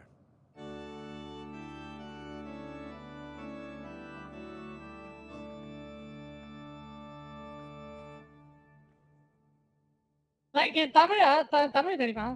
தமிழ்ல பேசலாமா? Welcome, brother. I am Antonius, a novice like you. I've been instructed to guide you around the monastery and tell you what you can expect and what your duties Tamizha? will be. Okay. படம் படத்தினுடைய trailer மாதிரி இது. அதாவது வந்து original படத்துக்கு trailer. அவ்வளவுதான். அது வந்து 2வது படத்தை பார்க்கறதுக்கு இந்த படத்தை பார்த்தீங்கன்னா 2வது படத்துக்கு பார்க்கறதுக்கு ஒரு ஆடு போட்டிருப்பான். 2.5 மணி நேரத்துக்கு ஒரு ஆடு. நீங்க வேணா போய் தியேட்டர்ல 2.5 மணி நேரத்துக்கு ஒரு ஆடு பார்த்துட்டு வரலாம் 2வது படத்துக்கு. அப்படிதான் இந்த படம்.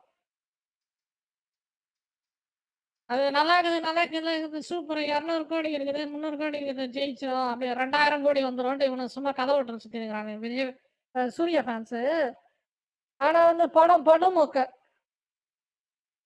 லாஸ்ட் ஆஃப் அஸ் 2 கேம் விளாடுனீங்களா? லாஸ்ட் ஆஃப் அஸ் 2 கேம் தெரியுமா?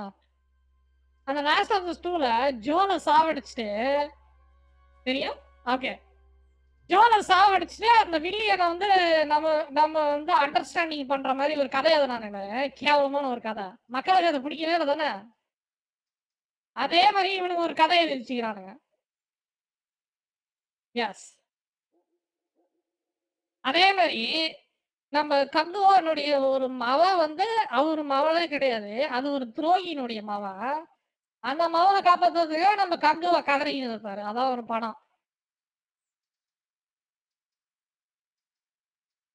அது ஒரு ரிவ்யூ போட்டிருக்கேன் நான். அப்புறமா வந்து என்னோட யூடியூப் சேனல் செக் பண்ணுங்க. நான் இன்னைக்கு வந்து இந்த ஸ்ட்ரீமை முடிச்சுட்டு அதை எடிட் பண்ணி நான் போடுறேன். ஃபுல் கதையும் அதுக்கப்புறம் வந்து அது என்னுடைய கருத்துக்களையும் அதில் போட்டுக்கணும். கெட்ட வார்த்தை தான் பேசல, மற்றபடி மற்றபடி அந்த படம் எல்லாத்துலேயும் கேவலமாக தான் இருக்குது.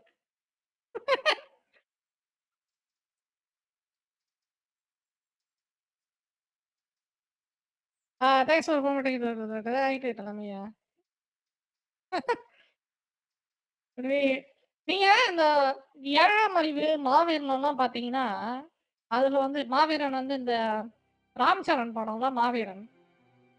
அந்த படம்லாம் இன்னும் சூப்பரா இருக்கும் இதோட. இந்த பாகவல எரிஞ்சிலாம் கிடையாது. சும்மா ஓவர் ஹைப். கதை எழுத தெரியாதவன கதை எழுத சொல்லிட்டு 2 படம் அந்த கதைய வச்சு எடுத்தா எப்படி இருக்கும்? கதை எழுதணும், ஒரு படத்துக்கு தான் கதை எழுதியிருக்கான். அந்த கங்குவா கதை ஒரே படத்துக்கான கதை தான். அத பிச்சி 2 படமா எடுத்து, ஒண்ணு அரைகுறையாவும், இன்னொன்னு தெரியும் தெலுங்கு படம். ஒண்ணு அரைகுறையாவும், இன்னொன்னு வந்து அப்படி எடுத்தா எப்படி? Would you tell me something about yourself? I'm a novice and I'm here because I'd make a poor merchant. I like books and I want an education. Although I must say, so far the monastic life's been quite unexpected. Thanks for helping me out during the ceremony. I had no idea what I was supposed to do. You don't know Latin, do you? Don't worry. Work in the scriptorium will teach you fast enough. Why exactly are you here? Correct. Was it your choice? Or did someone force you to come? நம்ம ஊரானுங்க, நம்ம ஊரான்றதோட அந்த director என்ன பண்றாங்கன்னு, இந்த Avengers படம், இந்த பாகுபலி படம்லாம் பார்த்துட்டு, பாகுபலி படத்தெல்லாம் பார்த்துட்டு நாமளும் அந்த மாதிரி படம் எடுக்கலான்ட்டு, கதை வந்து ஒரு படத்துக்கு தான் இருக்குது, 2வது படத்துக்கு கதையே இல்லை. இந்த கேஜிஎஃப் மாதிரிலாம் எடுக்கிறேன்ட்டு. கேஜிஎஃப் படம் கசதானதுக்கு காரணம் அந்த கதை பெருசு, அதனால அவன் 2 படம் எடுத்தான். நீ எதுக்கு உன் சப்ப கதையை வச்சுட்டு ஒரு படம் எடுக்காம 2 படம் எடுக்கிற? 2 படம் எடுத்தா அது உருப்படுமா? ஐயோ! இந்த இந்த இப்போ வந்தா புது 2 படம் நல்லா பெரிய நடிகர்கள் நடிச்சது. ஒண்ணு இந்தியன் 2வா? இன்னொன்னு இது. 2ம் படு மோசம். இந்தியன் 2 வந்தா டிசாஸ்டர் தெரியுங்களா? இந்தியன் 2 கடவுளே!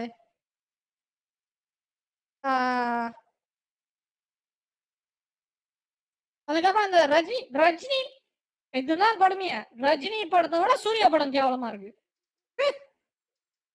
ரஜினி இப்ப புதுசா வேட்டையன் நடிச்சார்ல, வேட்டையன் படம் இந்த படத்தோட நல்லா இருக்கு. அதுலயாவது அந்த வேட்டையன் படத்துல கொஞ்சமா ஒரு கதை இருந்தது. இந்த கன்றாவில ஒரு மண்ணும் கிடையாது.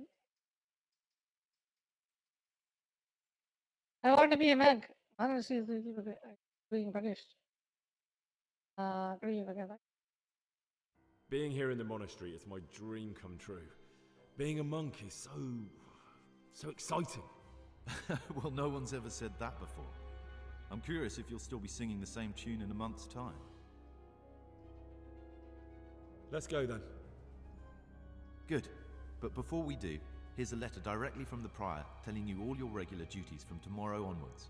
Make sure to read it this evening so you know how things work. Right, we can go now. Follow me closely. I'll explain everything as we go. Remember one word: discipline. It's your job to work and pray. You serve the Lord now, not your own bodily needs.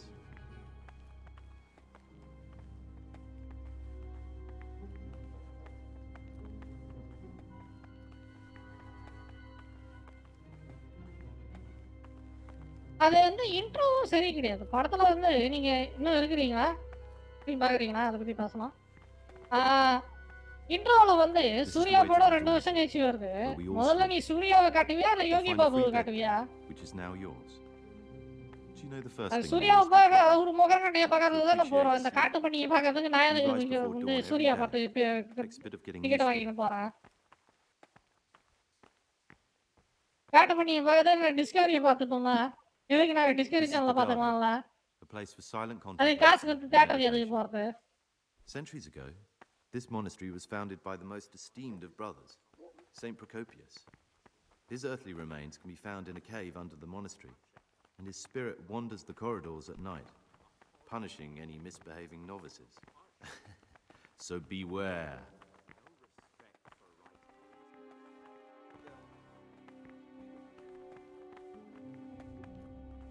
Come now, I don't want to still be showing you around at midnight.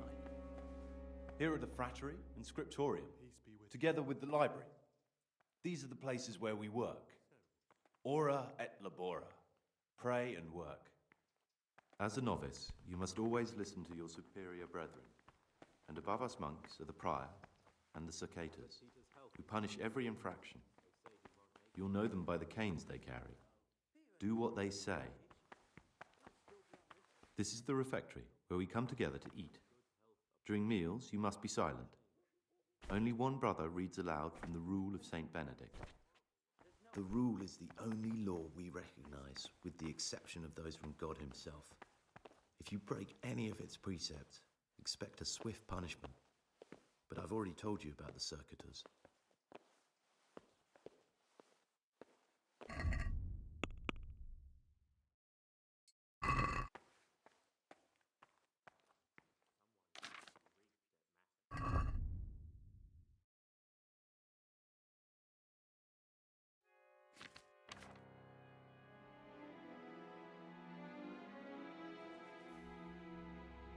I don't want to still be showing you around at midnight. The library, the pride of our monastery, a trove of learning. We don't just read books here, we also copy them. You too will learn how. And that's all. Hmm. Today you are still free from duty, but tomorrow you begin work like the others. If you need anything, ask any of the brothers. We'll be glad to help you. And I recommend you get to know the other novices. You already know me. Then there is Siskin, Yodok, and Lucas. Thanks for showing me around. There's a lot to learn here.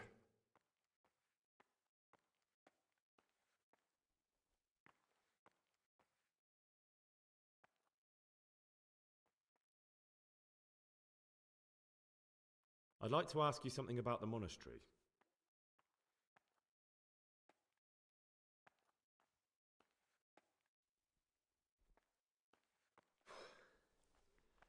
I need to make a confession.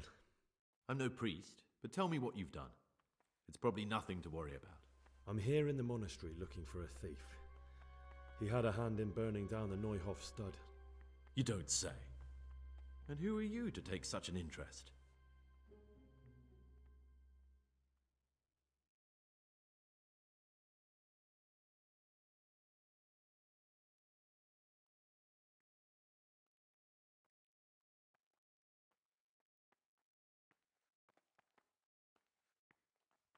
That's not important. Why are you telling me this anyway? What do you want from me? Perhaps you could help me find him? The missing thief. If I knew anything, I'd tell you, but I suppose it must be one of the novices. I've only recently heard about the Neuhof incident, and all the other brethren have been here much longer than that. I know. Aside from me, there are only 4 novices, but still, I don't know which one he could be. 3? Please, leave me out of it. And you're right that it could be any one of them. No one knows anything about Lucas. Siskin might be a lot of things, but a monk isn't one of them. And Yodok is a slimy worm. It wouldn't surprise me if he was behind that massacre. Actually, the more I think about it, the less I like that Yodok. He's a treacherous rat who'd do anything to get in someone's good books. The thought of Yodok at Neuhof sends chills up my spine. Hmm. Maybe you're right. It's not a pretty thought. Thanks for your help, and please don't say a word to anyone. Don't fret, my friend. Your secrets are locked inside my lips. Hmm.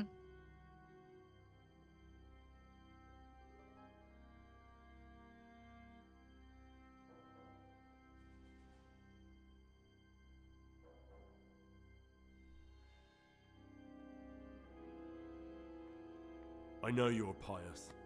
The man I've been looking for. So you're finally sure? Tell me, Gregor, or Karl, or whatever your true name is. What do you want to do now?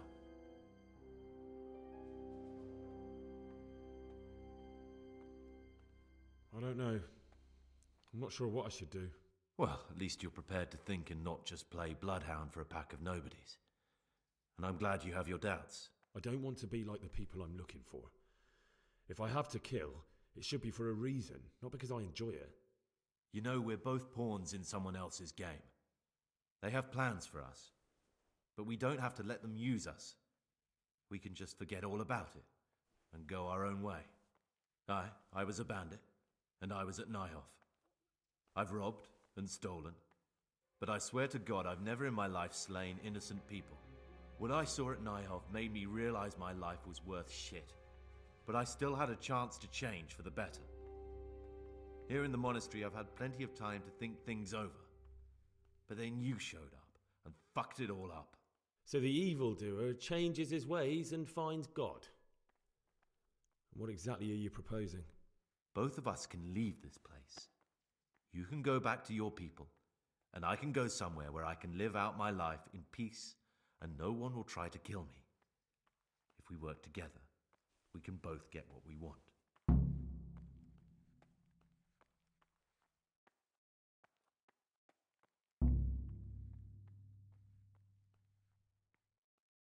What if I wanted a different option? You could kill another novice, I suppose.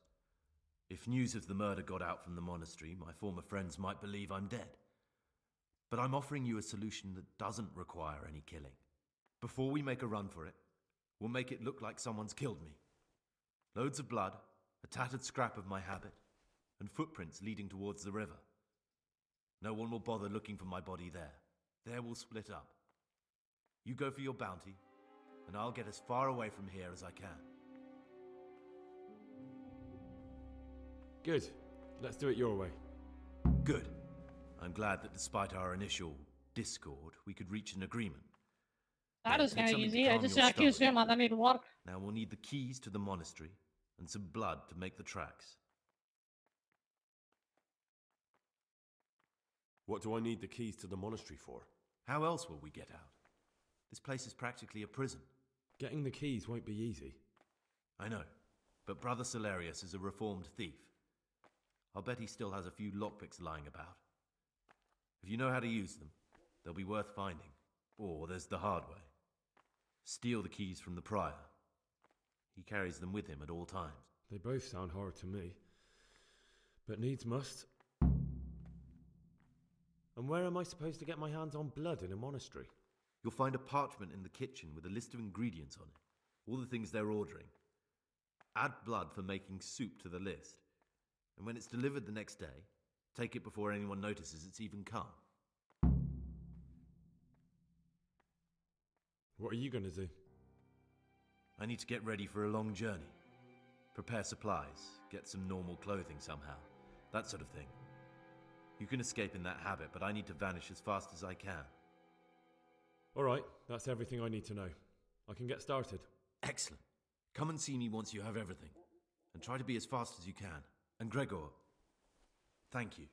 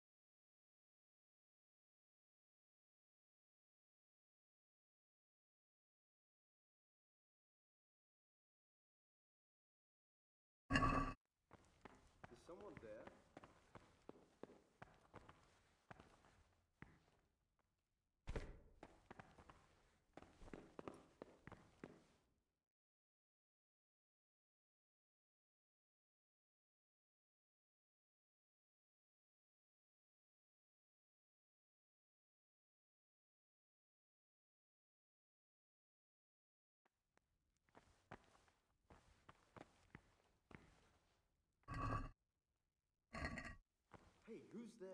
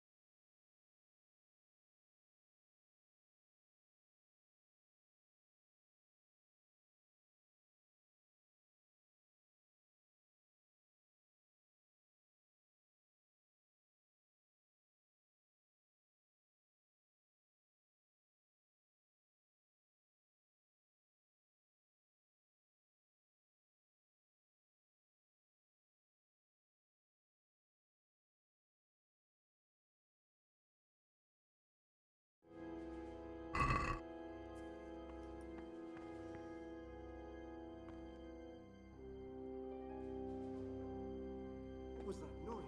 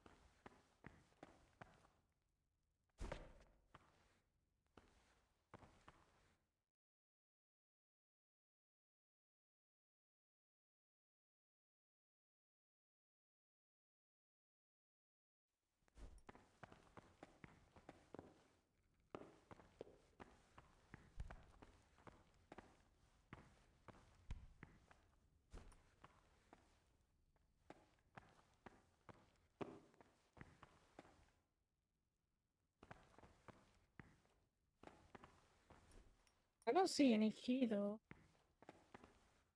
Ow.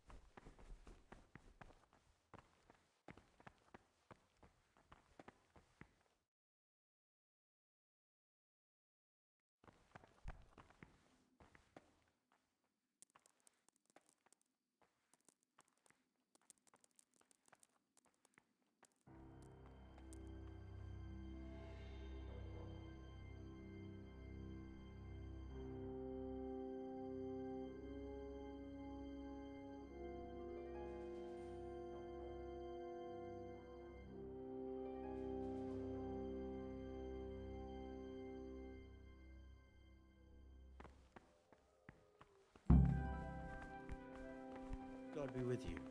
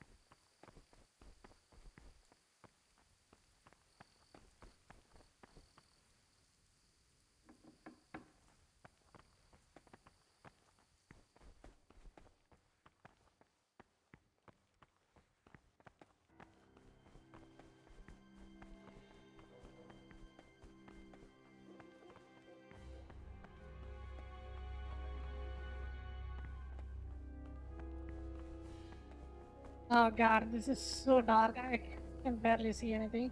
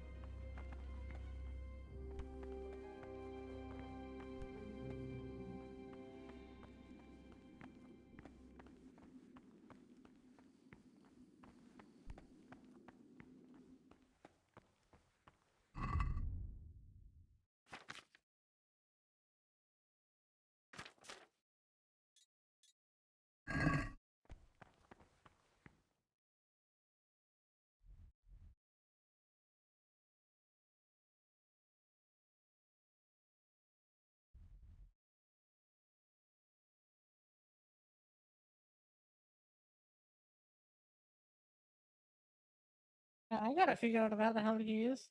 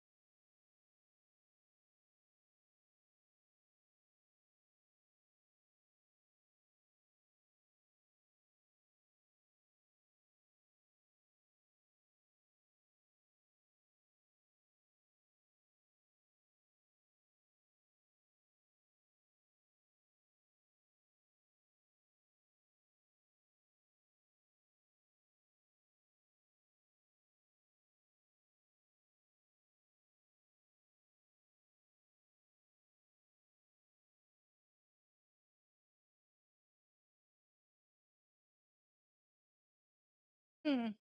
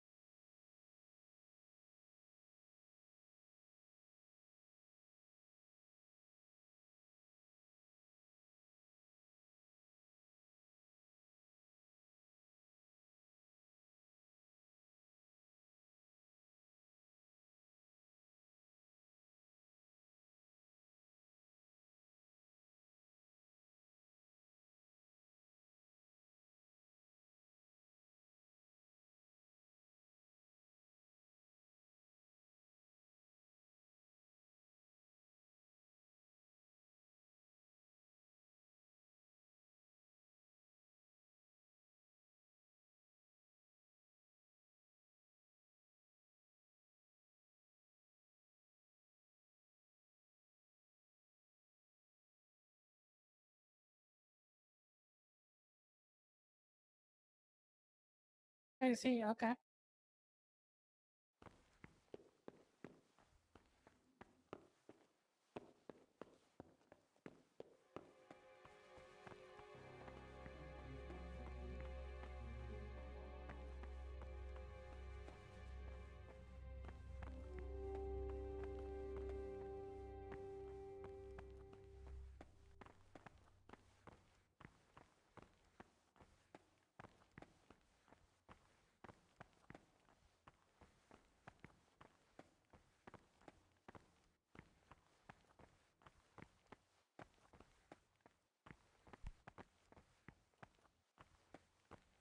Where the hell is Antonio?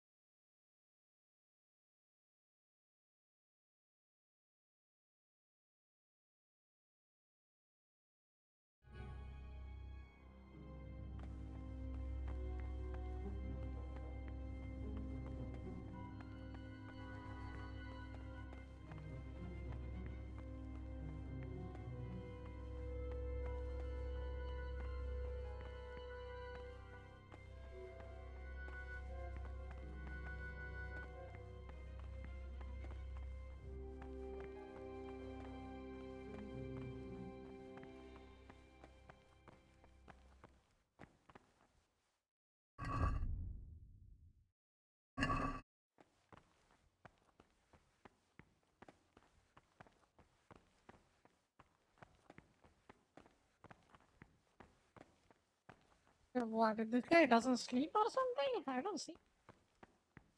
Oh.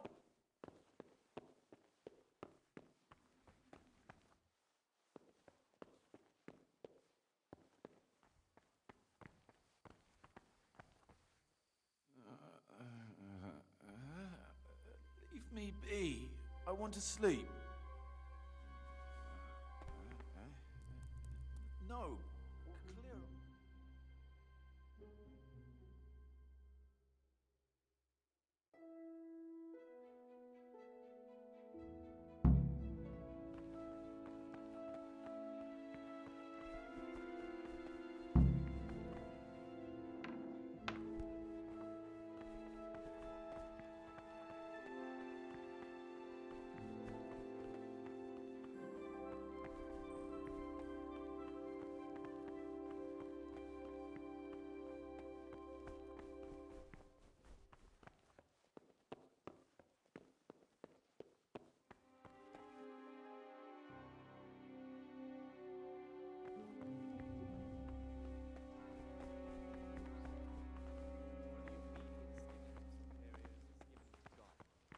For if the disciple obeys with an ill will and murmurs, not necessarily with his lips, but simply in his heart,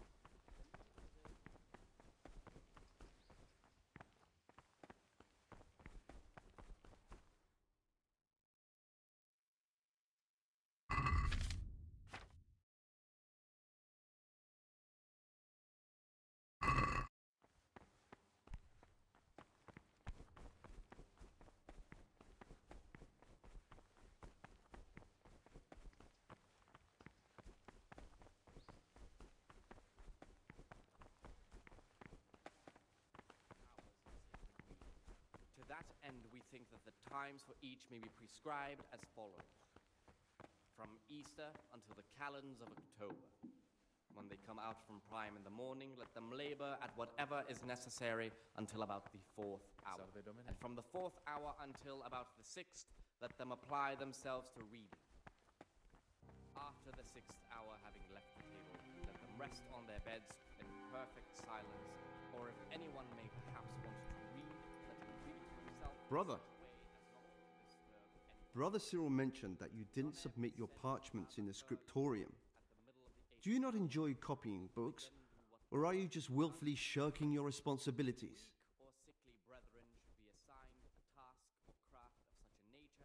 I definitely was there. I did come a little late, so perhaps no one noticed me. Brother, I wasn't born yesterday. This is your first warning. Don't do it again. Brother Nevlis says that you didn't finish.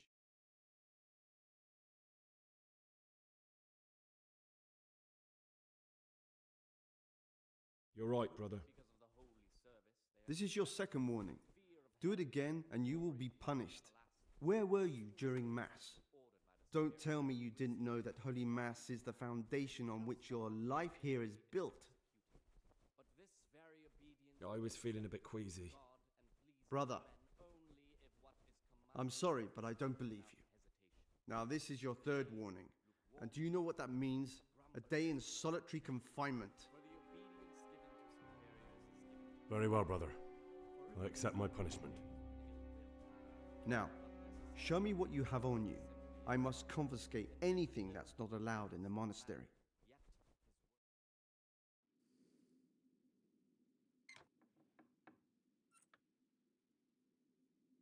Uh-oh, did I lost my blood? That means I gotta kill Antonio. Oh shit. Oh, it doesn't matter.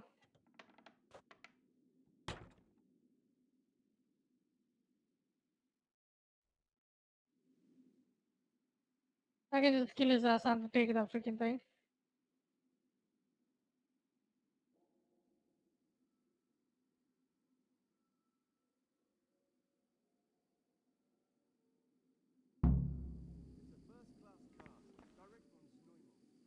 While I was locked up, someone was making quite a racket in the cellar. Blind drunk, I'm sure of it. I wonder what's been going on.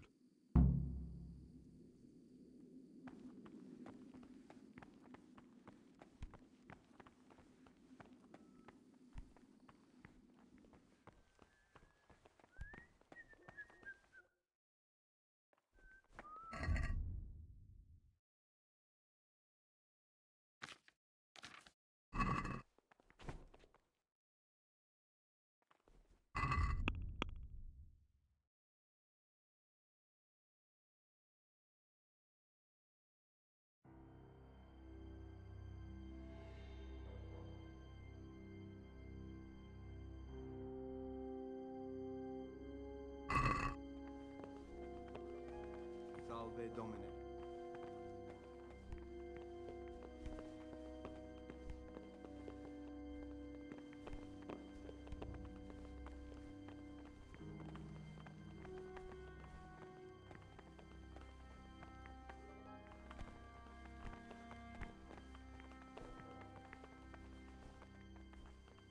What is it, brother?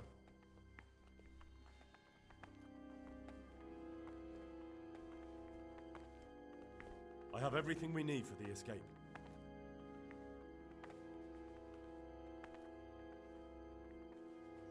Excellent. Straight after Vespers, we'll meet in the dormitory. We'll have to get it all done before the monks have finished dinner. What exactly is your plan? And why can't we do it at night? We're going to prepare a little riddle they'll never solve. And why at mealtime? Because we need the dormitory as well as the church to be empty.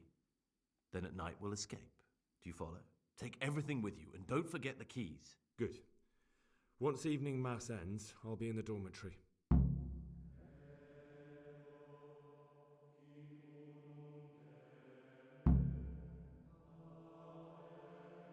I'd like to ask you something about the monastery. Well, that's all. Thank you for your time, brother.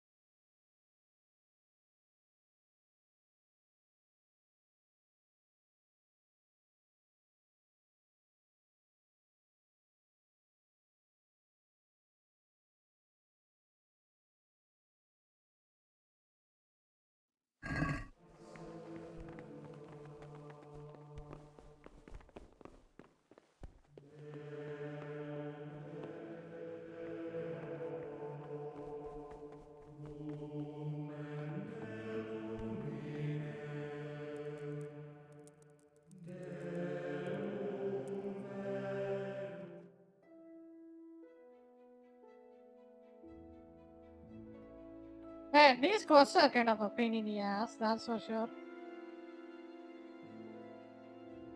But it is kind of cool. Like you gotta immerse yourself pretty hard with this shit. Praise be to God. For a moment there I was worried you weren't coming. Give me that blood. This is the exact spot where you pushed me off the gallery.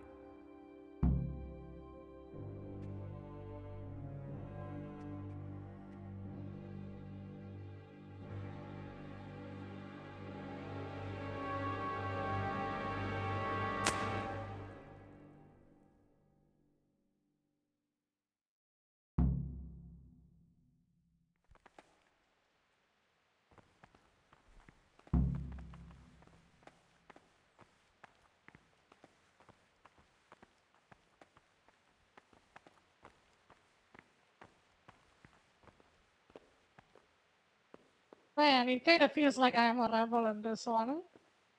You know, I don't did any of the tasks they just gave me. Kind of like what I did in my school. I didn't do shit. You know, especially when I was like in my 12th grade and all the stuff. Like when I was in college, I ain't doing shit when the teachers and the people give me tasks. You know. And here's where you dragged my lifeless body.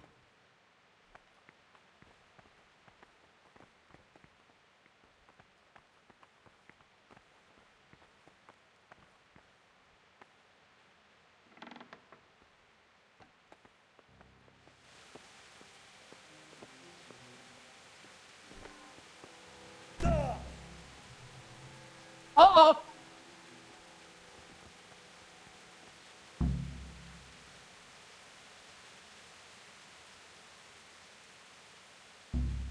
Oh my god!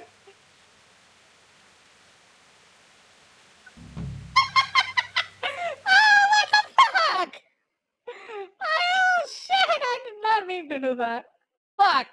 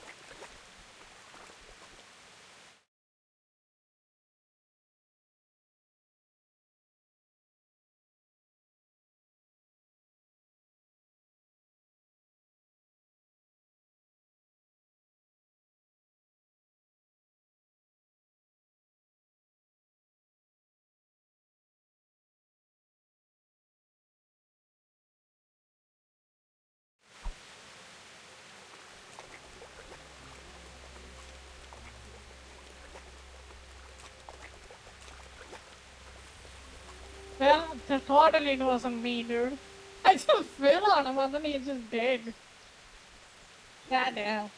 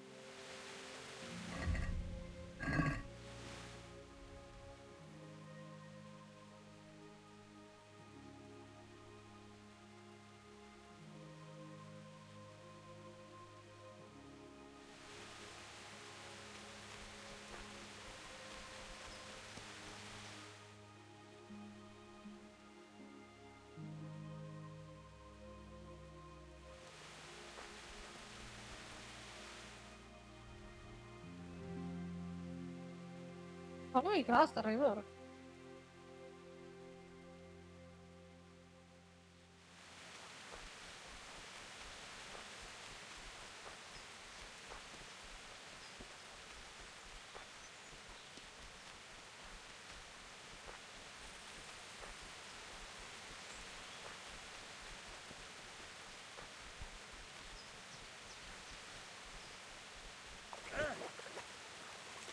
Sakra.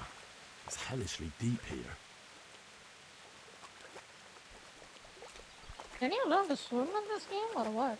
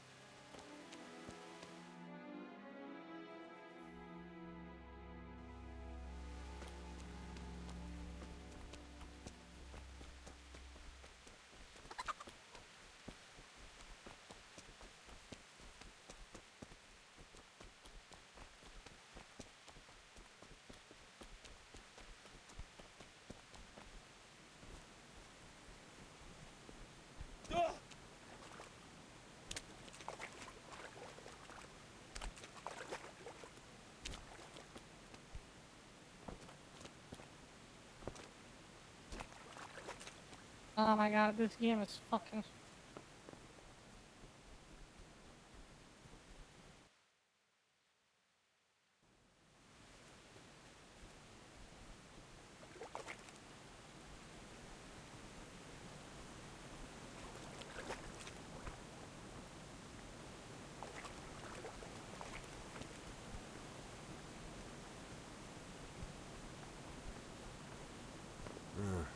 Shame I can't swim.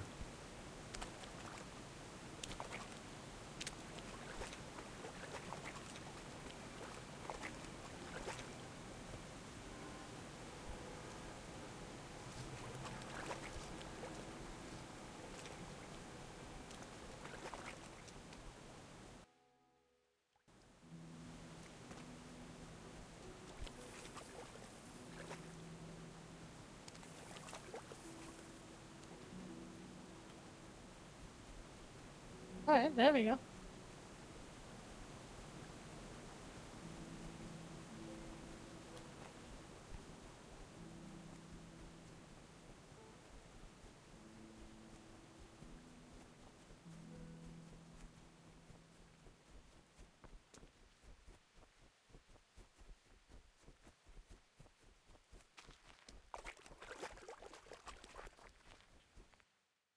Dude, I'm gonna check if you can swim in this fucking game.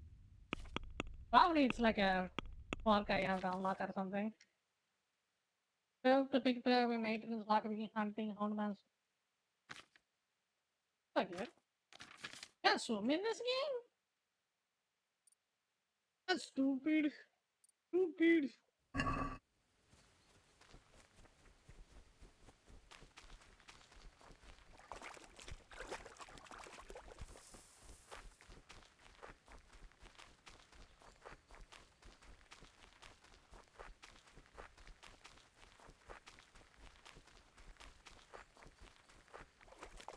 This looks like the place they were talking about.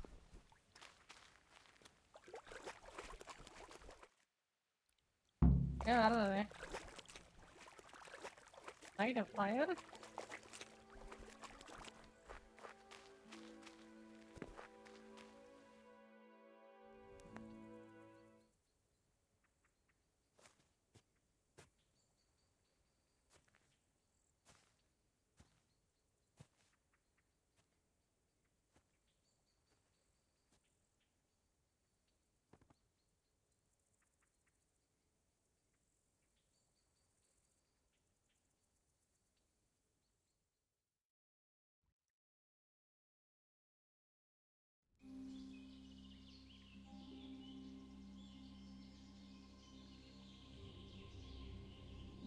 Morning, sunshine.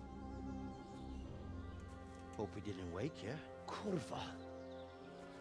Did you have to sneak up on me like thieves? We are thieves. Besides, we had to make sure you weren't followed. Or trying to lead us into a trap. But enough of this chit-chat. Let's get down to business.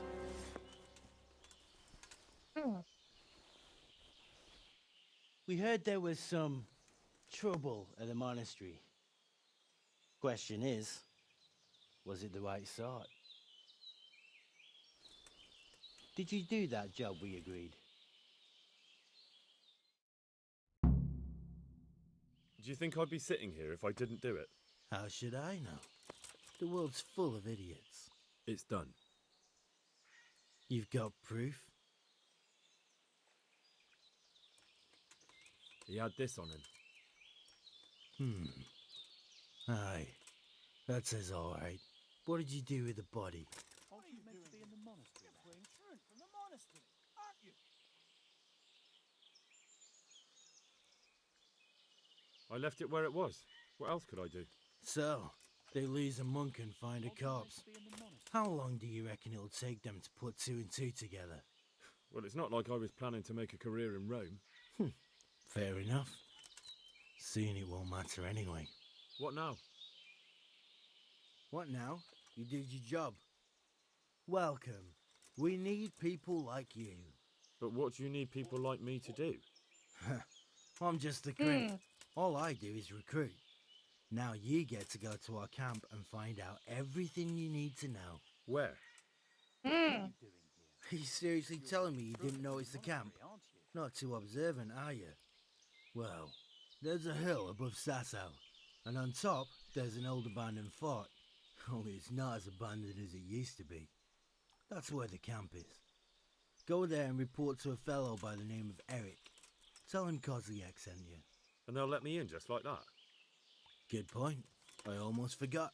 At the gate, show them the special dye you took off Pius. That's our sign. That's all? That's all. You'll learn everything you need to know at Vranik. And hurry up. I've got a feeling there's something being planned. A monk's got no business out here. What happened to your vows?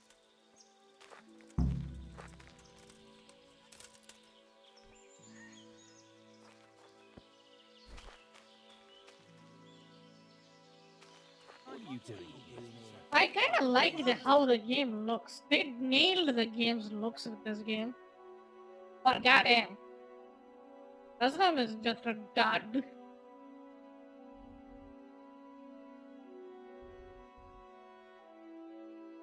You know, dud. If you know what a dud is. Dud.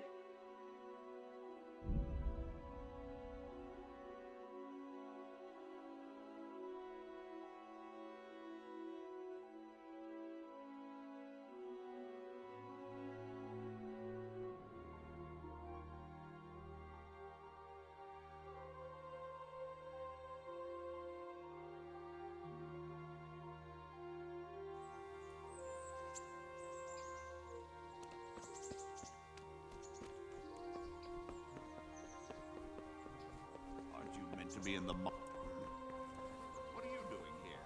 You're playing truant. What are you doing? What are you doing here? You're playing truant.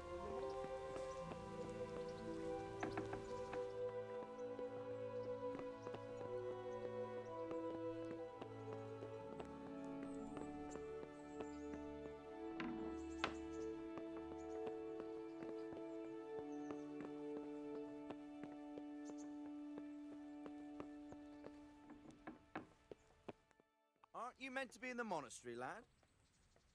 Sir, I have news, and I'm sorry to say it's nothing good. After everything that's happened, you have even worse news. That's almost impressive. I'm afraid so. It's going to happen again, and on an even bigger scale. You're full of good cheer, aren't you? What exactly will happen? It seems the Pribyslavitz encampment was just the start, and they're far from defeated. How did you find out? I found a recruiting agent who works for them, and let him recruit me.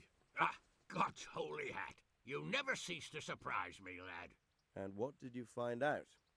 They have another much bigger encampment in Vranyk near to Sasau. What do those bastards want? And who the hell are they? To hurt us? Conquer the region?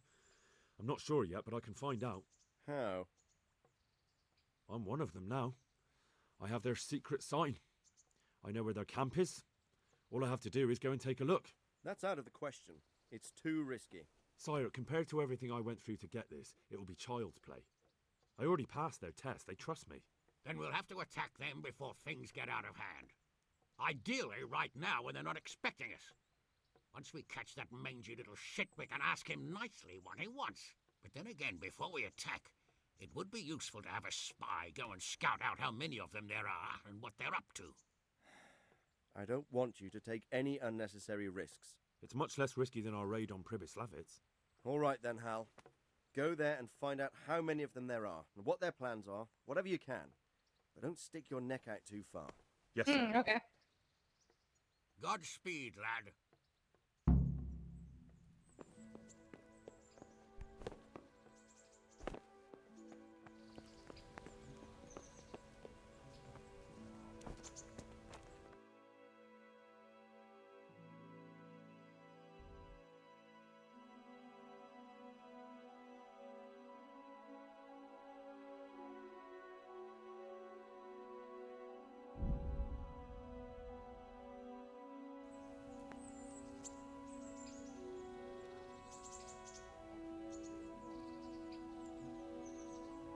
Loading screen, loading screen.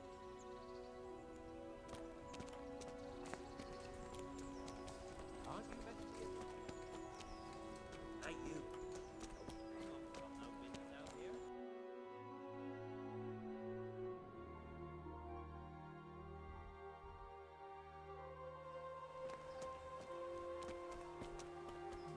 What are you doing? Bread, fresh bread, bread, rolls. Aren't you meant to be in the monastery, lad? You're playing truant from the monastery, aren't you? Good day.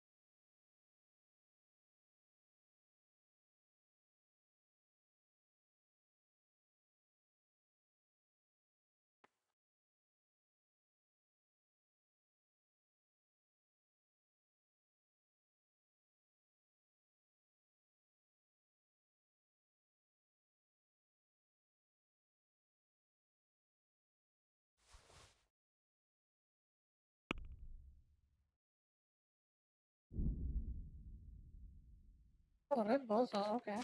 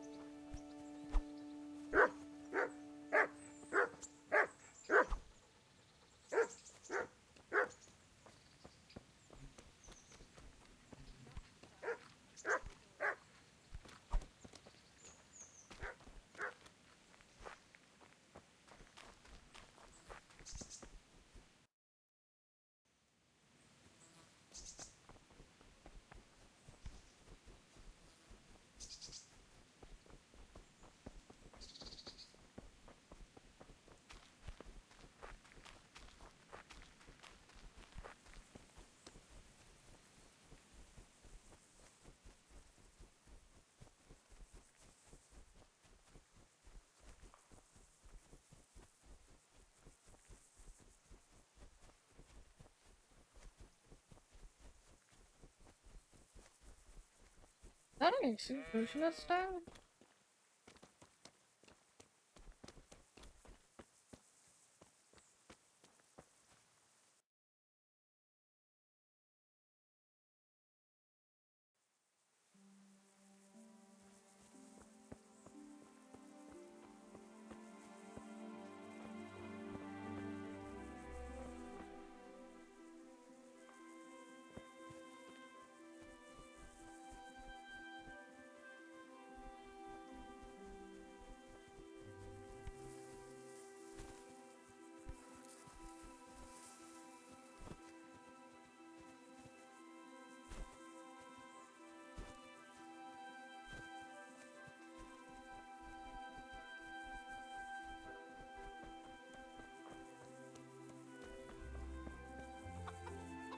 What's that noise?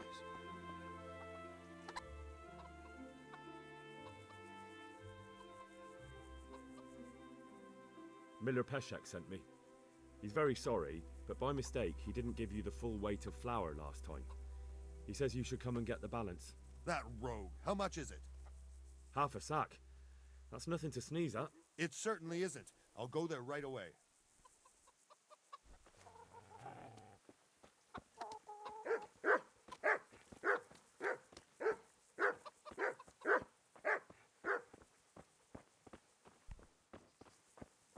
Oh, please. Is that a spear?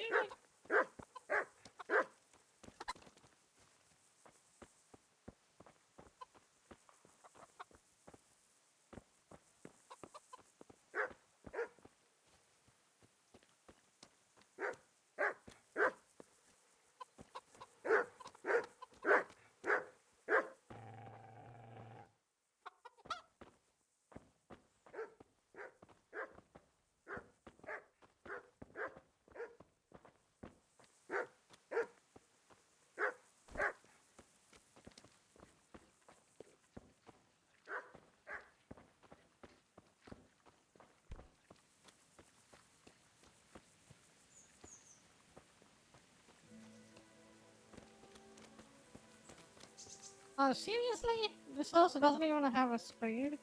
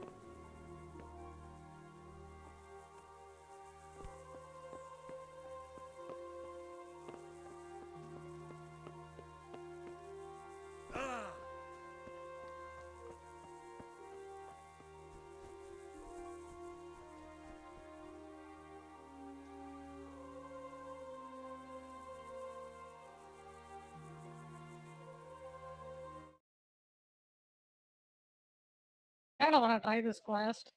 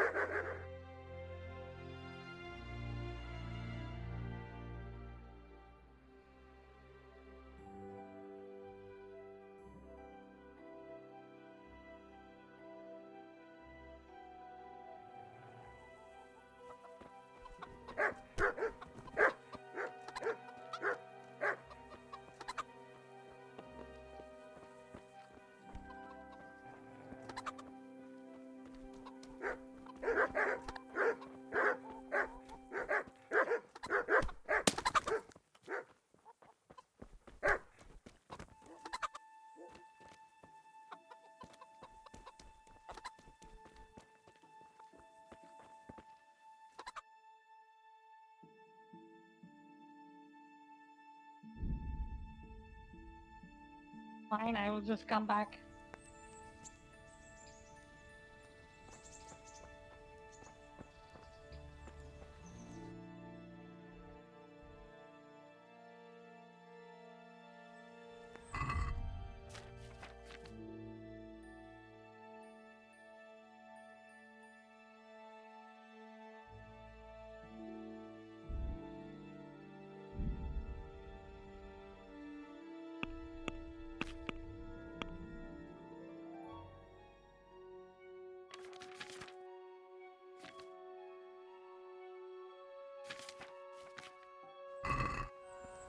What are you doing here? Psst. Come here.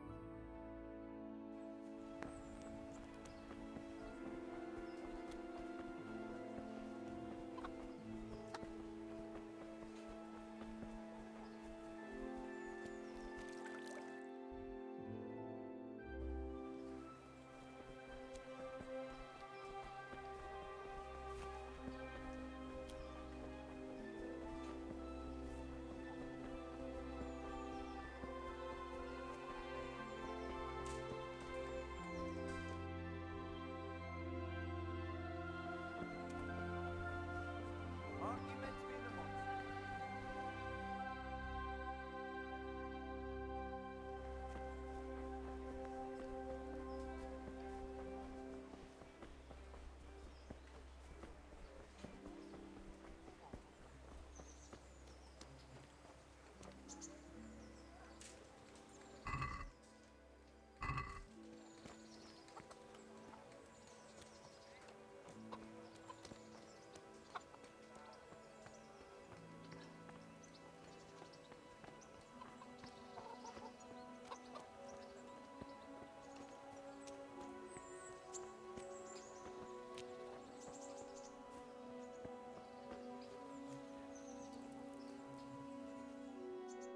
I don't see the freaking blacksmith.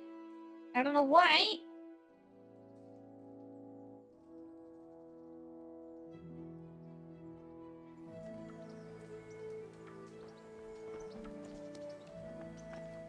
Good health to you.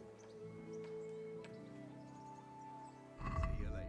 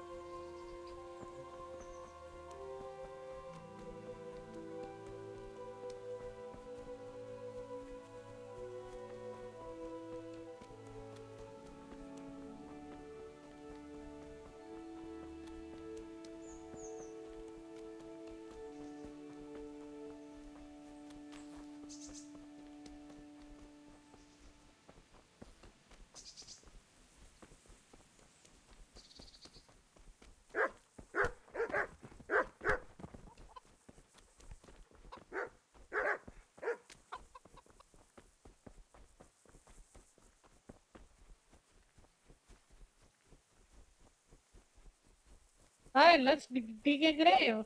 What is it? Fuck out of here.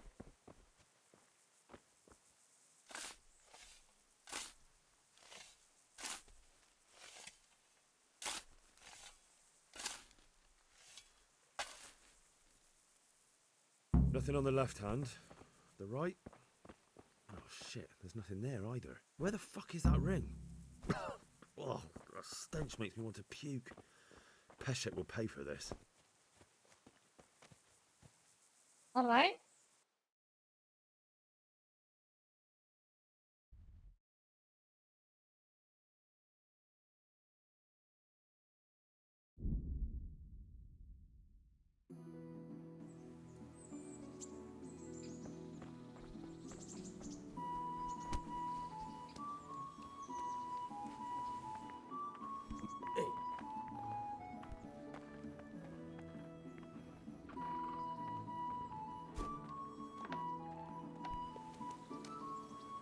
Greetings.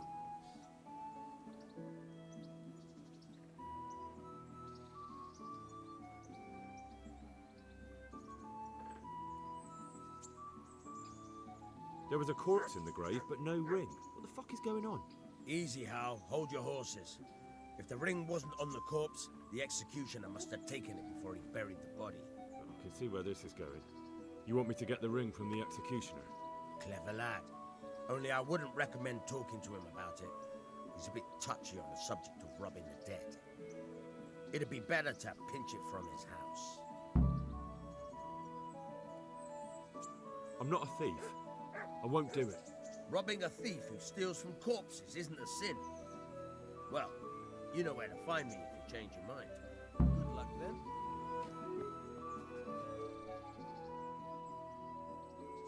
I've thought it over. I'll steal that ring. That's what I wanted to hear. You should have it hidden in a trunk somewhere in the house. Can you pick a lock? Yeah, I haven't had a chance to try that yet. Fucking hell. How did I get landed with a cretin like you? I'll have to teach you then. Come with me. God be with you. Try and unlock this trunk.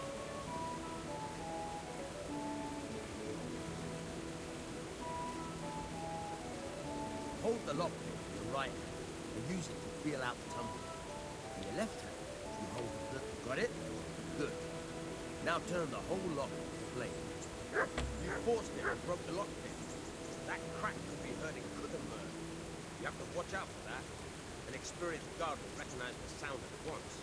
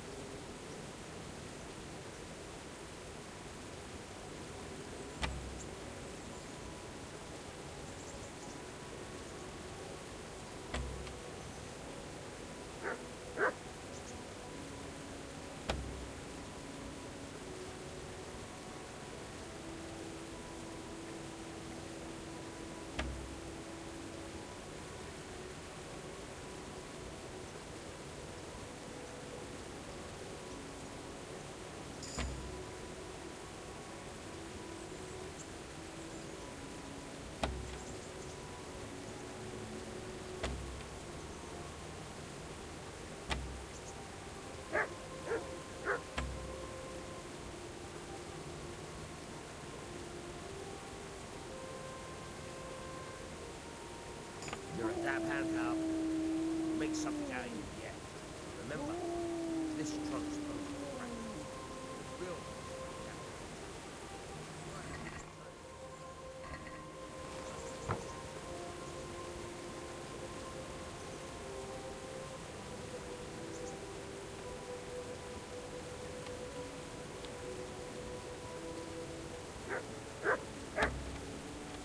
This is basically impossible with the controller.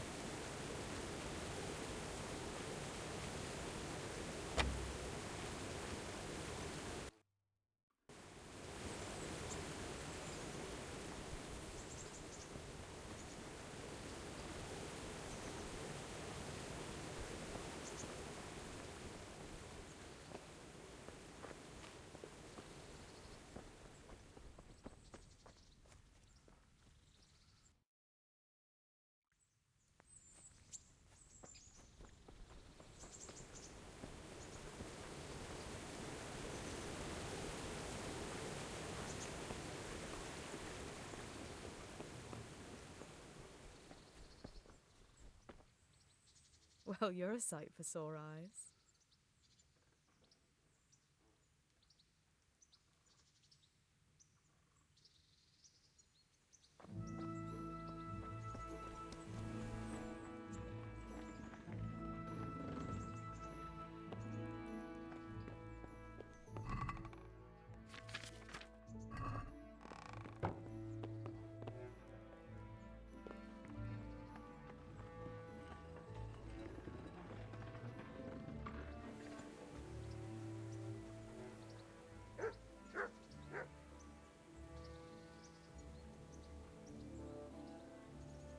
Can you tell me?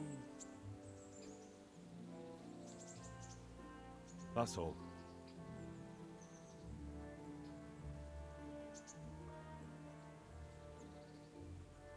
Is there any work here for carpenters?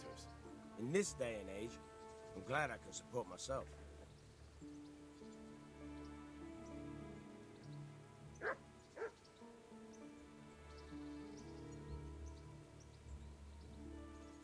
Goodbye.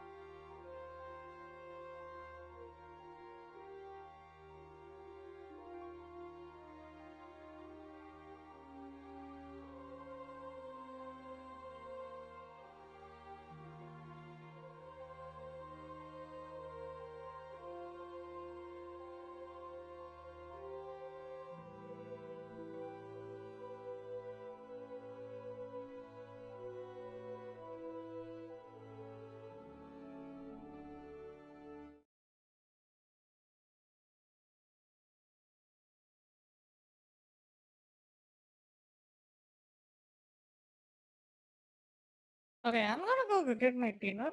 And once I brought that to my room, I'll be playing.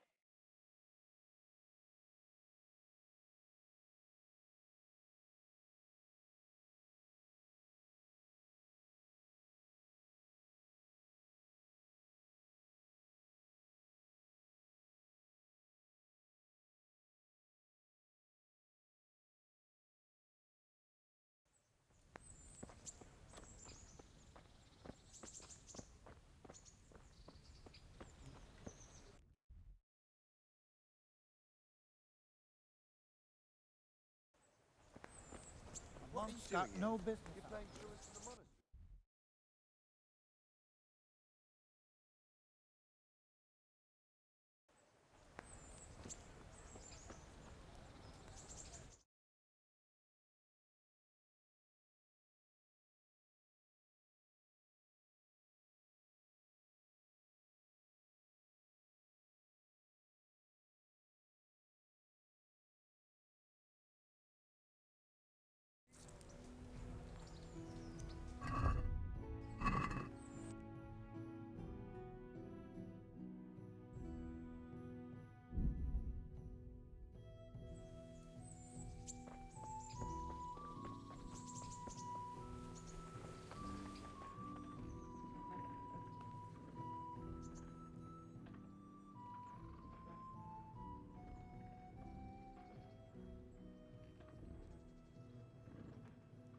I hear you're able to open locks without a key. Will you teach me how? Certainly.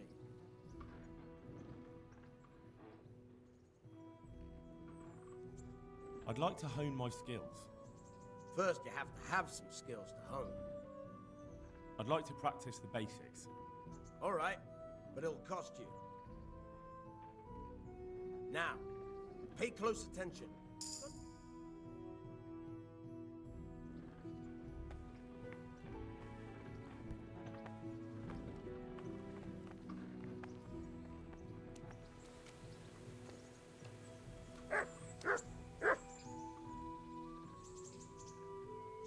Would you teach me something about the milling craft?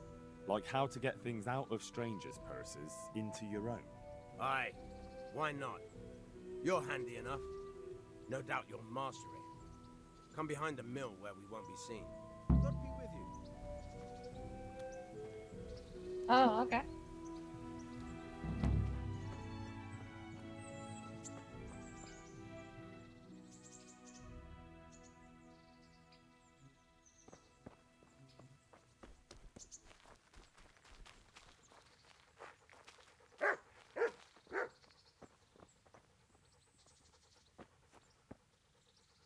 I'll stand here and pretend I don't know you're there.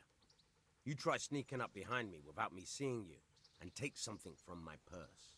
First, you have to rummage in the purse. The longer you do it, the better chance you have of finding something valuable, but also of getting caught in the act. Once you've found something you want, you've got to pull it out, carefully, but fast enough so I don't notice. Try stealing my dagger. It's there, mixed up with other things.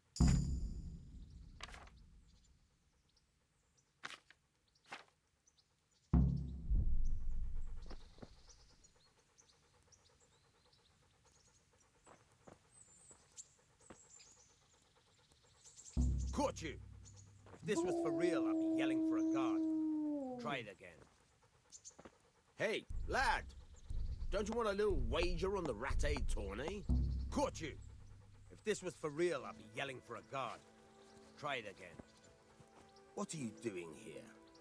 You're playing truant from the monastery, aren't you? Caught you! If this was for real, I'd be yelling for a guard. Try it again.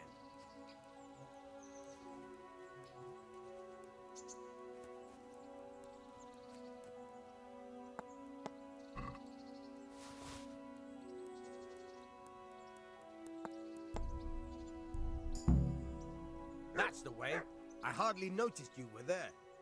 I think you're ready to try it out for real. Best practice on drunks and sleeping folk, so you don't end up in jail before you even get started. Thanks, Peshek. You're welcome. But I'll be having that dagger back now.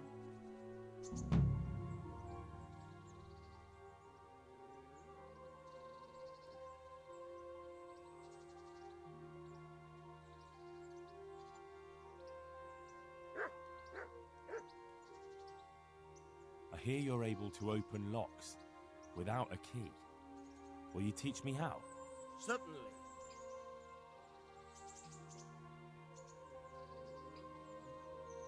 I want to achieve mastery. You can't become a master overnight. You have to know almost everything before trying to achieve mastery. Okay, be right back.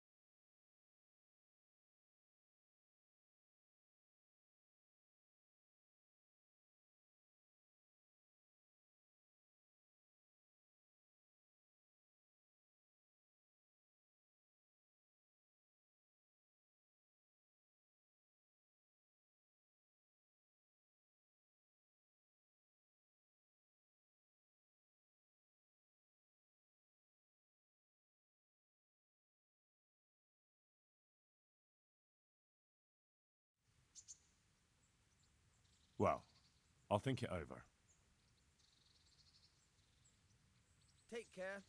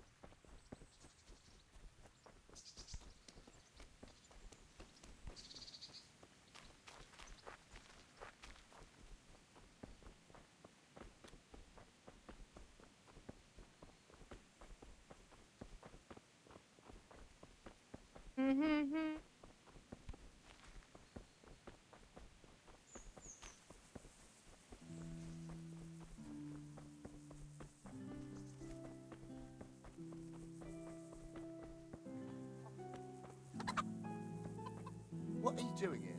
You play. Look out.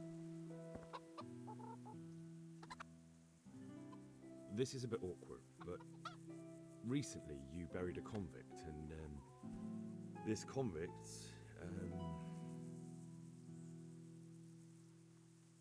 was a family man. He left 3 young children, and I thought it might ease their hearts if I gave them the ring their father had on him in his final hour. I'm sure you wouldn't bury him with such a valuable thing. Children, you say?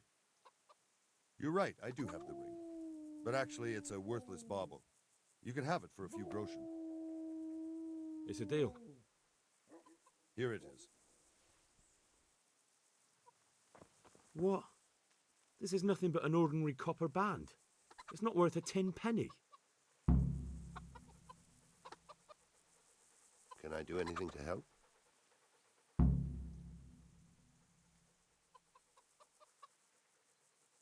Can you help me with training my dog? Certainly. I'd like to practice the basics. All right, but it will cost you. Now, pay close attention.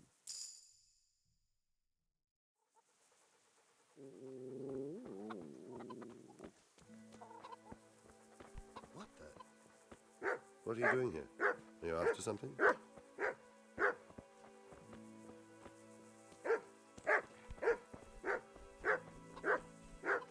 What's it to you?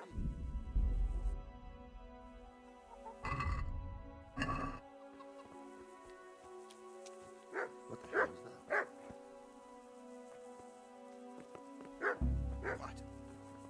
are you doing? Ugh!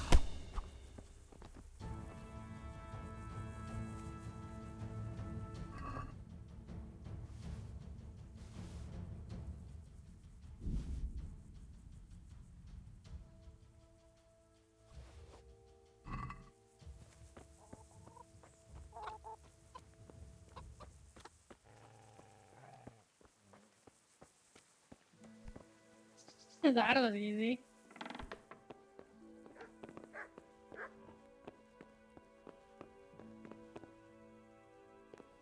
How the hell is this bitch's trunk?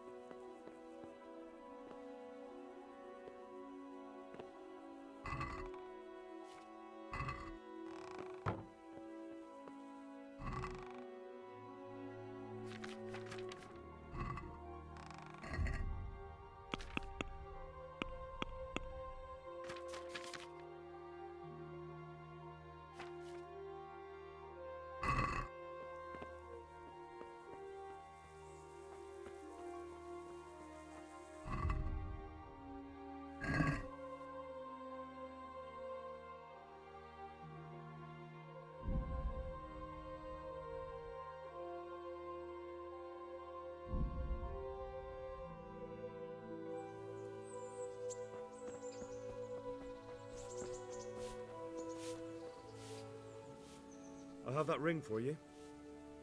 Good. Nice to know you're the sort of lad I can trust with a job like that. Now run with the ring to Wojciech, the miller in Kohelnitz. He'll have some work for you, and I'll have something for you soon too. A clever fellow like you will never want for work. At the very least, I'll buy risky goods from you. I mean the kind that used to belong to someone else and you can't sell to just anyone. You'll buy stolen goods from me. Oh, thanks for your trust. I'm sure that'll come in useful. Hmm.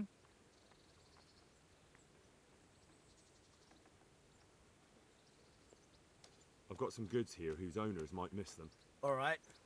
Let's see what we can do about that. Good luck then.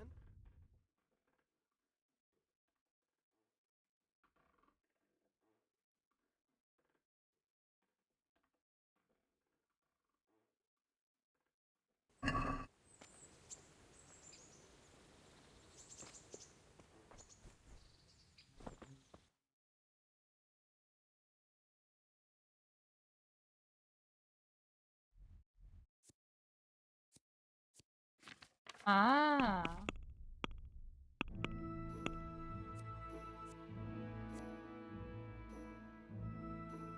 That's kind of cool.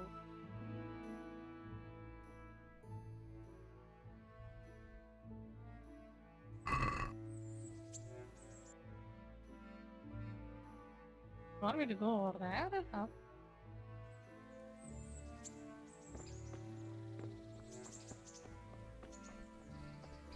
Damn.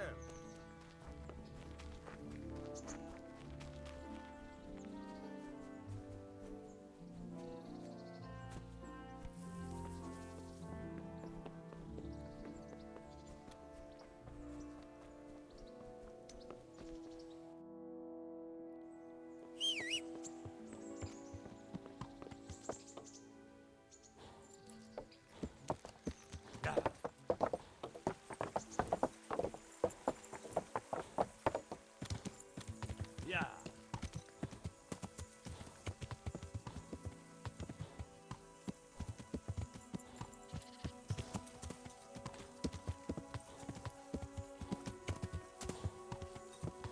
Yeah. Yeah.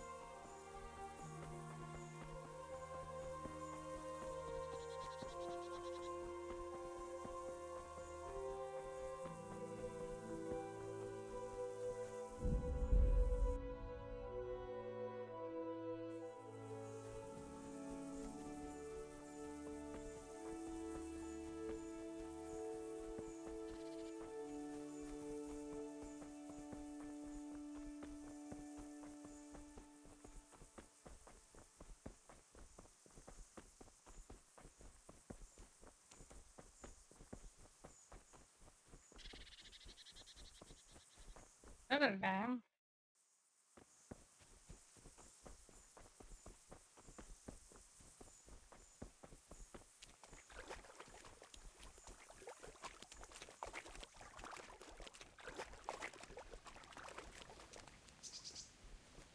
Off the dam.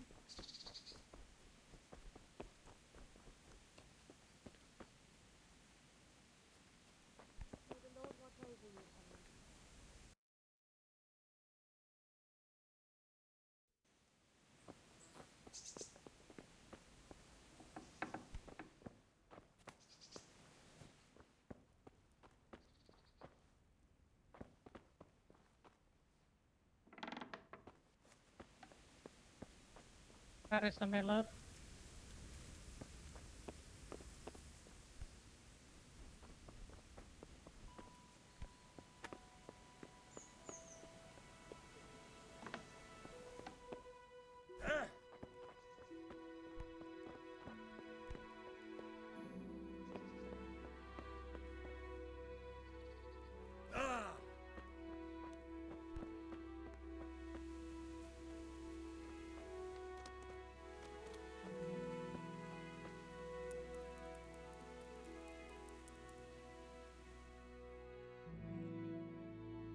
Where are you, Miller? I gotta talk to you.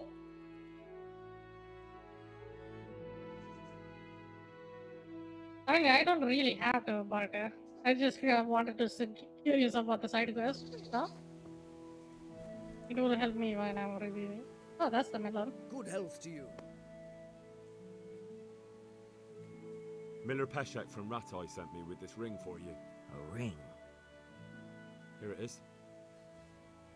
Useless fucking bauble. You must be Henry, right? Peshek told me about you. What the? Why did you throw it away? Do you know how much trouble I had to get it?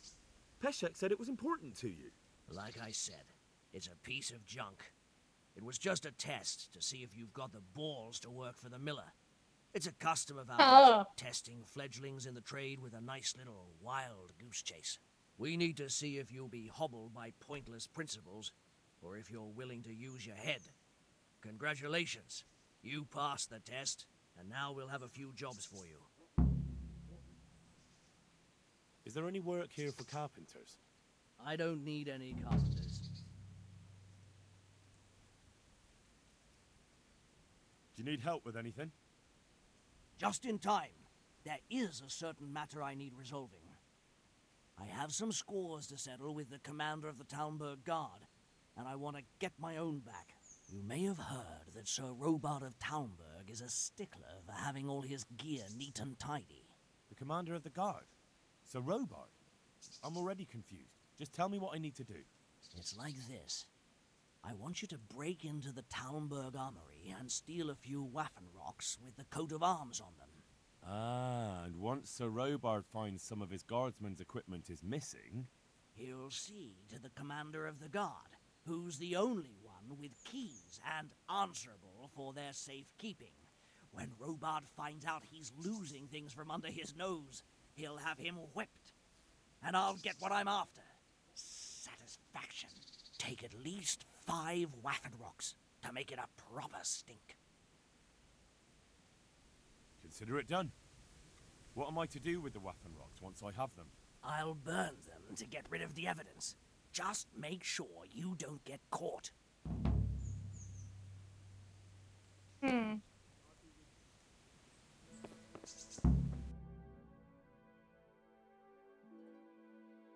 Alright, now that's been over. Let's do the main quest. I don't care about the side one after that. It was quite interesting. The questing in these games are quite interesting. You know?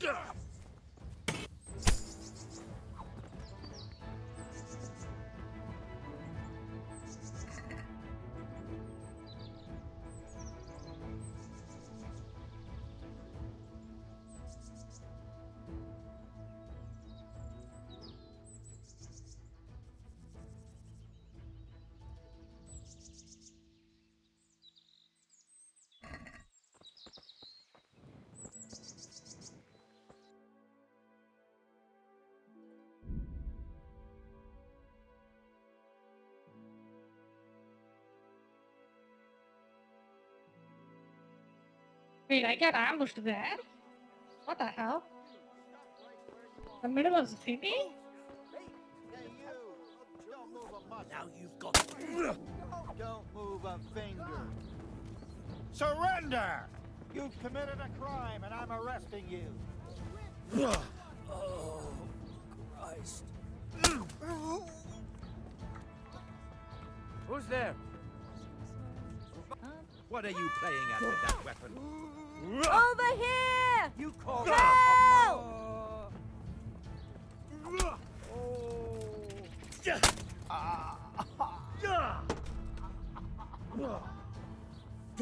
Help!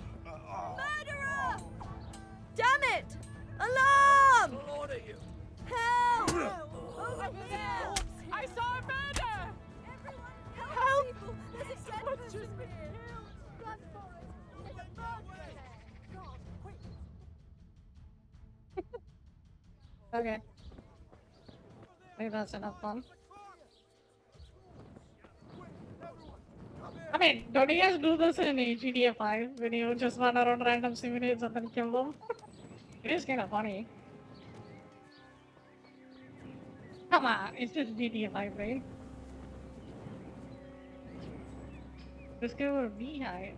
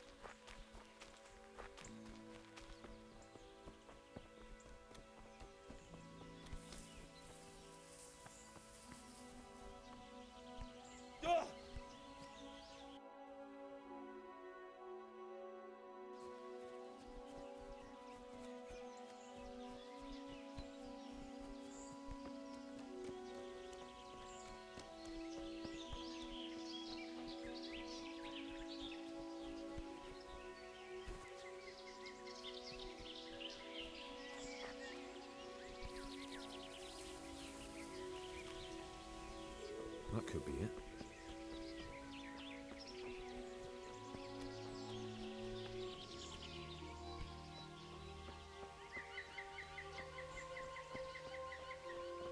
How do I enter this?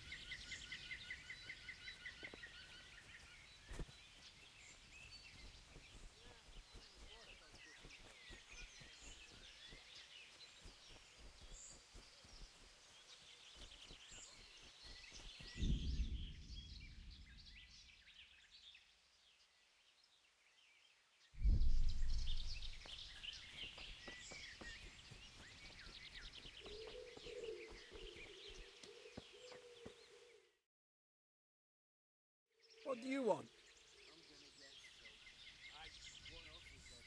Let me inside.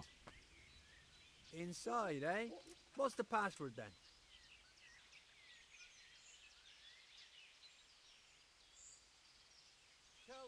I came here for a game. Show me that. Aye. All right. Welcome to Vranix, comrade. Thank you for your kind welcome, comrade. Who should I report to? Eric, you should be in the house, at the top. That was easy.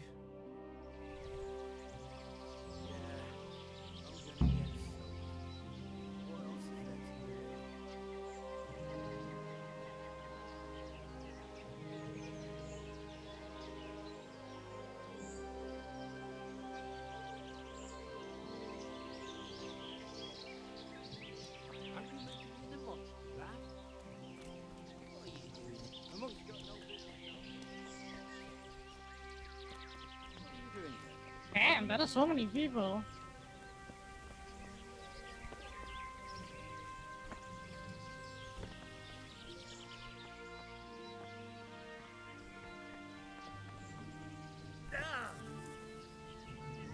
These are all our invaders, by the way.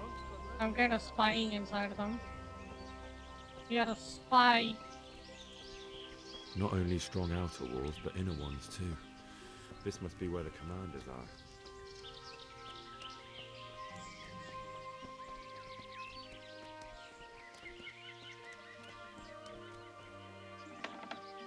Monk's got no business out here. What happened to your vows? Monk's got no... What do you want? Kozlik sent me. Ah, more reinforcements. You're the one from the monastery? Yes, sir. So you really killed that turncoat? Yes, sir. Well done. I heard about you, and quite honestly, I didn't think you'd succeed. So can you handle a sword? I'm no master, but I know a thing or two. Well, I think it's best if we put you to the test. Go to our combat master, Vanyeg. He'll soon find out what you're made of. Just go downhill, as far as the stockade. His tent is right next to the training arena. All right, sir.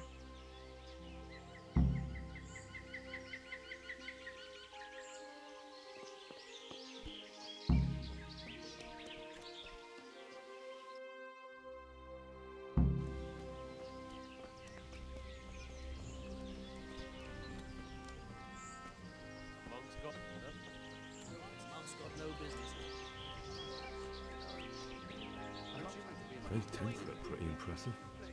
These fellows aren't paupers, that's for sure. The plate. Are you Combat Master Vanyeg? Aye, that's me. What do you want? I'm Henry. Eric said you'd try me out to see how good I am with a sword. Ah, another greenhorn. Nice to see Kozlik's doing his job. Mind you, most of the peasants he sends me couldn't fight a pile of manure with a pitchfork. Hey, don't I know you from somewhere? You look familiar. Yes, you taught me sword fighting in Skalitz. Wait now. Yes, I do remember. We met at the alehouse. Well, I'm glad you made it out alive. I took to my heels before it even started. All right, let's see what you're good for. Have you got a weapon? If not, you can borrow one over there. Now, are you ready? Ready as I'll ever be. All right, let's see what you're made of.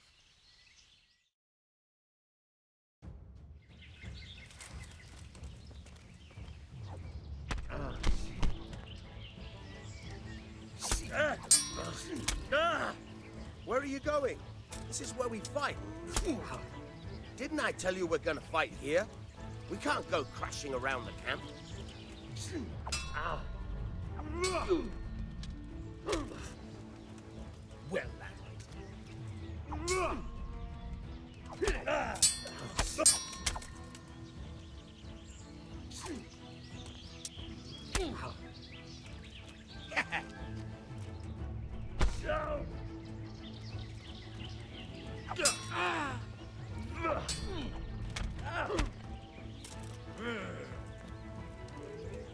Well,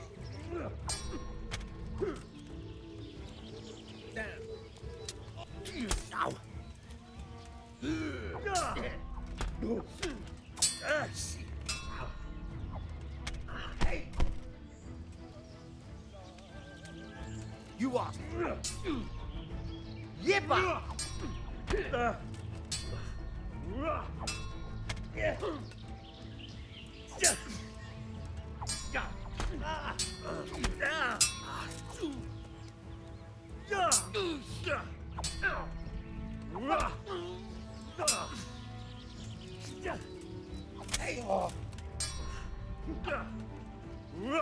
All right then.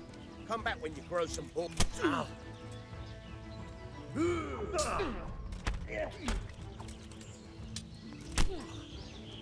Oh dear. Oh!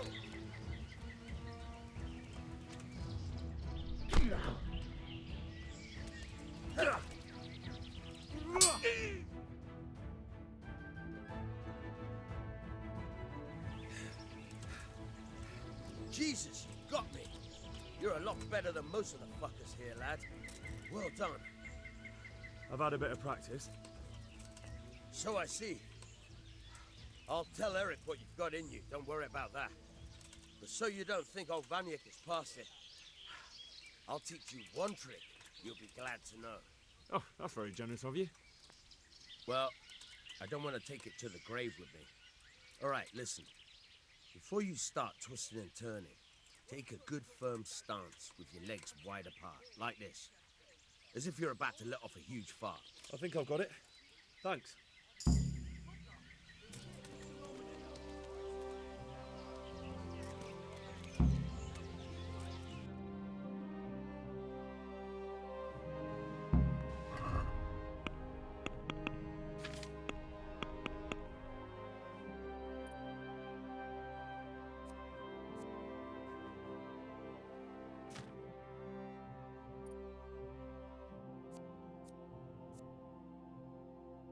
Yo, Base, hello. How you doing?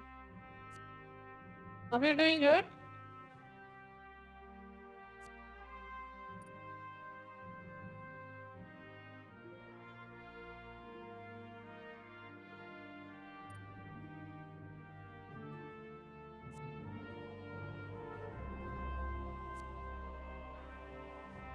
Ups and downs. I see. I hope there are a lot of ups. Hopefully.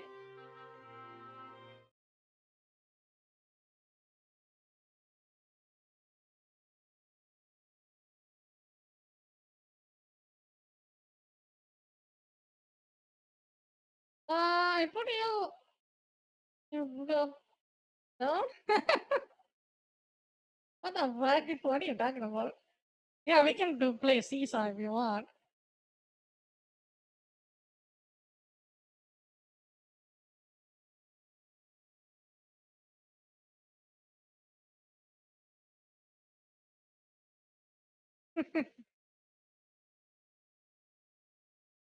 uh,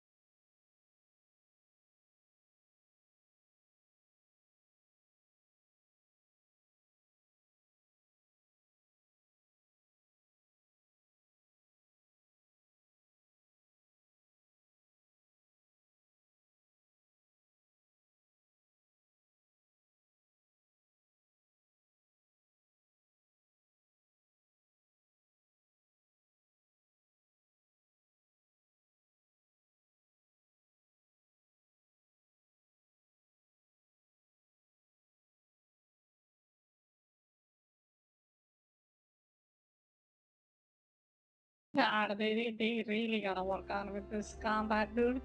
No matter which angle you just look at, it does not look good at all.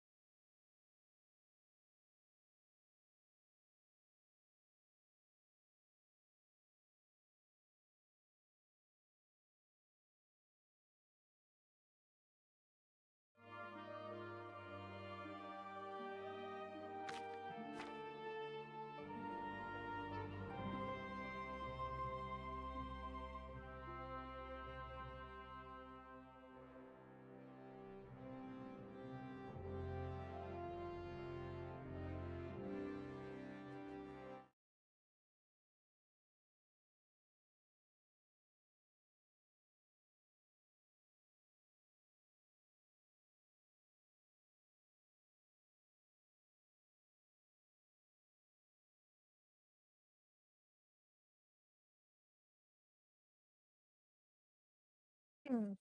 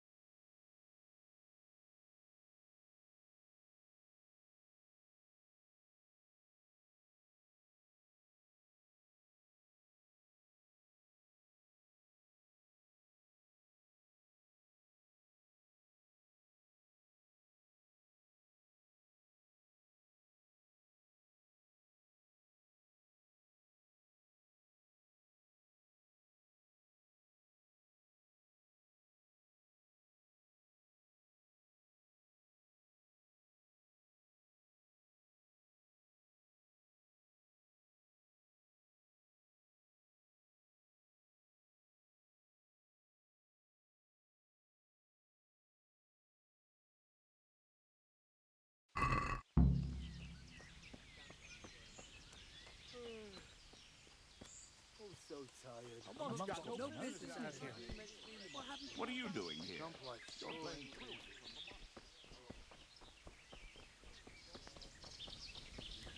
Don't even say that. Seriously.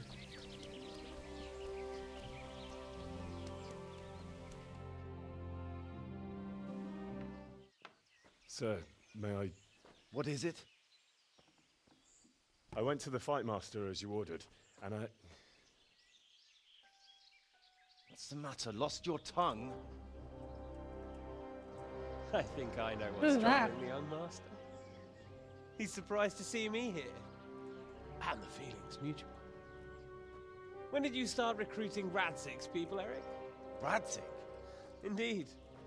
This boy is very dear to him. Uh-oh. I expect he's looking for this.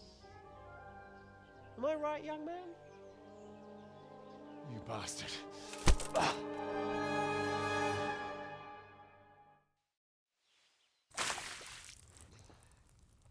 He's coming round. I Uh-oh. apologize for the Uh-oh, discomfort. we gotta It's get... for your own safety. Rebozo. And ours, of course. You can count yourself lucky, lad. I'm gonna keep you alive. I'm sure your father will pay a nice fat ransom for you. I don't know who that is. Father's dead.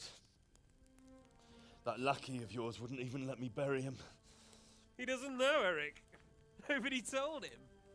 He told me, a foreigner, but not him. How very inconsiderate. I'm sure Wait, you'd what? rather hear it under different circumstances and from someone else, boy. But beggars can't be choosers. Your father, your real father, is alive. You even know him. It's your liege lord, Radzig Kobyla. Although, What? how much can he really care about you?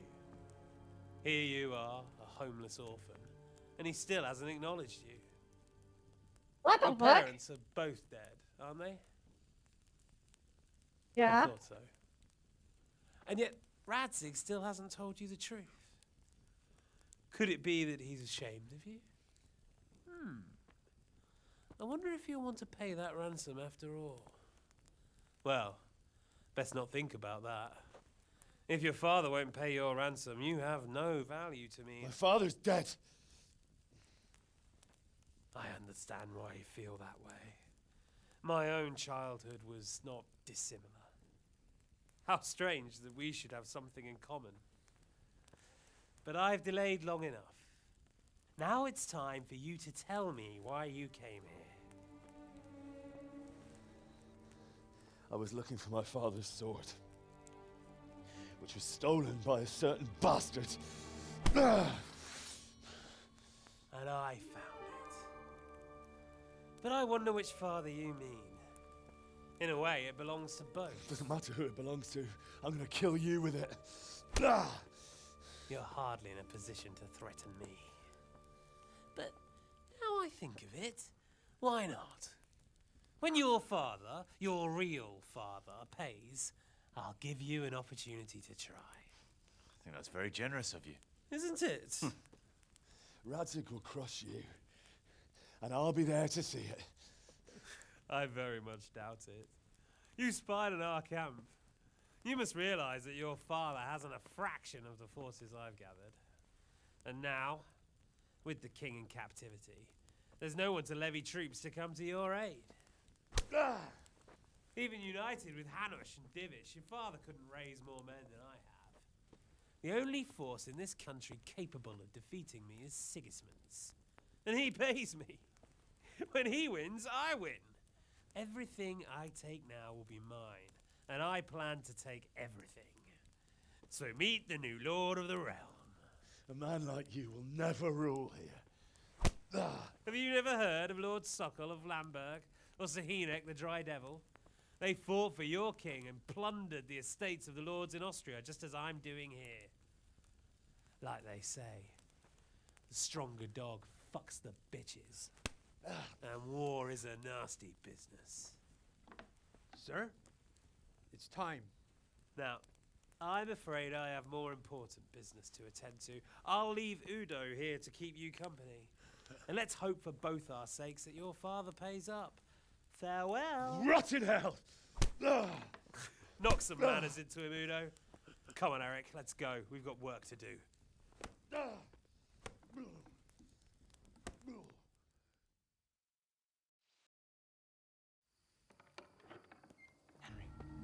Henry, wake up. Can you hear me? Jesus, that brutally worked you over. The fuck is that? What is even happening?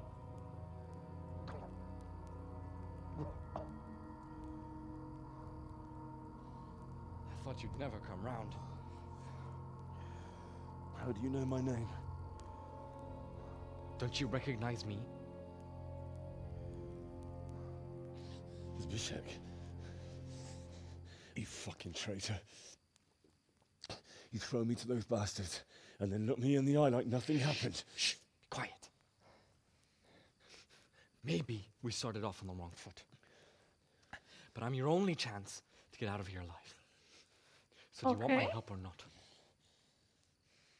I thought I killed you. Oh, you were alive? Okay, that's surprising. Oh yeah, I just pulled the sword and he ran away. Never mind. I want to get you out of here. But if you'd rather, I can leave you to rot and get the shit kicked out of you by Ishtvan's bruiser.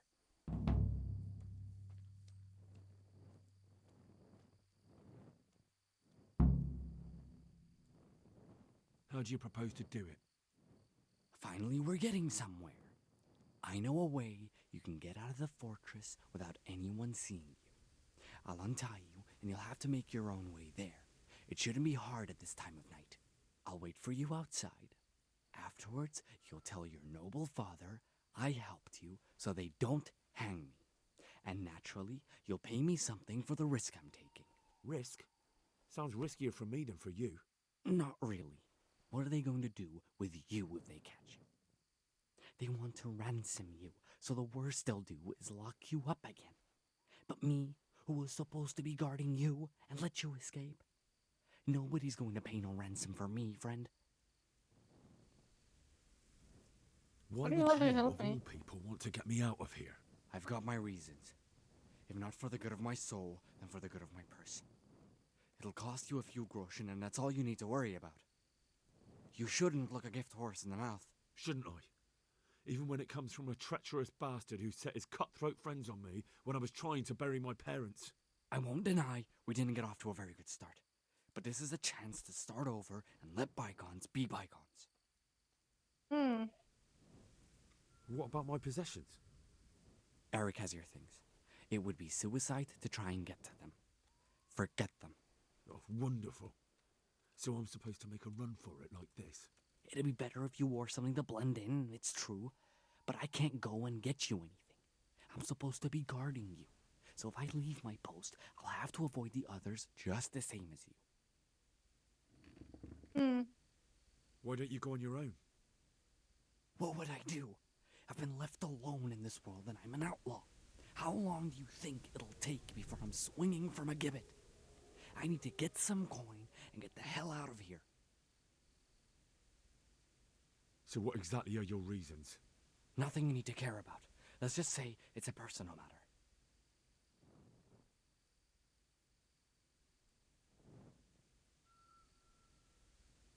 But I do care. I don't believe a word you say. I know you're up to something. So you better try harder to convince me, or I'm not going anywhere with you. Not a day passes without these cutthroats pulling daggers on each other. And I'm the youngest, so they make a slave out of me. A bandit's life isn't quite how you imagined it, eh? My heart bleeds. But you could easily make a run for it on your own. Why bother with me? Look, I just want to live a normal life. For that, I need peace and some coin. You need to get out of here, and you've got coin. My help won't cost you a tenth of what Istvan would want from Sir Ratzik. Why shouldn't we help each other? All right then, let's get out of here. Untie me. That's what I want to hear. But first, swear you'll tell Sir Ratzik I helped you. And that you'll pay me too. You have my word. What's the plan? All right, I'll have to trust you're a man of honor. Now listen, I found a place where you can easily get out. Down in the camp on the slope above Sasau, there's a place where they throw the waste over the wall. The pile of shit reaches almost to the top of the stockade.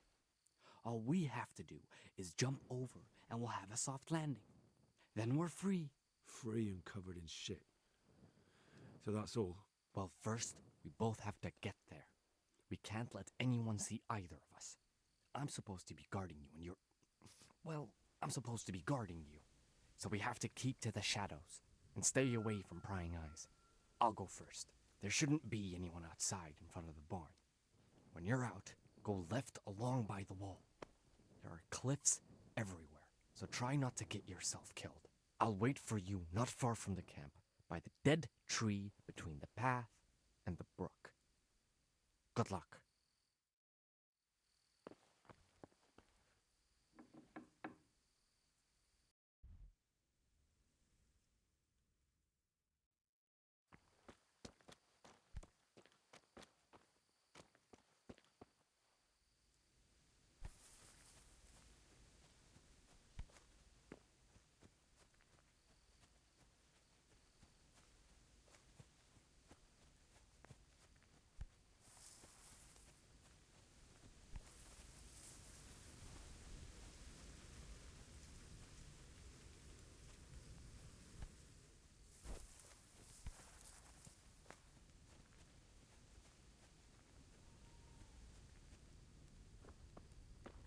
What's going...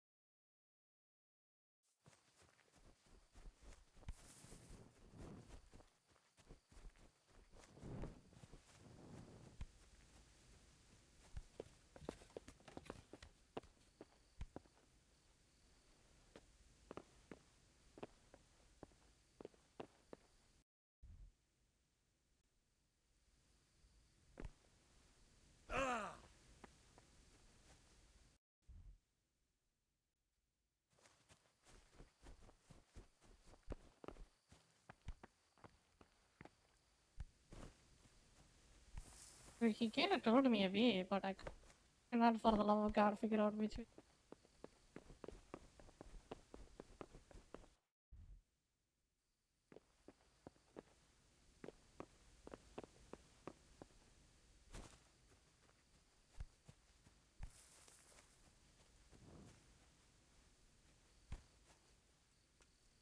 What's going on there?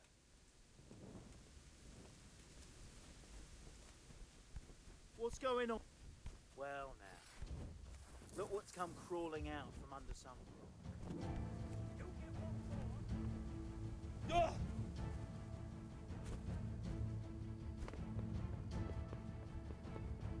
Well, it is what it is. You're in the wrong place at the wrong time. Jesus, what a fucking...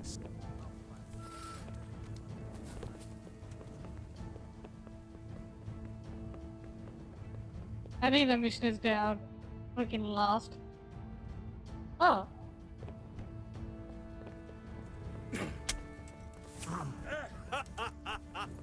Is that the best you can do? I don't know, man.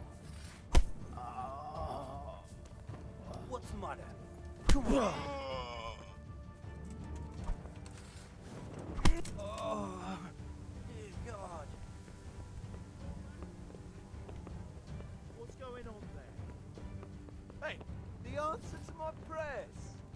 Just when I wanted to vent my rage on someone.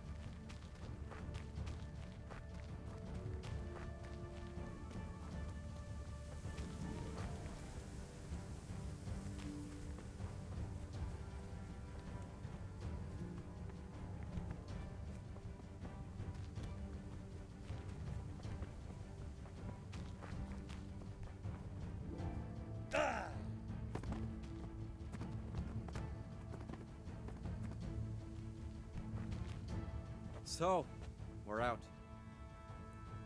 Now it's time for you to keep your part of the bargain. Don't worry, I keep my word. But I have to go to Ratai and see my father.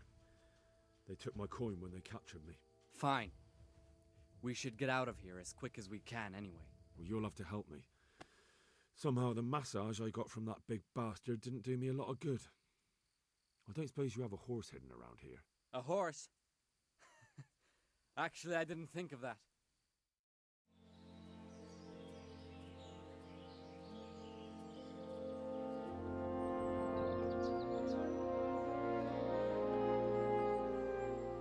All right.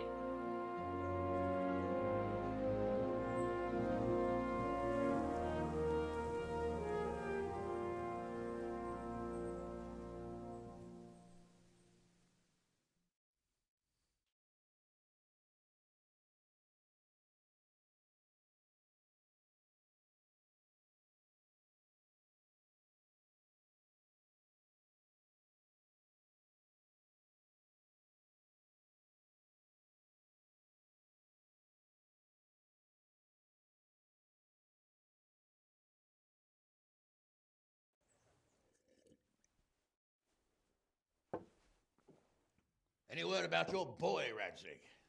Nothing yet. Let's hope he hasn't done anything rash. Wouldn't surprise me given the balls that he has. Now, I wonder where he might have got those from. Don't start, Hanush.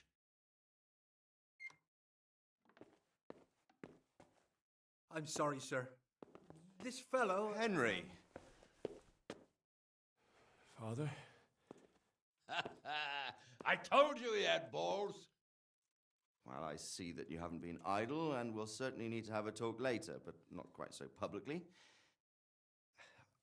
It looks like you have plenty to tell us. What happened? I got a bit tied up at Vranyik. But now I know what they're planning. What's being planned? And who's planning it? Spit it out, boy. There's no longer any doubt about it. It's that Hungarian noble you were hosting on the same day Sigismund pillaged Skalitz. Sir Istvan Toth. Toth and his people. Everything fits. They're the ones making the counterfeit money and using it to hire mercenaries from all around. He's already got quite an army at Vranyik. But what the fuck is he after? I can tell you exactly, and you won't like it. How's that? I had quite a long talk with him. What? When I was trying to get into his camp, I was taken captive. We had a bit of a chat. Actually, he told me his entire plan. What? I suppose he thought he didn't need to keep it secret any longer. I'm not all that surprised. Why not? What's that bastard planning? He's in the service of Sigismund. He wants to destroy King Wenceslas' allies. That means us. He's gathered a very large force. I'm honestly not sure if we can defeat them. And he knows no one will come to our aid now. That fucking cunt! I'll skin him alive!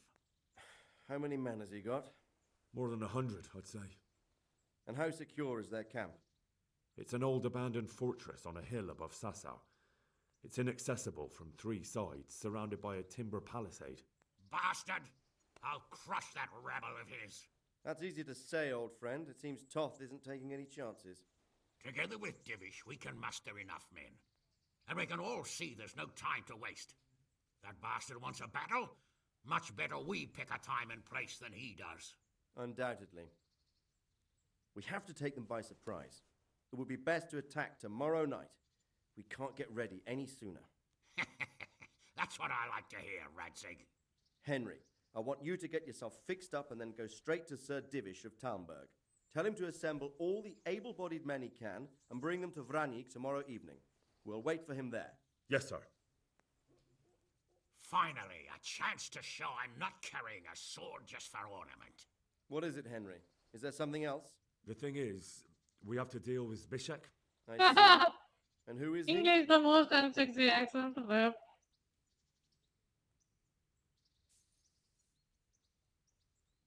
Zbyszek is from Skalitz. He helped me escape captivity and saved my life. I promised him a reward for it. Indeed. Well, Zbyszek, if you saved my son's life, I'm grateful to you. As a token of my gratitude, please accept this reward. Thank you, sir. Thank you for your generosity.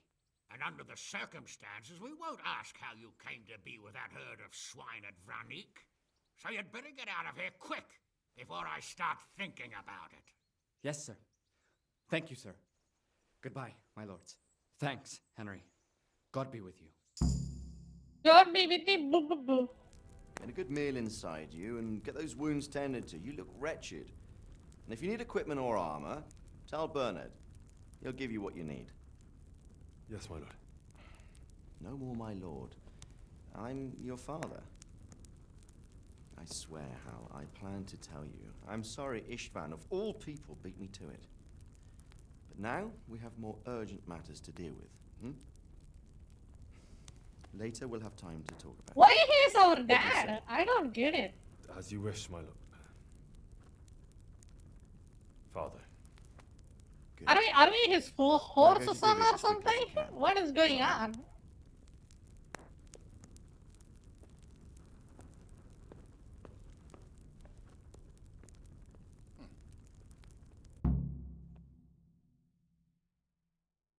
Once you're dad? Nope.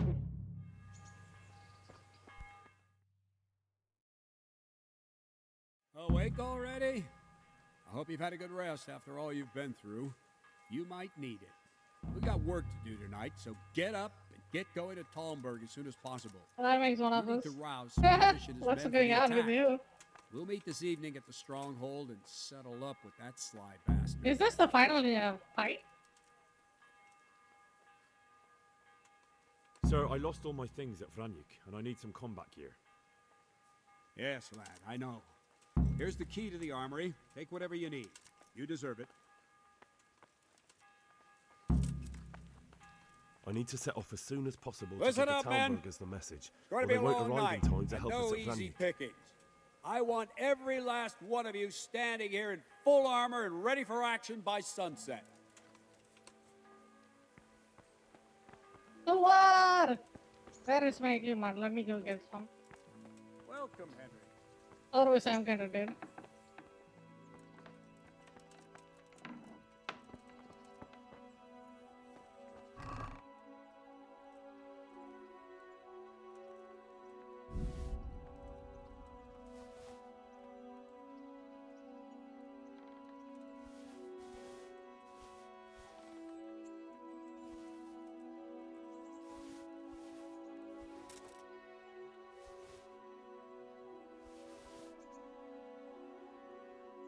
Don't I feel like I did this sometime before? And I talked about Lord of the Rings while I was doing this. Hey. Why do I feel like that? Hey. This is weird. I think I am kind of waking up from the Matrix. Hey, look out.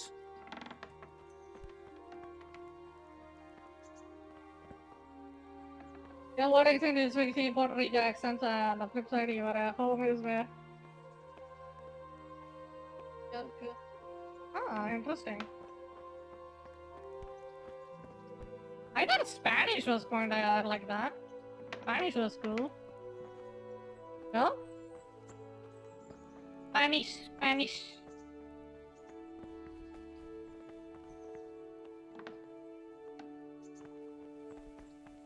Good health to you, Henry.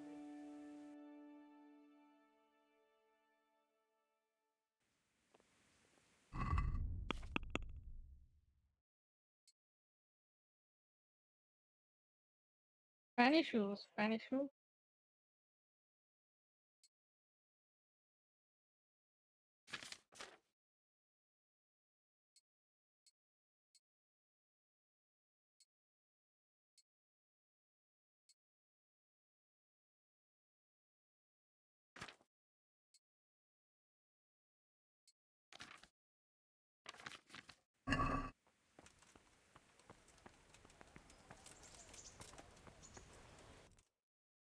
Okay, now what?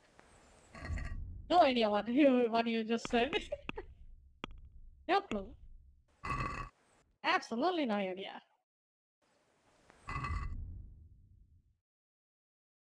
Payback. Go to you use the attack. Okay. Gotta go to Steve.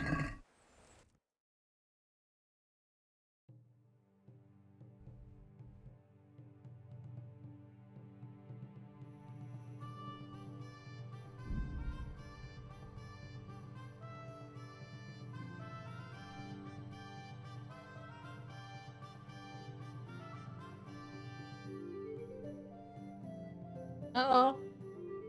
Why is it stuck like that?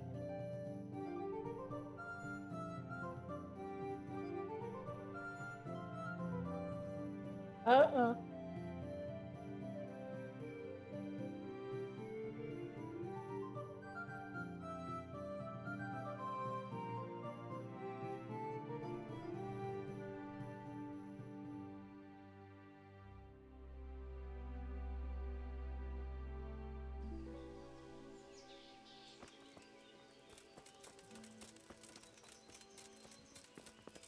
What the?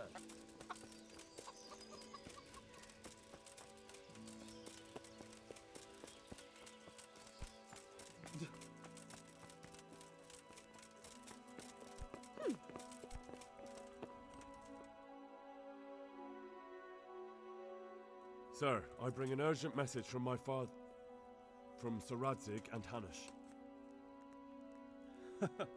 I take it you've heard. What does your father want from me? I found out who's behind all the unrest in the region, and Father and Hanush have decided to put an end to it all. What? So who is responsible for all our recent troubles? You may have met him. Istvan Toth. No, I haven't met him. But Sir Radzig said he'd been here to visit before the raid. I don't suppose that's a coincidence. What kind of man is he? What is he after? He's in the service of King Sigismund, and he's fighting the nobility who support King Wenceslas. They've amassed quite a force at the old stronghold above Sasau, and they're planning to attack very soon. Father and Hanush have decided to move first and destroy him before he's prepared. Oh, for Christ's sake. When? And how? Tonight. They send word for you to muster your men and rendezvous with them at Vranyik. This is madness. Maybe it is. But I fear that Radzig and Hanush are right. The sooner we cure this pestilence, the better. Gather the men and make ready. We march tonight. Leave only as many as you must to guard the castle. Very well, sir. As you command. Will you be coming with us? Yes, sir. I have some scores to settle with them.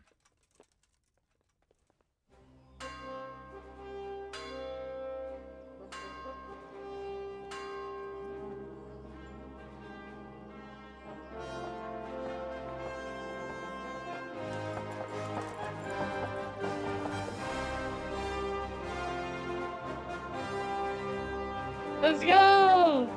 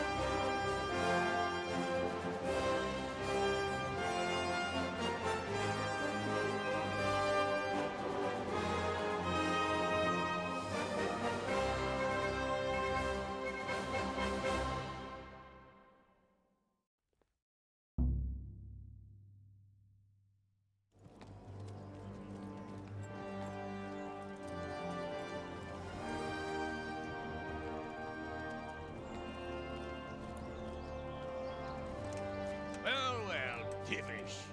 I see you don't want to miss the show. You didn't expect me to leave all the glory to you. Never. We wouldn't dream of starting without you. What news? Did you parley with them? The boys are in the game. Let's go. Not quite what we hoped for. Radzig wanted to go parley with him in person. Fortunately, I talked him out of it. It seems that this will not be resolved without a battle. Bloody good thing, too. Finally, we'll have some proper entertainment in the countryside. Fortunately, my son here showed immense daring and made his way into the lion's den to spy on them. Tell us what you saw, lad.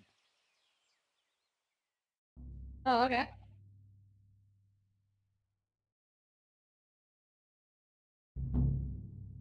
What do you want to know, exactly?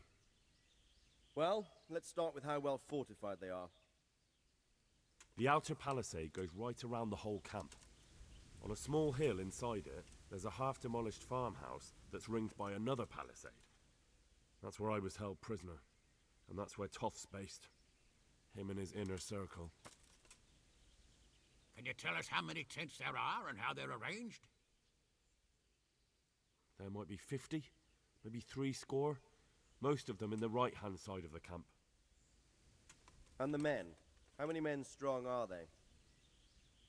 Quite a few. At least 80. Huh. We don't number much more than that ourselves. We do outnumber them, though, even if only by a few men. And our men are well armed and disciplined. The foe, nothing but a rabble. From what I've seen, it's best to attack from our direction.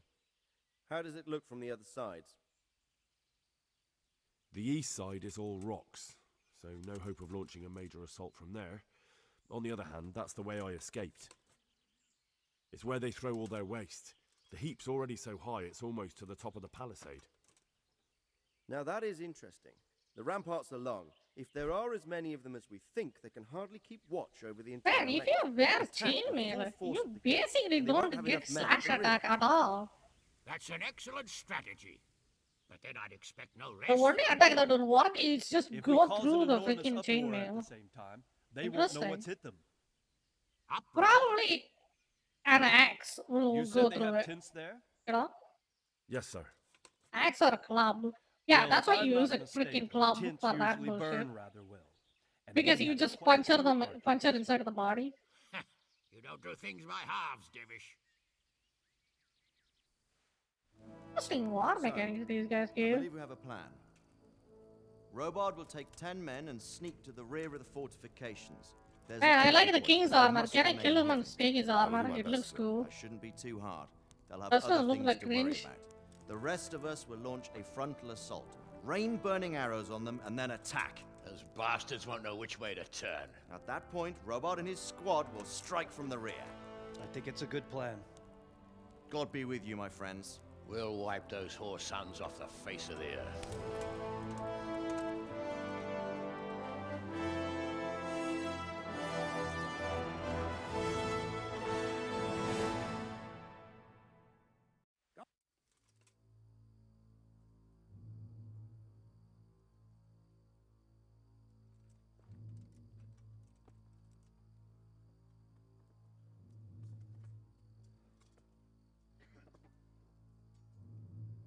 Listen up now. We are about to meet the rabble that have been trying to hurt us. Pillaging, killing, raping, and generally being a thorn in our side for long enough. They may be hiding behind a stockade, but they are still a pack of curs who are no match for men like you. And tonight, we are going to festoon these trees with corpses. First, we will set fire to their little hornet's nest. Then we'll keep them busy by the gate. And when we've made it nice and hot for them, Sir Robard and his men will pounce on them from the rear. And we will hack them to pieces. Have you got it? Yes, sir. Good. Now, when we reach the ramparts, the archers will cover the men climbing it, and the men with the battering ram. Any of these fuckers foolish enough to stick his head outside the stockade is to lose it at once. Understood? Yes, sir! Glad to hear it. Now, let's do it! Forward!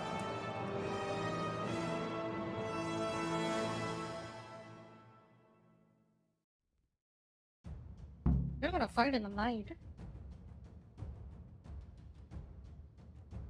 Oh, that means I can't see jack shit. Can I just increase the brightness?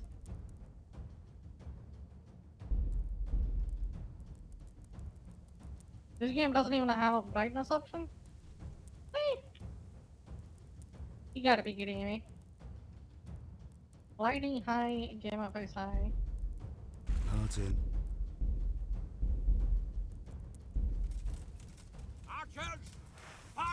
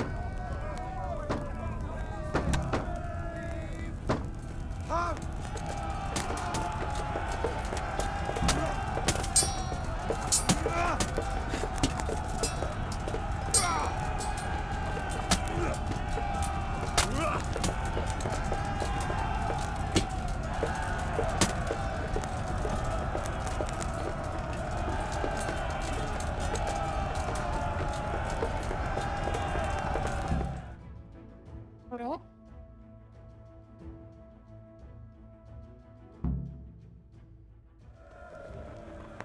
Henry!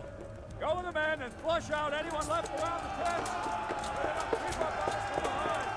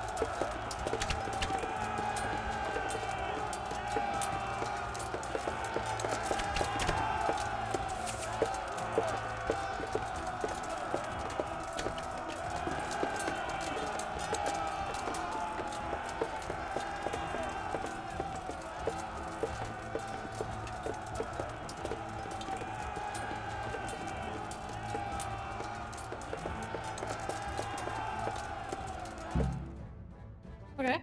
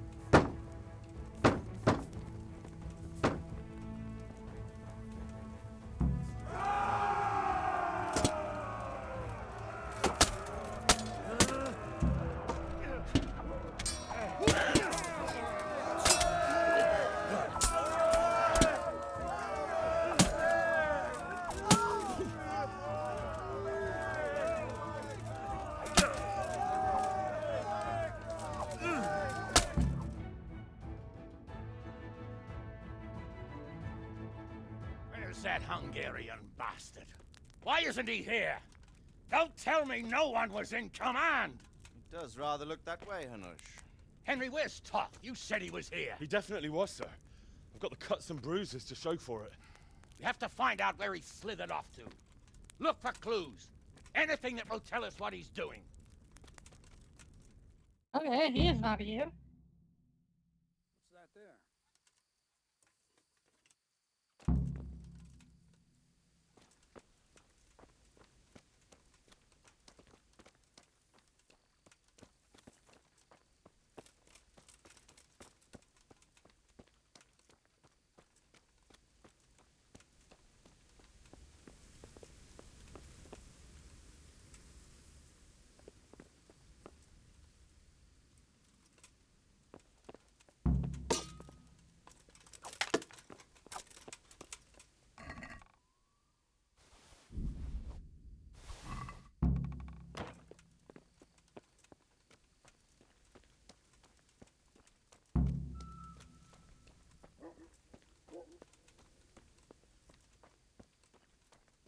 How are you, Henry?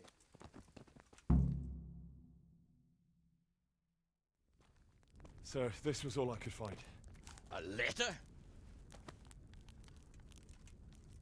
What does it say, Radzig? Oh, he got Alongside me. hunting, drinking, and swordplay, you might find time for a little study, old man. In the courts of Prague, every Tom, Dick, and Harry can read nowadays. Yes, well, here in the countryside, we don't give a tinker's curse about such things. That's what I've got a scribe for, anyway. What does the damn thing say? It appears to be written by Toth, but it doesn't say to whom. It says everything is going according to plan, and the castle should soon be taken. Castle? What castle? What does he need a castle for? Sir, we took this one alive. And it seems he's not just some ordinary spear carrier. Where's that rat Toth? Where did he go? Speak, damn you!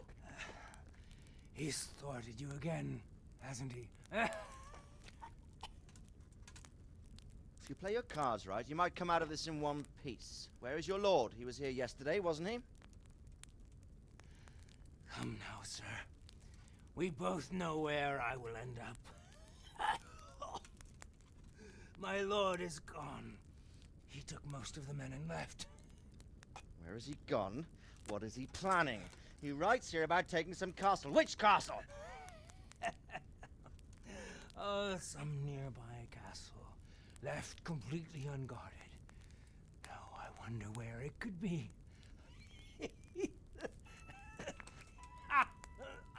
I mean, the Wonderman's castle is What dead. are you saying, you horse son? Talmberg. Did he go to Talmberg? You'll never get him. You'll never get. Oh. The beat is bash his face with the fucking maze. What? We're planning on sending him to some monastery to become a monk? I believe we have some work to do, Sir Divish, do we not? Yeah. Mount up, gentlemen. We don't have any time to waste. Ooh, that bitch is seizing a castle. Oh, you piece of shit.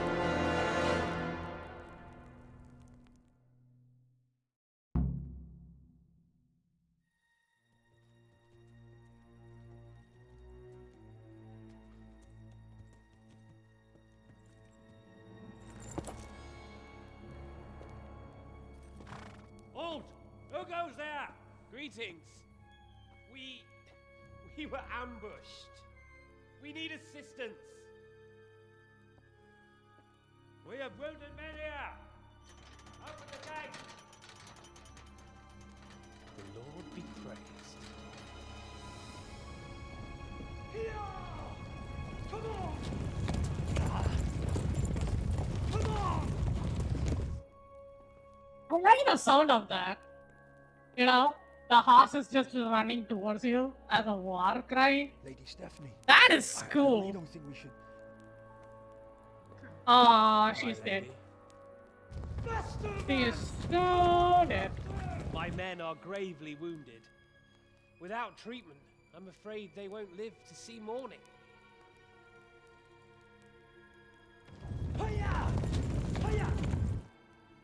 Not to worry. We'll take care of them.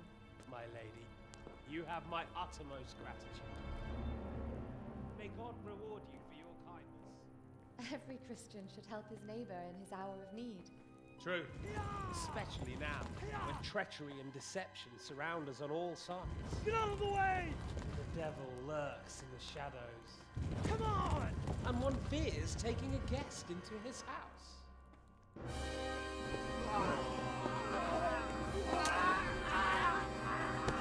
Oh no!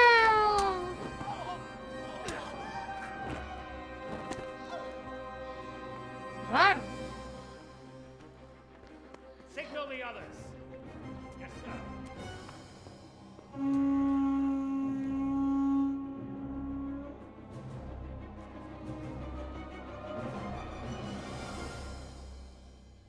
God damn it.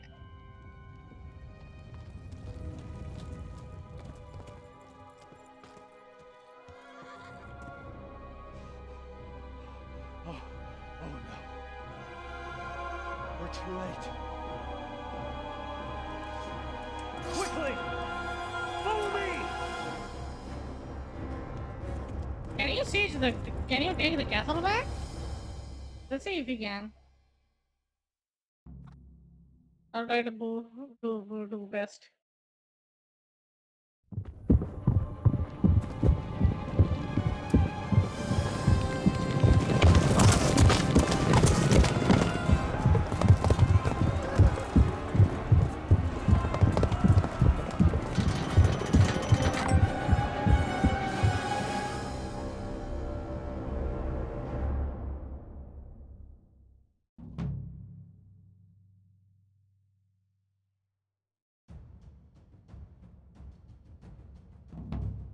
Smash them! We have to get Secure to the the castle! outer bailey! Take it!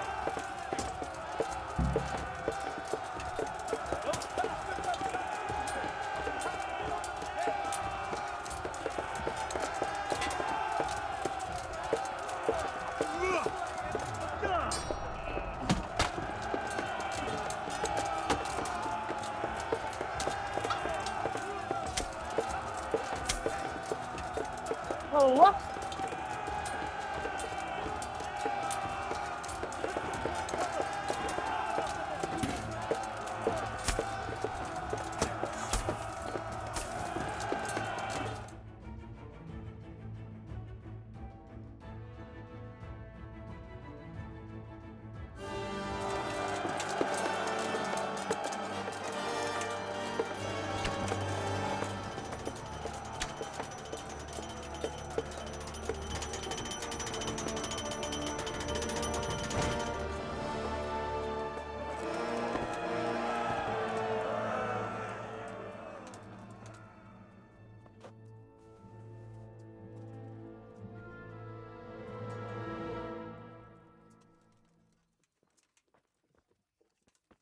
Come out, you rat! Come out and fight like a man! I don't think so. I like it better right here. Would you rather hide behind my wife like some mangy whelp? I could just as easily cut her throat. I have hostages enough, and strong walls to protect me. Bring him here. Seriously? He got that too? What a loser. Radzig? What do you want, you viper? Let me think. Actually, there's nothing I want from you. Except maybe to see you all die. Fire! Burn it down!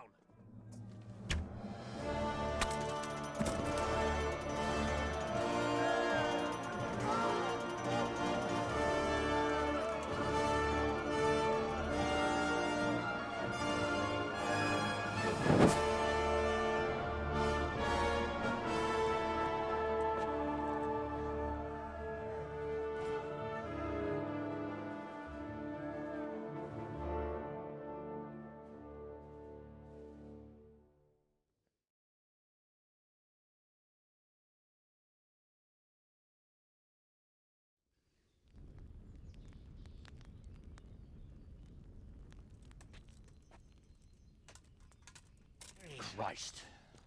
Are you all right? I'll live. Whew, but I don't think I'll be wielding a sword for a while. Oh, we have men enough for sword wielding. A good lord is harder to come by. How the hell did they get Radzik? I didn't make it to the gate. He was charging against reinforcements from the castle. We have to save my father, somehow. And we have to save my wife and get our home back. My friend, I think you know as well as I. We have to lay siege. No. No, that is our last resort. We have to try all our other options. Sir, if a few men could scale the western wall after dark, maybe they could get inside, free the hostages, and open the gate. That is, if they're holding them in the courtyard, as we've always done. Well, that's a big if. What if they're seen and they can't raise the portcullis quietly? Sir Hanush, if we can save just one hostage... It's a perilous undertaking. Who would you send? I'll go.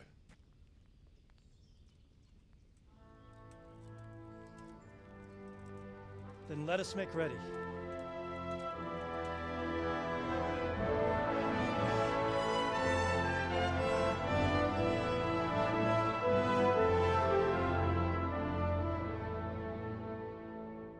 Like they gotta do. It has so much potential, but holy fuck, I hate the combat, dude.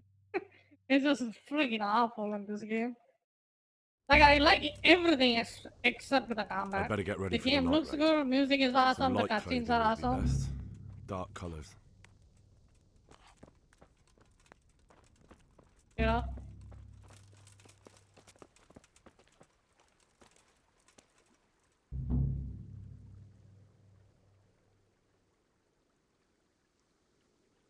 I have some trophies.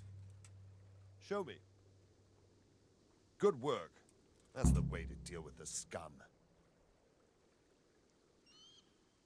Goodbye.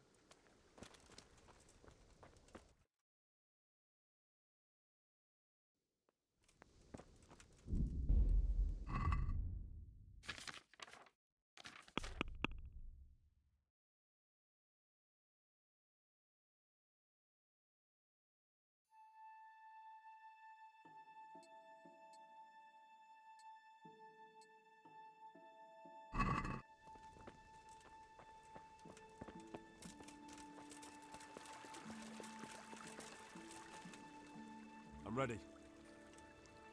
Are you sure? You should wear lightweight black clothing.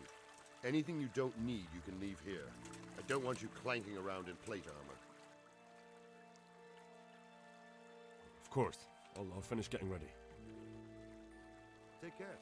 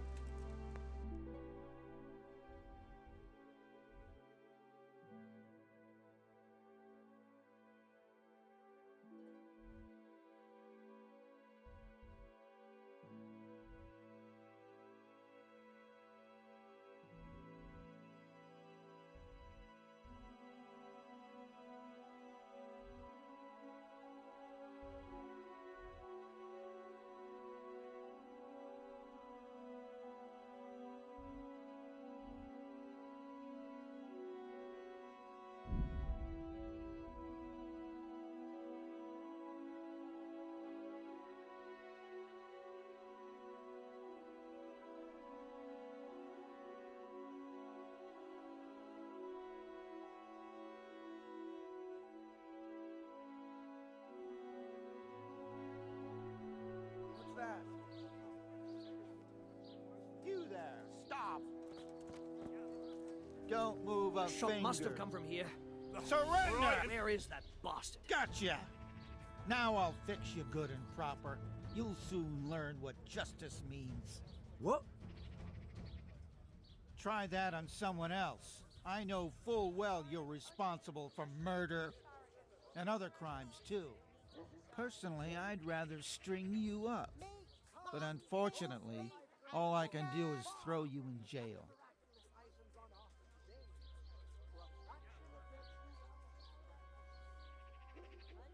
Enough! What impertinence is this? Do you really want me to lose my temper? What's your game, boy? I'm not going to swallow that one. Put me in jail then. Just the accommodation for you. Get moving. Oh, 10 days. Jesus Christ.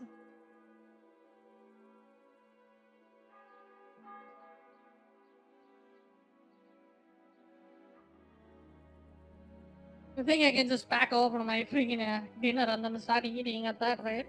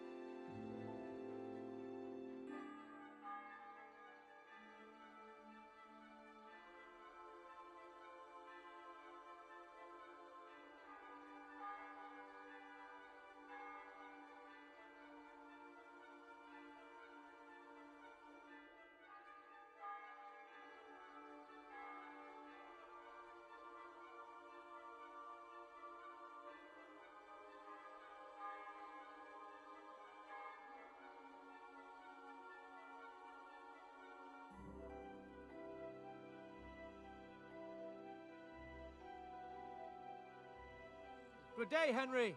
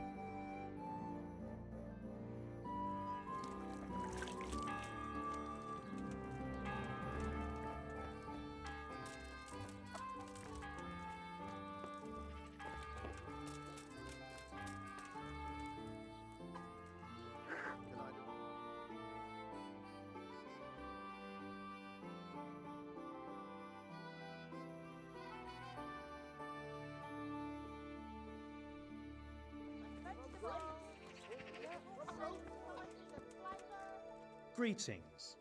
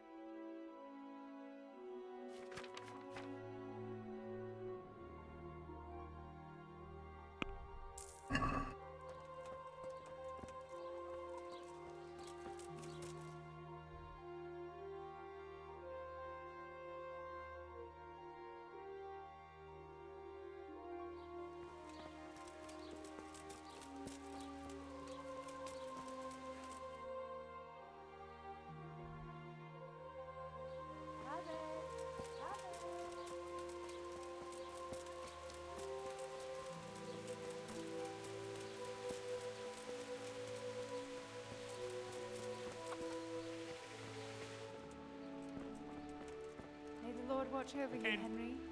Good health to you. Good luck then.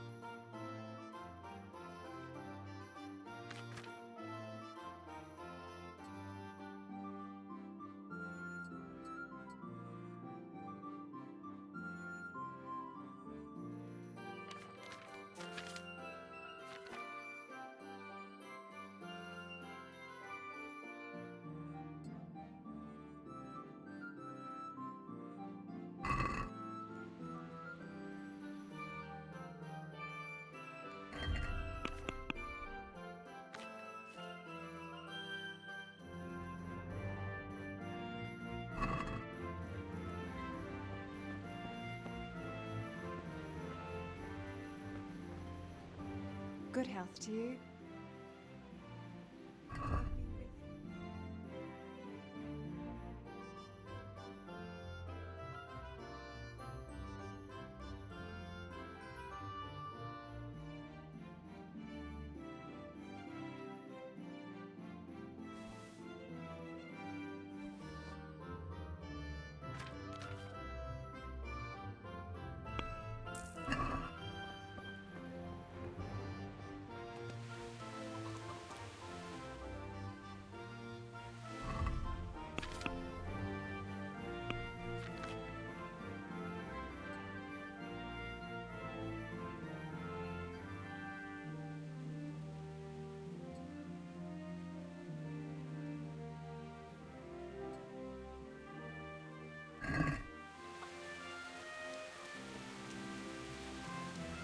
I think this can work, probably.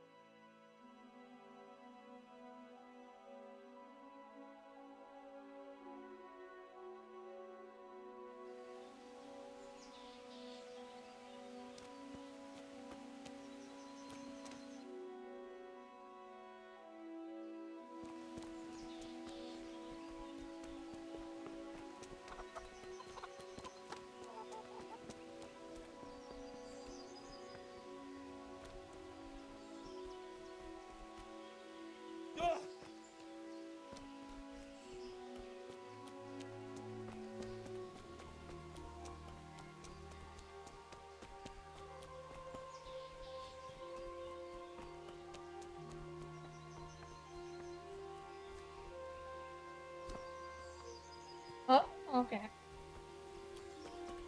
Alright. After in a bit, I'm gonna just hop off and then take it easy. And I will come back tomorrow. Not yet, but still, I'm just giving you a heads up.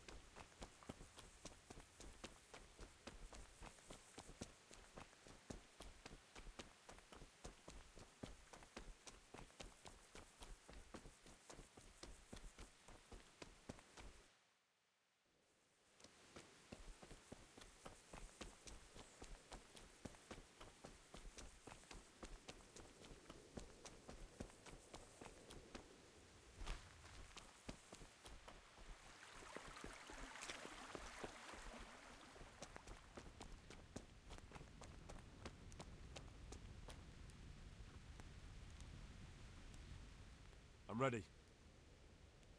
Are you sure? You should wear lightweight black clothing. Anything you don't need, you can leave here. I don't want you clanking around in plate armor.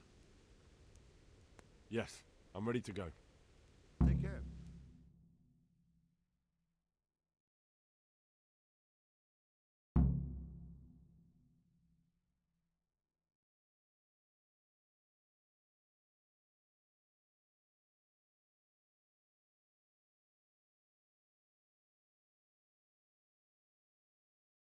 Oh, I should have saved that right there.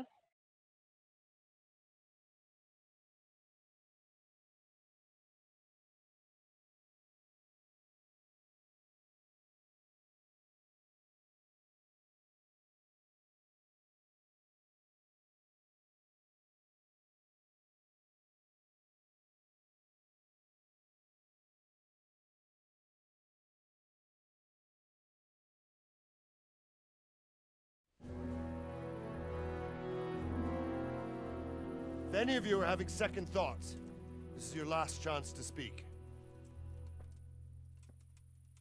Very well. So I hope we're all clear on what has to be done. We need to free the hostages to deprive Toth of his advantage. Now he'll be keeping them somewhere where they can be guarded, but somewhere separate from his other men. And where would that be? We always kept our captives in the house on the Bailey by the stables. What if they're in their tower or somewhere else? Then we'll have to go to the gate and try to open it. But that will take time and attract attention. So we can only do it if we know exactly how things stand. And if they sound the alarm, before we've done anything, we get out of there quick. Understood? And leave them there? Better a couple of hostages than a pile of corpses. Lord Capon, are you quite certain you want to engage in this action? Quite. After all, it can't be much different from sneaking out of the upper castle in Rattay and back in every night. Oh, that's him! Who else will keep this hothead from raising bloody mayhem? I'll see to it that you do, my lord. May God guide our footsteps. Damn, that guy actually wants to support us? Yeah, damn, that's actually surprising.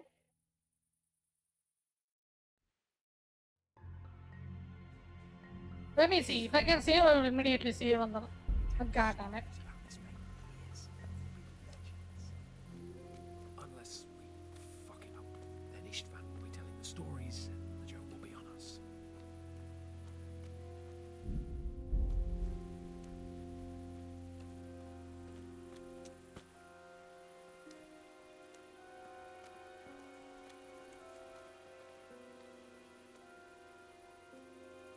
We'll go first and take out the sentries. Wait here.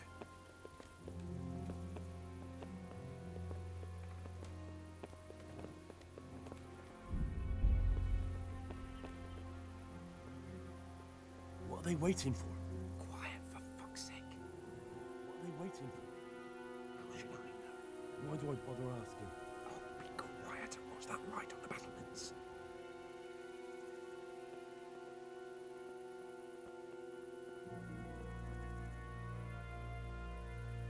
Fuck this, we're going to go with a clock. Well, I never.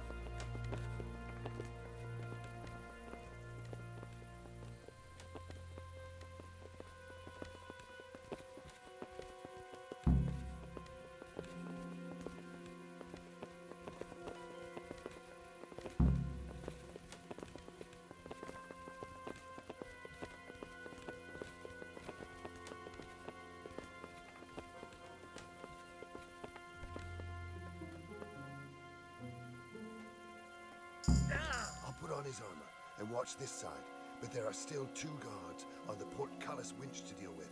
Any volunteers? Henry will do it. Buffoon? Henry, then. Just make sure you keep quiet.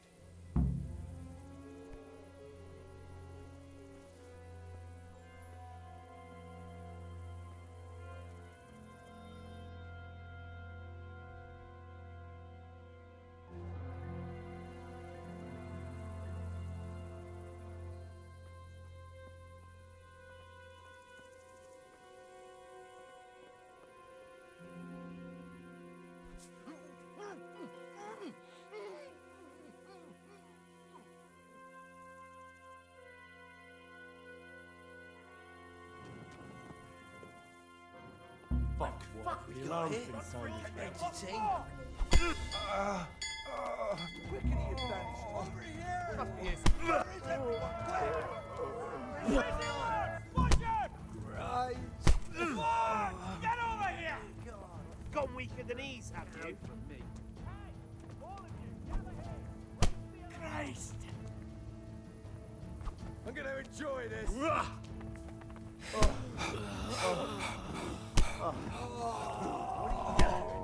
Come here, side of life, are you? Hey! All of you, gather here! Raise the alarm! You're dead! Get over here!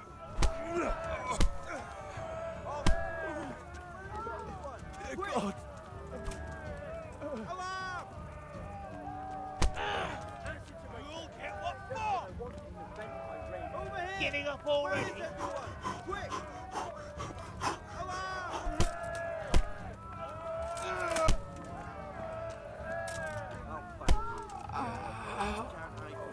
You call that combat?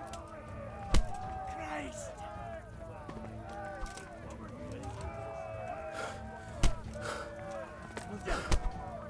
Alarm! Gone weak at the knees, have you? I will play it tomorrow. Alright. Let's try to find someone and then I'll rate them and then I'll pop. We will deal that later. You can ride.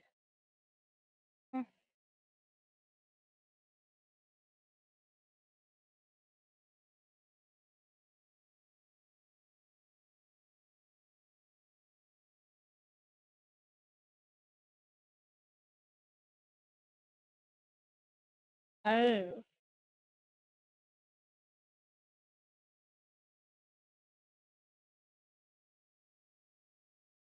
Why not? I'll rate potato.